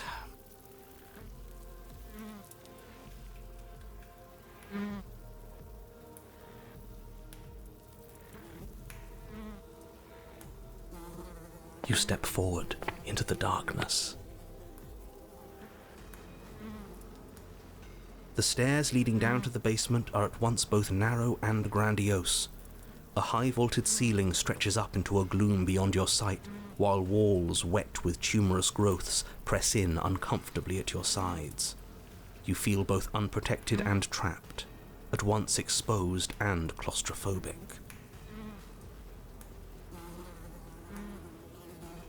The air is thick, its odour an oppressive violence, the metallic scent of fresh blood twisting with the nauseating embers of charred remains.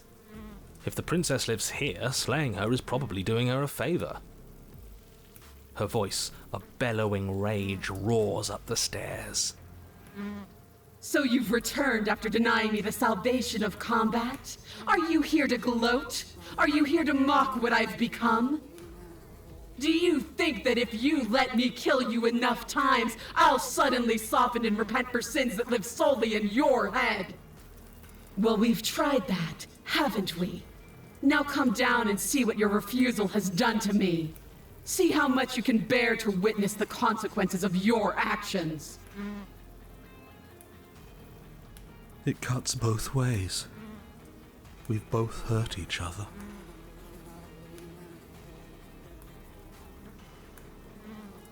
You make your way to the bottom of the stairs. The chamber's walls are painted in blood, a deep, sickening red that drips down in clotted streams onto the charred corpses that make up its floor.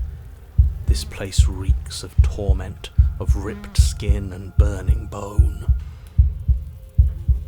The princess stands in its centre, muscles flayed and bare and weeping, draped in a tattered dress of her own skin. Her heart beats from its place in her open chest. She's been hollowed out, just like us. Do you know what I'm going to do to you? There's not so much a moment of hesitation before she steps forward. Her chains pull taut, holding fast as she strains against them. The cuff around her wrist digs deeper into her skin. Blood drips from the place where metal meets flesh. And then, with a nauseating sound, the skin tears. It plops to the ground, and she pulls her red, glistening arm free from her bindings. She is loose, and she is coming for you. She's only trying to connect with us. Wouldn't you want to dig for a spark once you lost it? To try to reignite something, even if it hurts?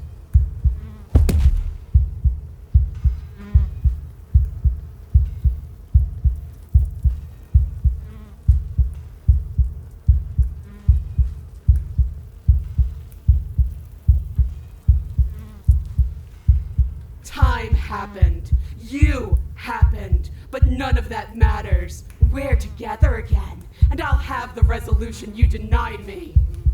She bounds across the room, her fists ready, her heart set upon your destruction. With a horrifying squelch, you are unwound. No, that's our stuff. She can't just do that. She just did. Unfortunate, I know, but reality is reality. This is the only way it could have gone, really. Oh, you are just insufferable, aren't you? Come on, we're better than this. So, are we dead? No. Don't think that I'll allow you death here. I've made that mistake before. No, you will suffer until you see in me what I have seen in you.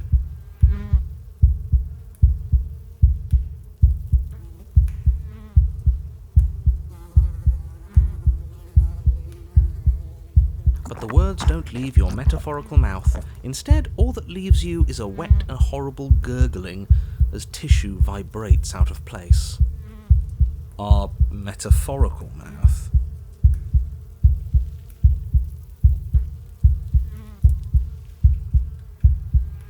Oh, I didn't leave you a mouth, did I?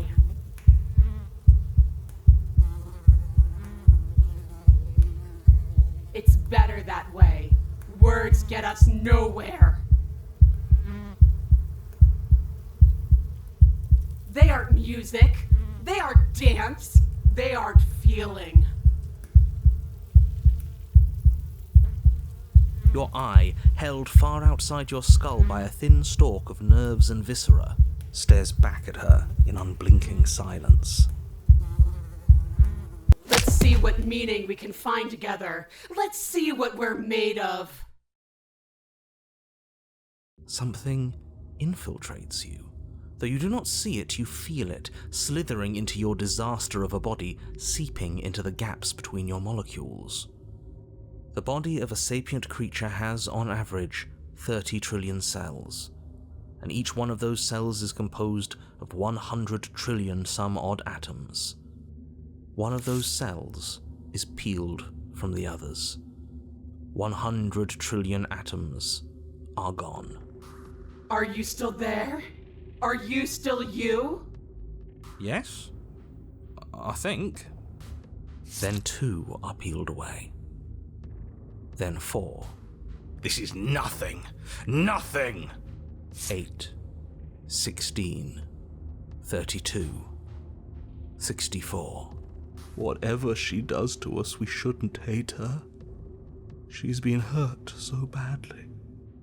128, 256, 512.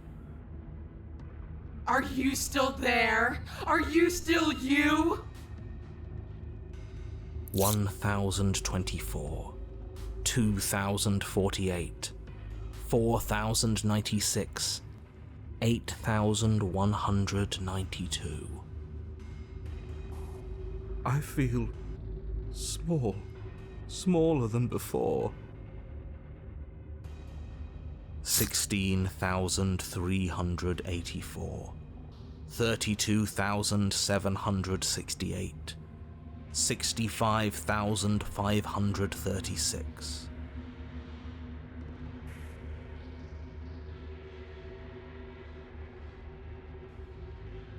You can't just count us into oblivion. 131,072, 262,144, 524,288.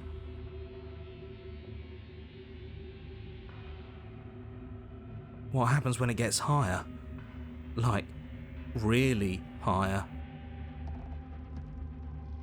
Nothing. Just like nothing's happening now. But something is happening now. Something in us is liquefying. Something that started small but that keeps getting bigger.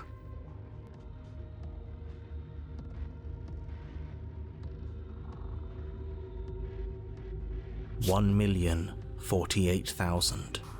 The hundreds don't matter anymore. Are you still there? Are you still you? 2,096,000. 4,192,000. 8,384,000. I don't like this waiting for something to happen. But it's taking so long. 16,768,000. 33,536,000. 67,072,000. Your eyes are useless. 134 million. The thousands don't matter anymore. Your blood begins to go places it shouldn't. Are you still there? Are you still you? There's the pain. I can feel it now. But we can handle this. We can't let her win. Fighting the pain is just the same as wallowing in it. This doesn't have to be something where you win or lose. We just have to accept it. Listen to it.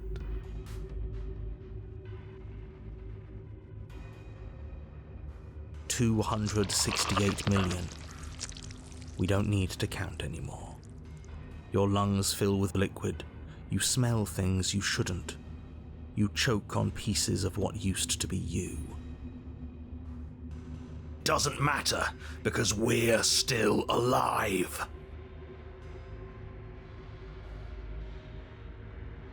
You are deconstructed.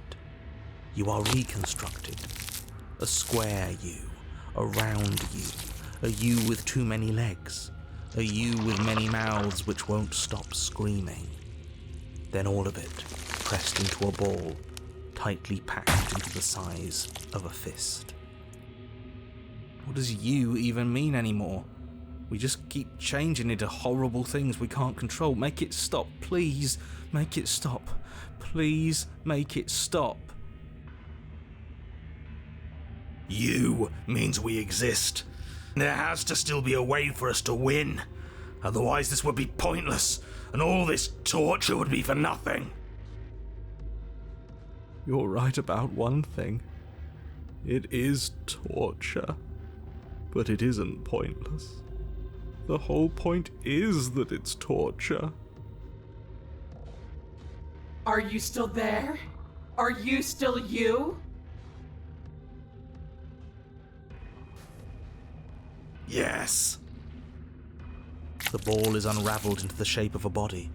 The skin peels off in a corkscrew. The eyes are plucked. The organs arranged in the air in a neat row. Are you still there? Are you still you? It's okay to let go. Then, I'm letting go. Yes. You are stretched into a line 12 feet long, then 24, then 48. The line gets thinner as you get longer. A mile. 2, 4, 8. Are you still there? Are you still you? Yes. 16, 32, 64. No. 128. I'm still here. You are stretched and stretched and stretched until you are longer than the world itself. You wrap around it again and again and again.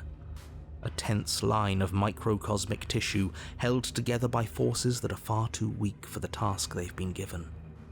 Are you still there? Are you still you? I'm going to stick around, as long as you need me to. And the forces disappear. The bonds holding your cells together break. You are 30 trillion little pieces, all of them separate, and all of them falling. Are you still there? Are you still you? You sit in these 30 trillion places, each second passing in each of them before you arrive at the next, each second passing as 1,000,000 years. And so, you wait. That's all I have. And then all at once there is a great rewinding, and all of the disparate pieces that once were you fall dutifully back into place. You are whole again, and in your body, the body you had before all of this happened, and the princess sits against the wall, her dress of skin more tattered than before, her face sullen and disappointed. You left me, and there's nothing I can do to bring you back. She's just like us. A piece of her is missing.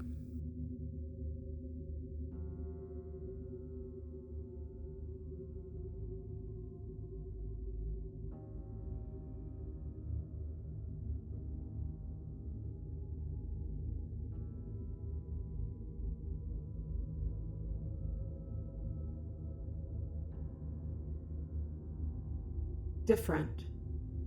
I am, yes. We're doing all that for such a long time. I'm tired now. So you are, and yet I still feel so alone.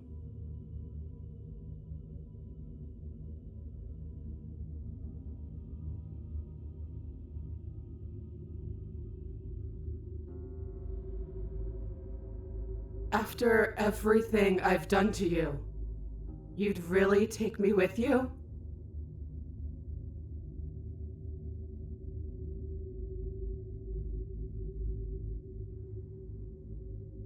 Are you serious? You're just offering her your hand. You cross the room towards the princess, extending your hand to her. Her eyes, deep wells of buried sorrow, meet yours for a moment. You despicable fiend. And then she takes your hand in hers. You're going to end the world, don't you get it? I can't let that happen. I can't let you leave. I have to... You can't stop us. We've been through enough. You don't scare us. Fine. You and the princess climb the stairs out of the basement together, in silence.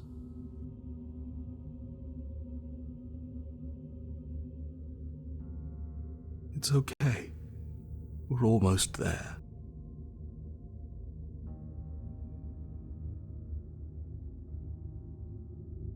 I'm tired. I know. And then you cross the upstairs of the cabin to the door, which you open. And then you step outside and into the ruins of the world you left.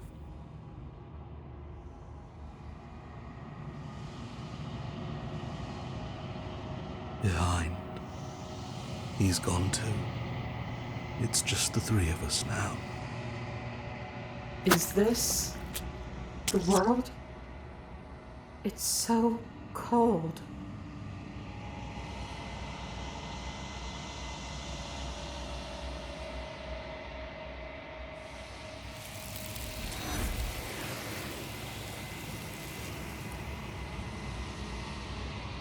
So the world's gone, and she's gone with it.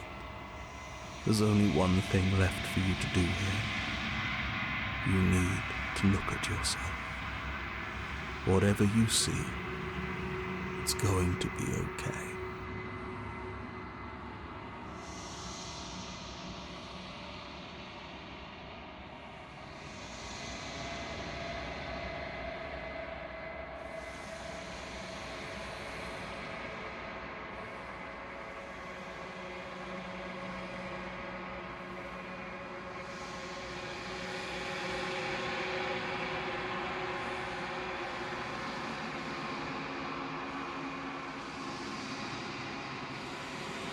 I think you know what I am.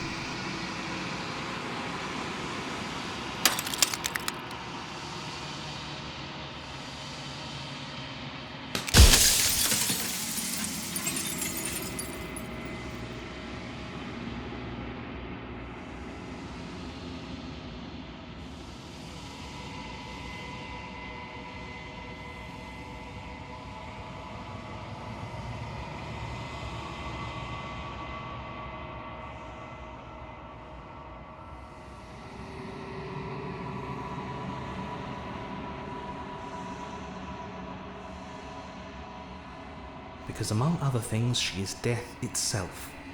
To rid the world of suffering, to save untold trillions from being lost forever to the cosmic wind, she must be destroyed.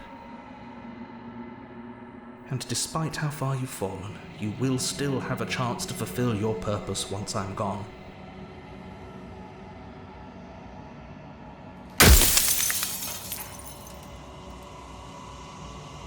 You're the long quiet, the god I made to rid the world of death.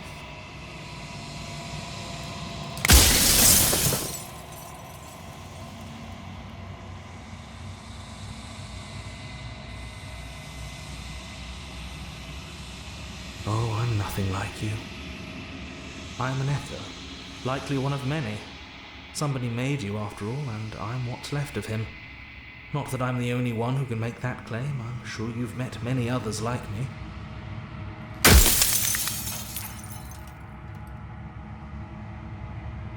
You are you. And if you would let everything work the way it was supposed to, you never would have woken up to the reality of your true nature. There's no accounting for free will.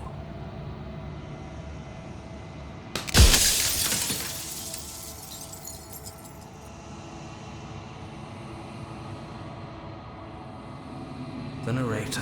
Yes, I suppose that's my job, isn't it? You needed help after all, an objective voice to guide your blade. But you were never supposed to see me. I wonder how many worlds you've damned to extinction to fall this far.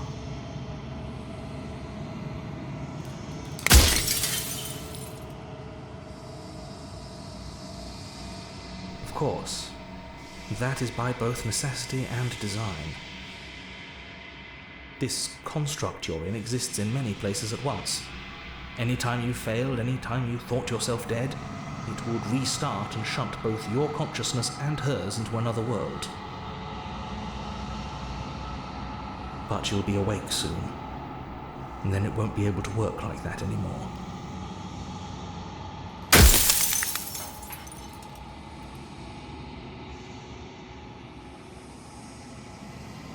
I do. People out there are real.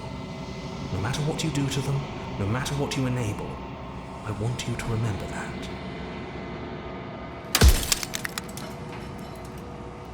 Nobody alive has done anything to you. I'm all gone.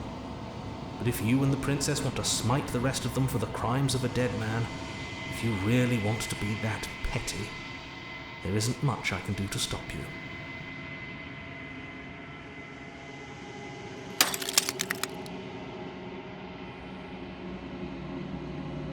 It doesn't hurt. I don't feel pain. Not physically. Then ask them, and make it quick. I won't last for long now that you can see me.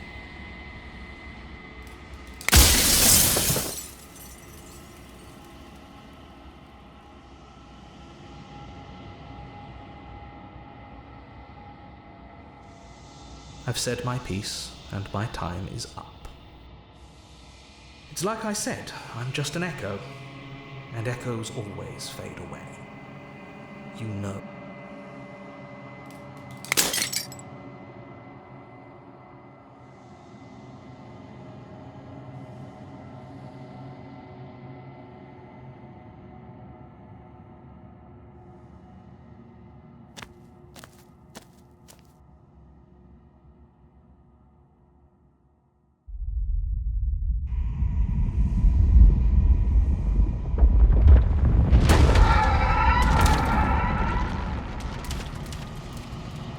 I can finally see you, and you can finally see me.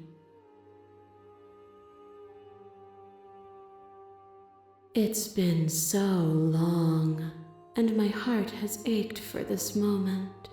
I've missed you dearly.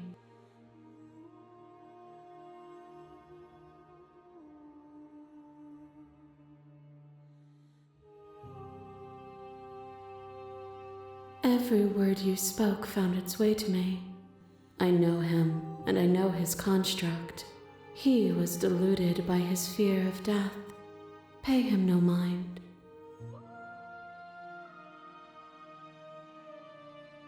Names are their attempts to capture that which cannot be captured. They call me the shifting mound, a pale imitation of what I actually am. Ever the passive player, always reacting and never acting. But it's woven into your nature, isn't it? When the echo spun us from one into two, he gave you a choice and me a role to play. I am not death, but I contain it in my multitudes.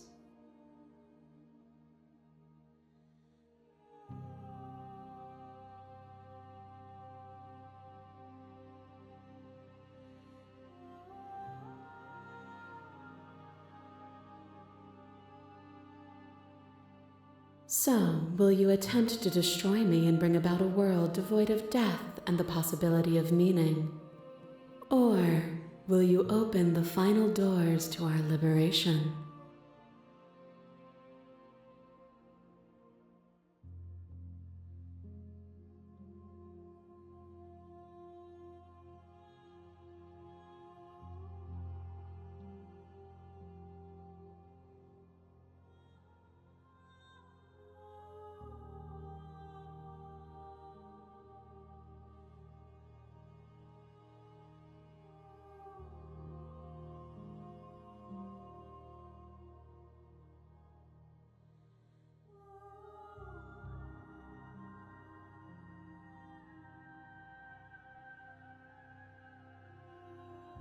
If you're saying that, it's because you don't yet understand. But we cannot use words alone to grasp at things that words cannot express. And you cannot rationalize with logic that which defies it. Violence and passion are dances that both of us know well. If this is what it takes to enlighten you, then so be it. Is a person. Is it their body? Is it all of their body? Pluck the eyes, peel the skin, strip the tendons, mince the meat, grind the bones. When it is all gone, do you still have who you started with? A person is not a body. Death is a transformation into something new. It is only bodies that fear it.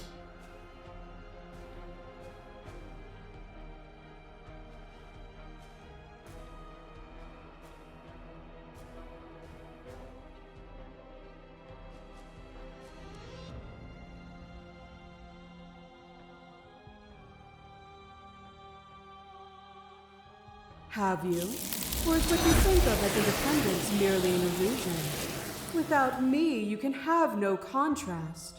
And without contrast, you have no shape.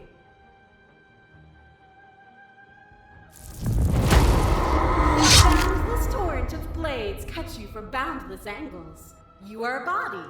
You are gory ribbons. You are a body again. And you feel all of it. On it goes until your bodies are not your thoughts, are not you. Alive, dead, alive, dead, alive, dead, then alive and dead and alive and dead all at once. You learned to put yourself away, and in your stillness you humbled me. You died countless steely deaths, and you lived countless short lives. And yet it is all so far behind you. I pushed you to a greatness you never would have reached without me.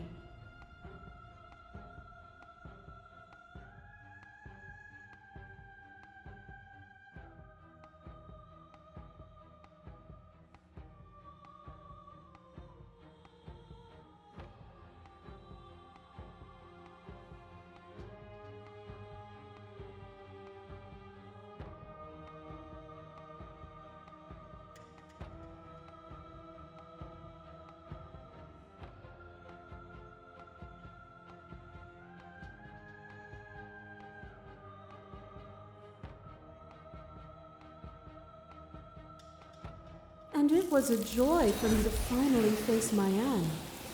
Even when I thought I reached my limits, you showed me how much further I could climb,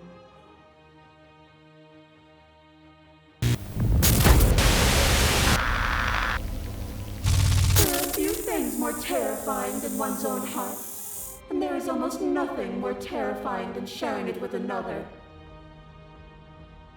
But the most terrifying thing of all is to leave one's heart unshared. You are the only thing like me, and I am the only thing like you. Could you bear the weight of an eternity alone? Do you dare to shape a reality of solitude and thrust it on creation?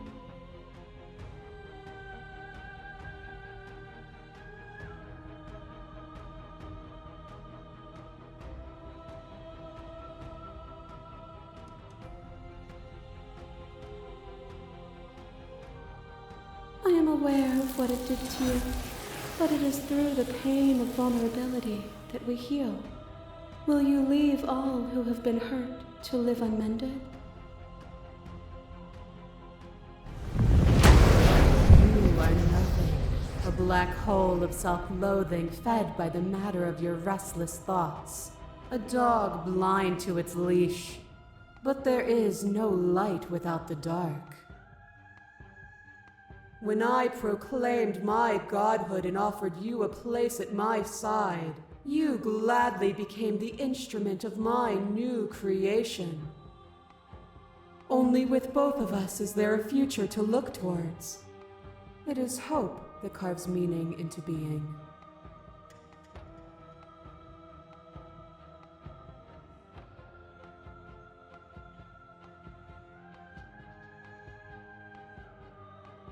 My threads, like yours, are unbroken. She is me as much as I was her.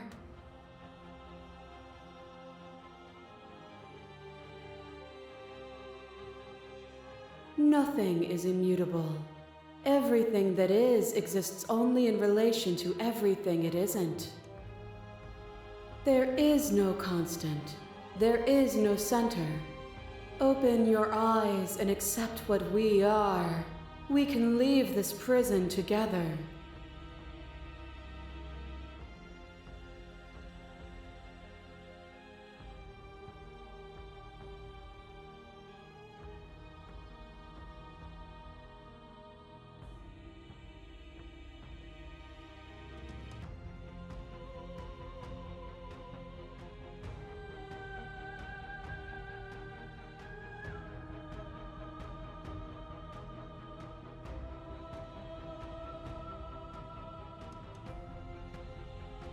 It is from my vantage point that I can see the totality of truth.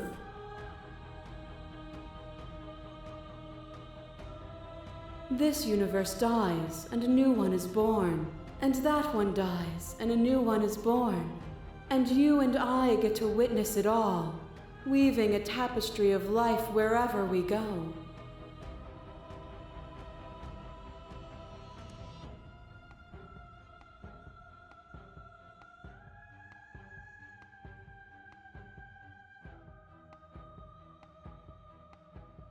Even now you think you can destroy me. If it takes all of eternity to break your delusion, I will still break it. You don't have to face her alone.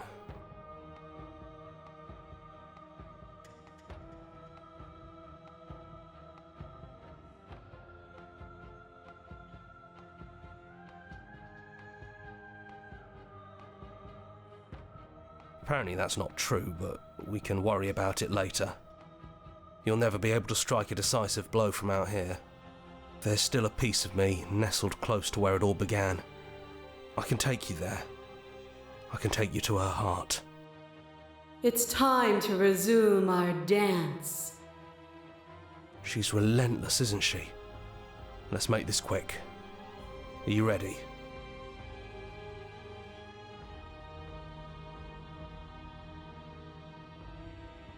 Then let's go.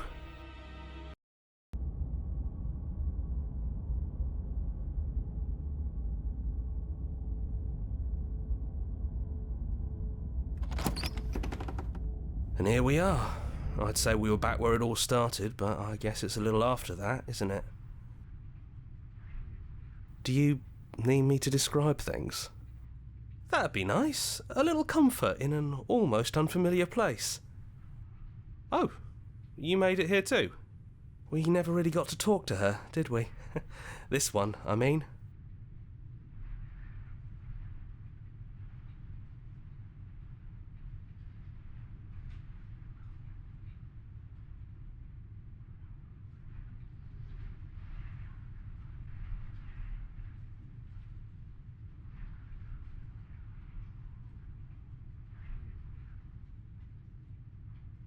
It's just us. I think the rest of them are still out there, jumbled up in the rest of her. And I've been here since you left me here. No hard feelings, I'm just glad you're back to see this through.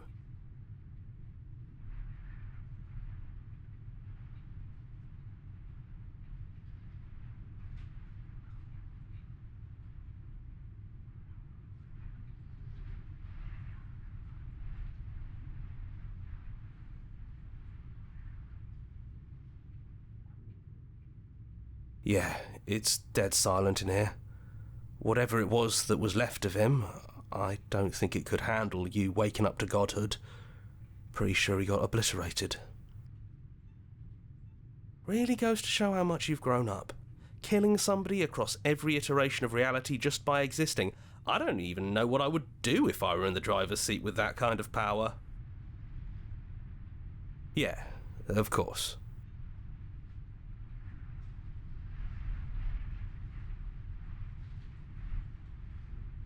The interior of the cabin is, well, it's not really a cabin, is it? It's that terrifying blend of everything. Only it doesn't feel so terrifying anymore.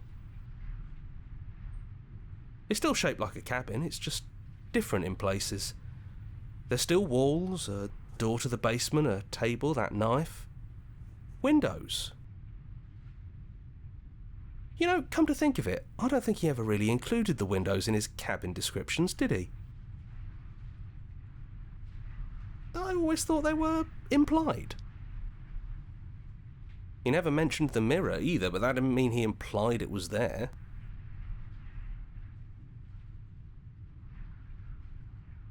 It's gone, though. I think it did whatever it needed to do.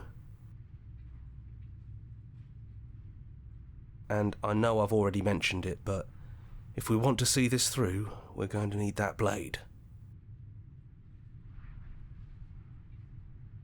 Good riddance. Really? I'm gonna miss the guy. I'm surprised considering you've decided to go through with the whole slaying thing he was pushing for since the beginning. I guess you can like the idea and hate the man.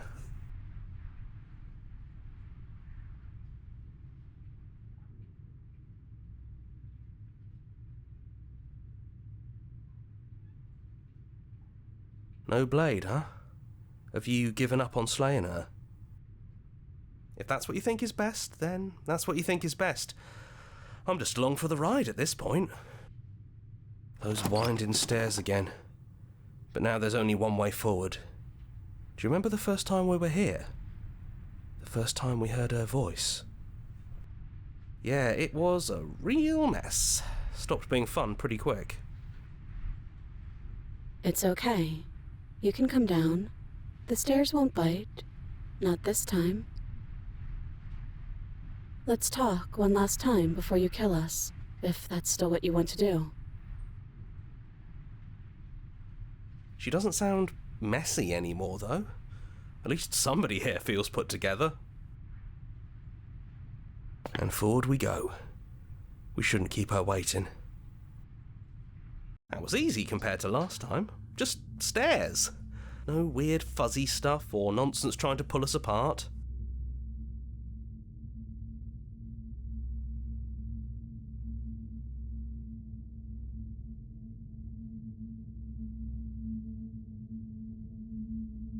Yeah, that wasn't so bad. No knife?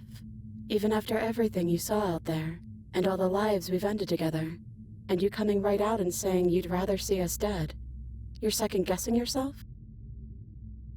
We thought we could see everything, but this is outside of the script. Are we missing a page?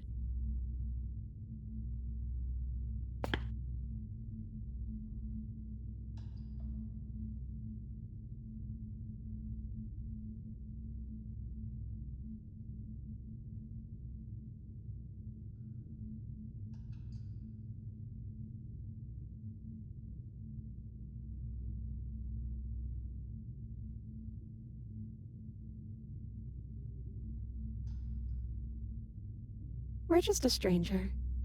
But that doesn't mean we have to be distant from you. It just means that we'll always be able to find new things to discover in each other. That's sweet, but it's also a little sad. I think it's only sad if we want it to be sad.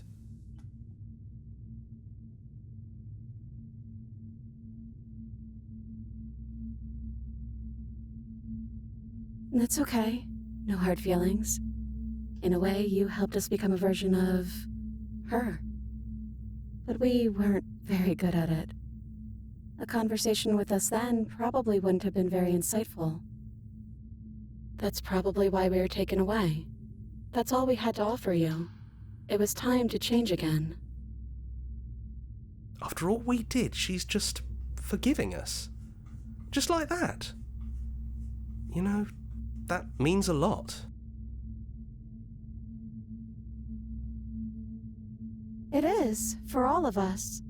We've seen so many threads of stories told between us, but this moment is unexpected. Even when we've seen it all, you still managed to surprise us.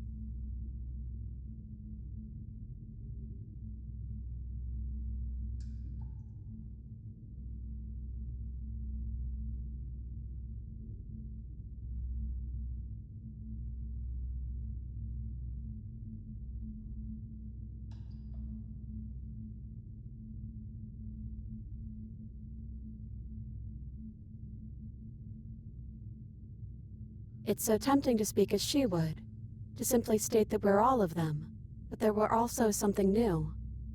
We don't know if you'll find that answer satisfying. Perhaps you'd rather hear that we're the first version of her that you've met, but that we've been shaped by the experiences of all of the others. Yes, that feels right to us. It's her. It wouldn't make sense if she was anyone else.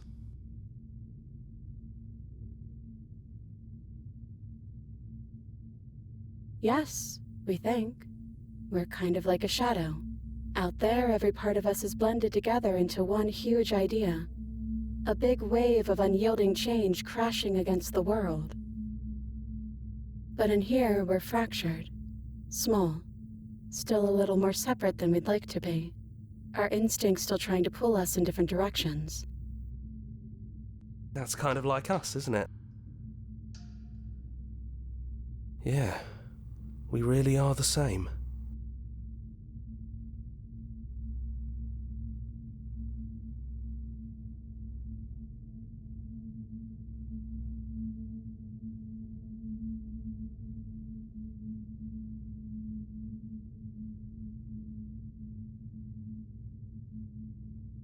Is it unfair if it's our fault?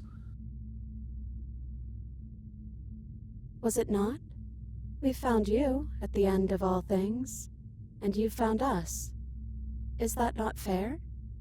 Would this moment be what it is without the pain that built to it? We know we must sound like her, but it's how we feel. Everything that happened to us seems so important now. We walked a long and winding path together, and we've cherished every second of it.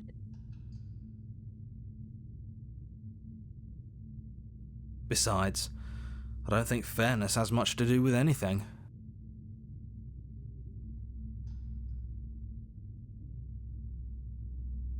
We don't know. We've seen through so many eyes, but all of them have been hers. We like you as you are. We like us as we are. Maybe we would have liked her version of us too, turning the wheel of a cosmic cycle together. But that's not the choice you made, even though she did everything in her power to convince you. It took courage for you to make your way down here, away from the paths others would have had you walk. We find that courage beautiful. But that's the worst part of us. That's me she's talking about. I think that's the point. There is no worst part of us.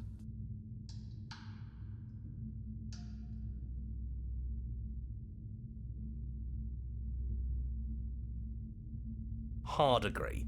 Seems overrated. Too much pressure. But that's what you've always been, even now. You can't put aside such an important part of who you are, and neither can we.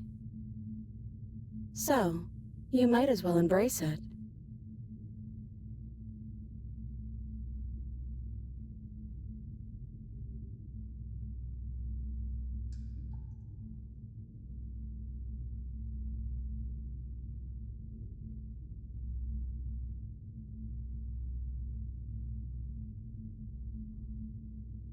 We don't have many options, though, do we? There are only so many places to go, and you don't have a means to slay us. So, what will we do?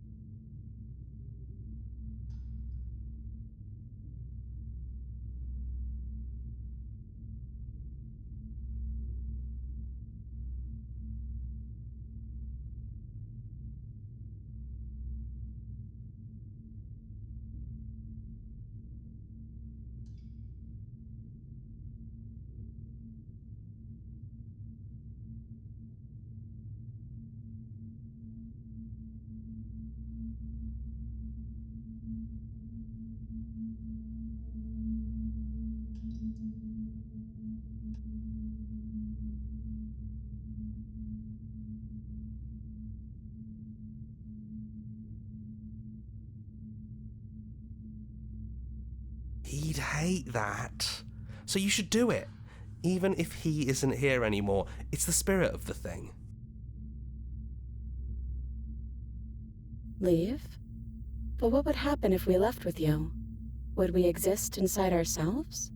Are you sure you want to find out if that's possible, or what that would mean for you? Is that what you want?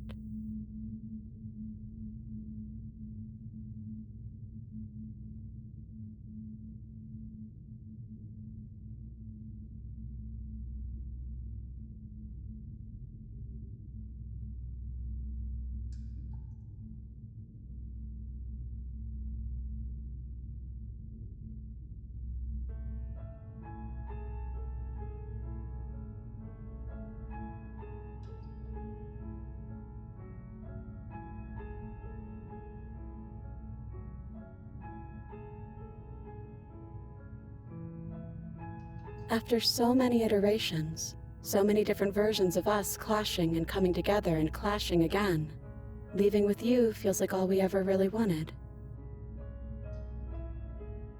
I think I'm gonna stay right here. Whatever you're doing right now, wherever you're going, it feels like it's for just the two of you. Yeah, I think we've done our job.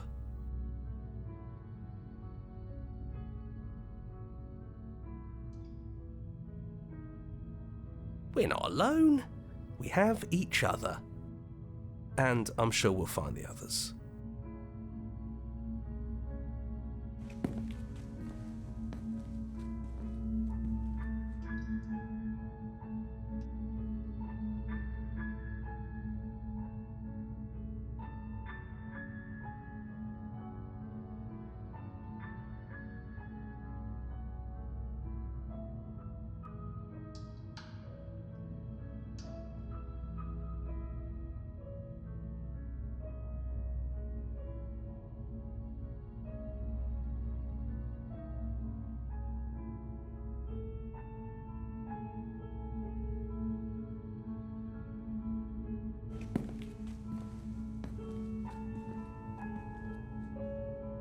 We can feel the threads of all the stories we've told together, all pulling us back down the stairs and into those chains where we know the outcome of everything that could ever come to pass.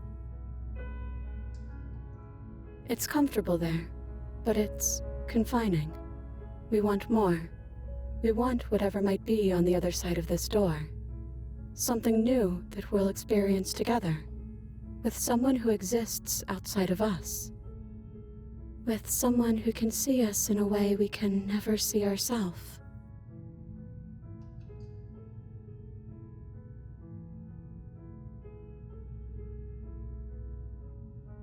It's hard to tell with so many voices talking at once, But we're more ready than we're not.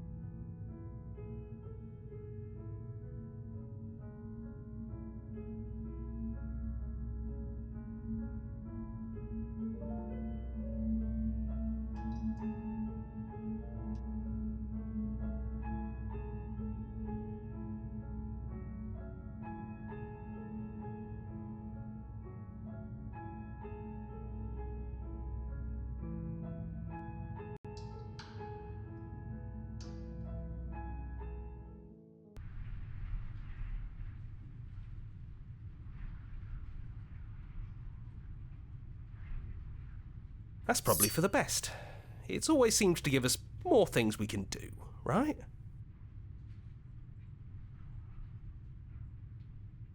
So, you're not going to suggest we throw it out the window? No, we've been through too much for that. And he's gone, so there's no one left to mess with but ourselves. You've gotten serious. Besides, what's the third beat? It isn't funny if I suggest that twice, especially since you never took me up on it last time. There's the guy I know.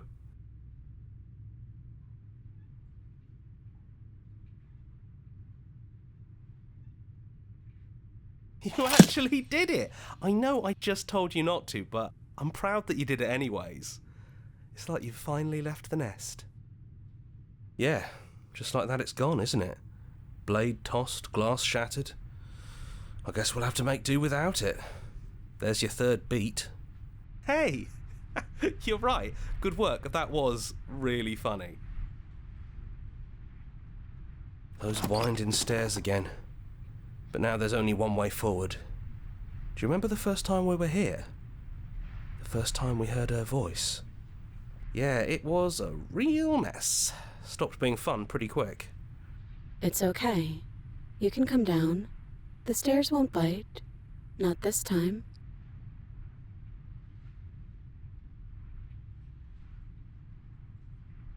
That's probably for the best. So, no, you've gotten... Besides, there's the guy. Those winding stairs again. But now there's only one way forward. Yeah, it was a real mess. Stopped being fun pretty quick.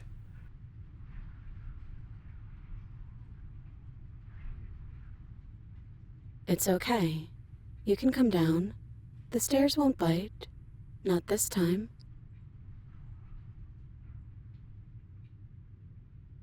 Let's talk one last time before you kill us, if that's still what you want to do. She doesn't sound messy anymore, though. At least somebody here feels put together. And forward we go. We shouldn't keep her waiting. That was easy compared to last time. Just stairs. No weird fuzzy stuff or nonsense trying to pull us apart.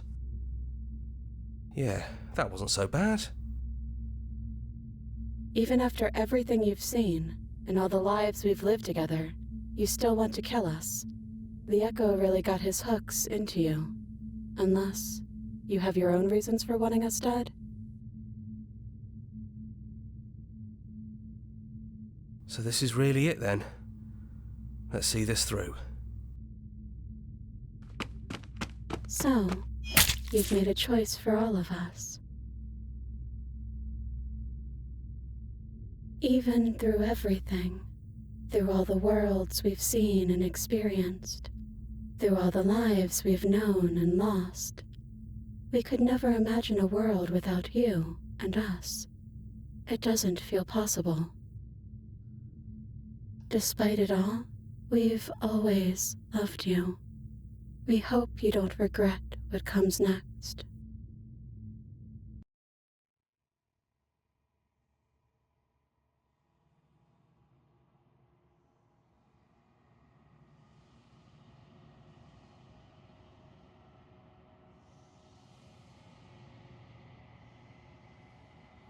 She's gone.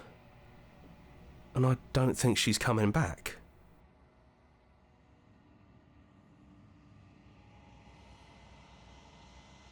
Is that a metaphor, or are you being literal? It doesn't matter, we don't need to linger down here anymore. Let's get going. That's right. We've got a whole world to see.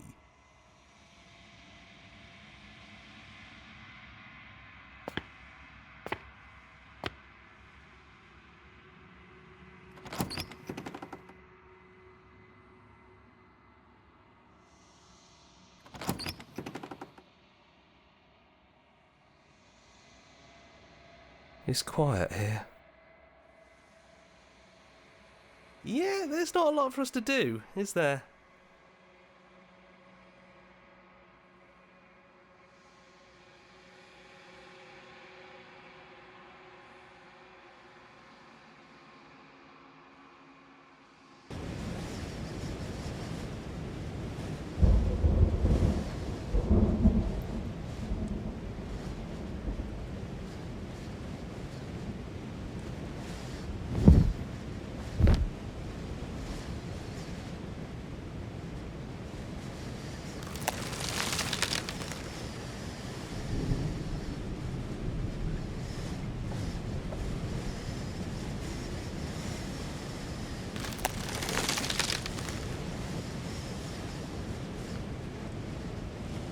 Come on now. It shouldn't be that hard to break out of here. We're some sort of god, aren't we? He's gone. She's gone. No one is left to trap us here but us.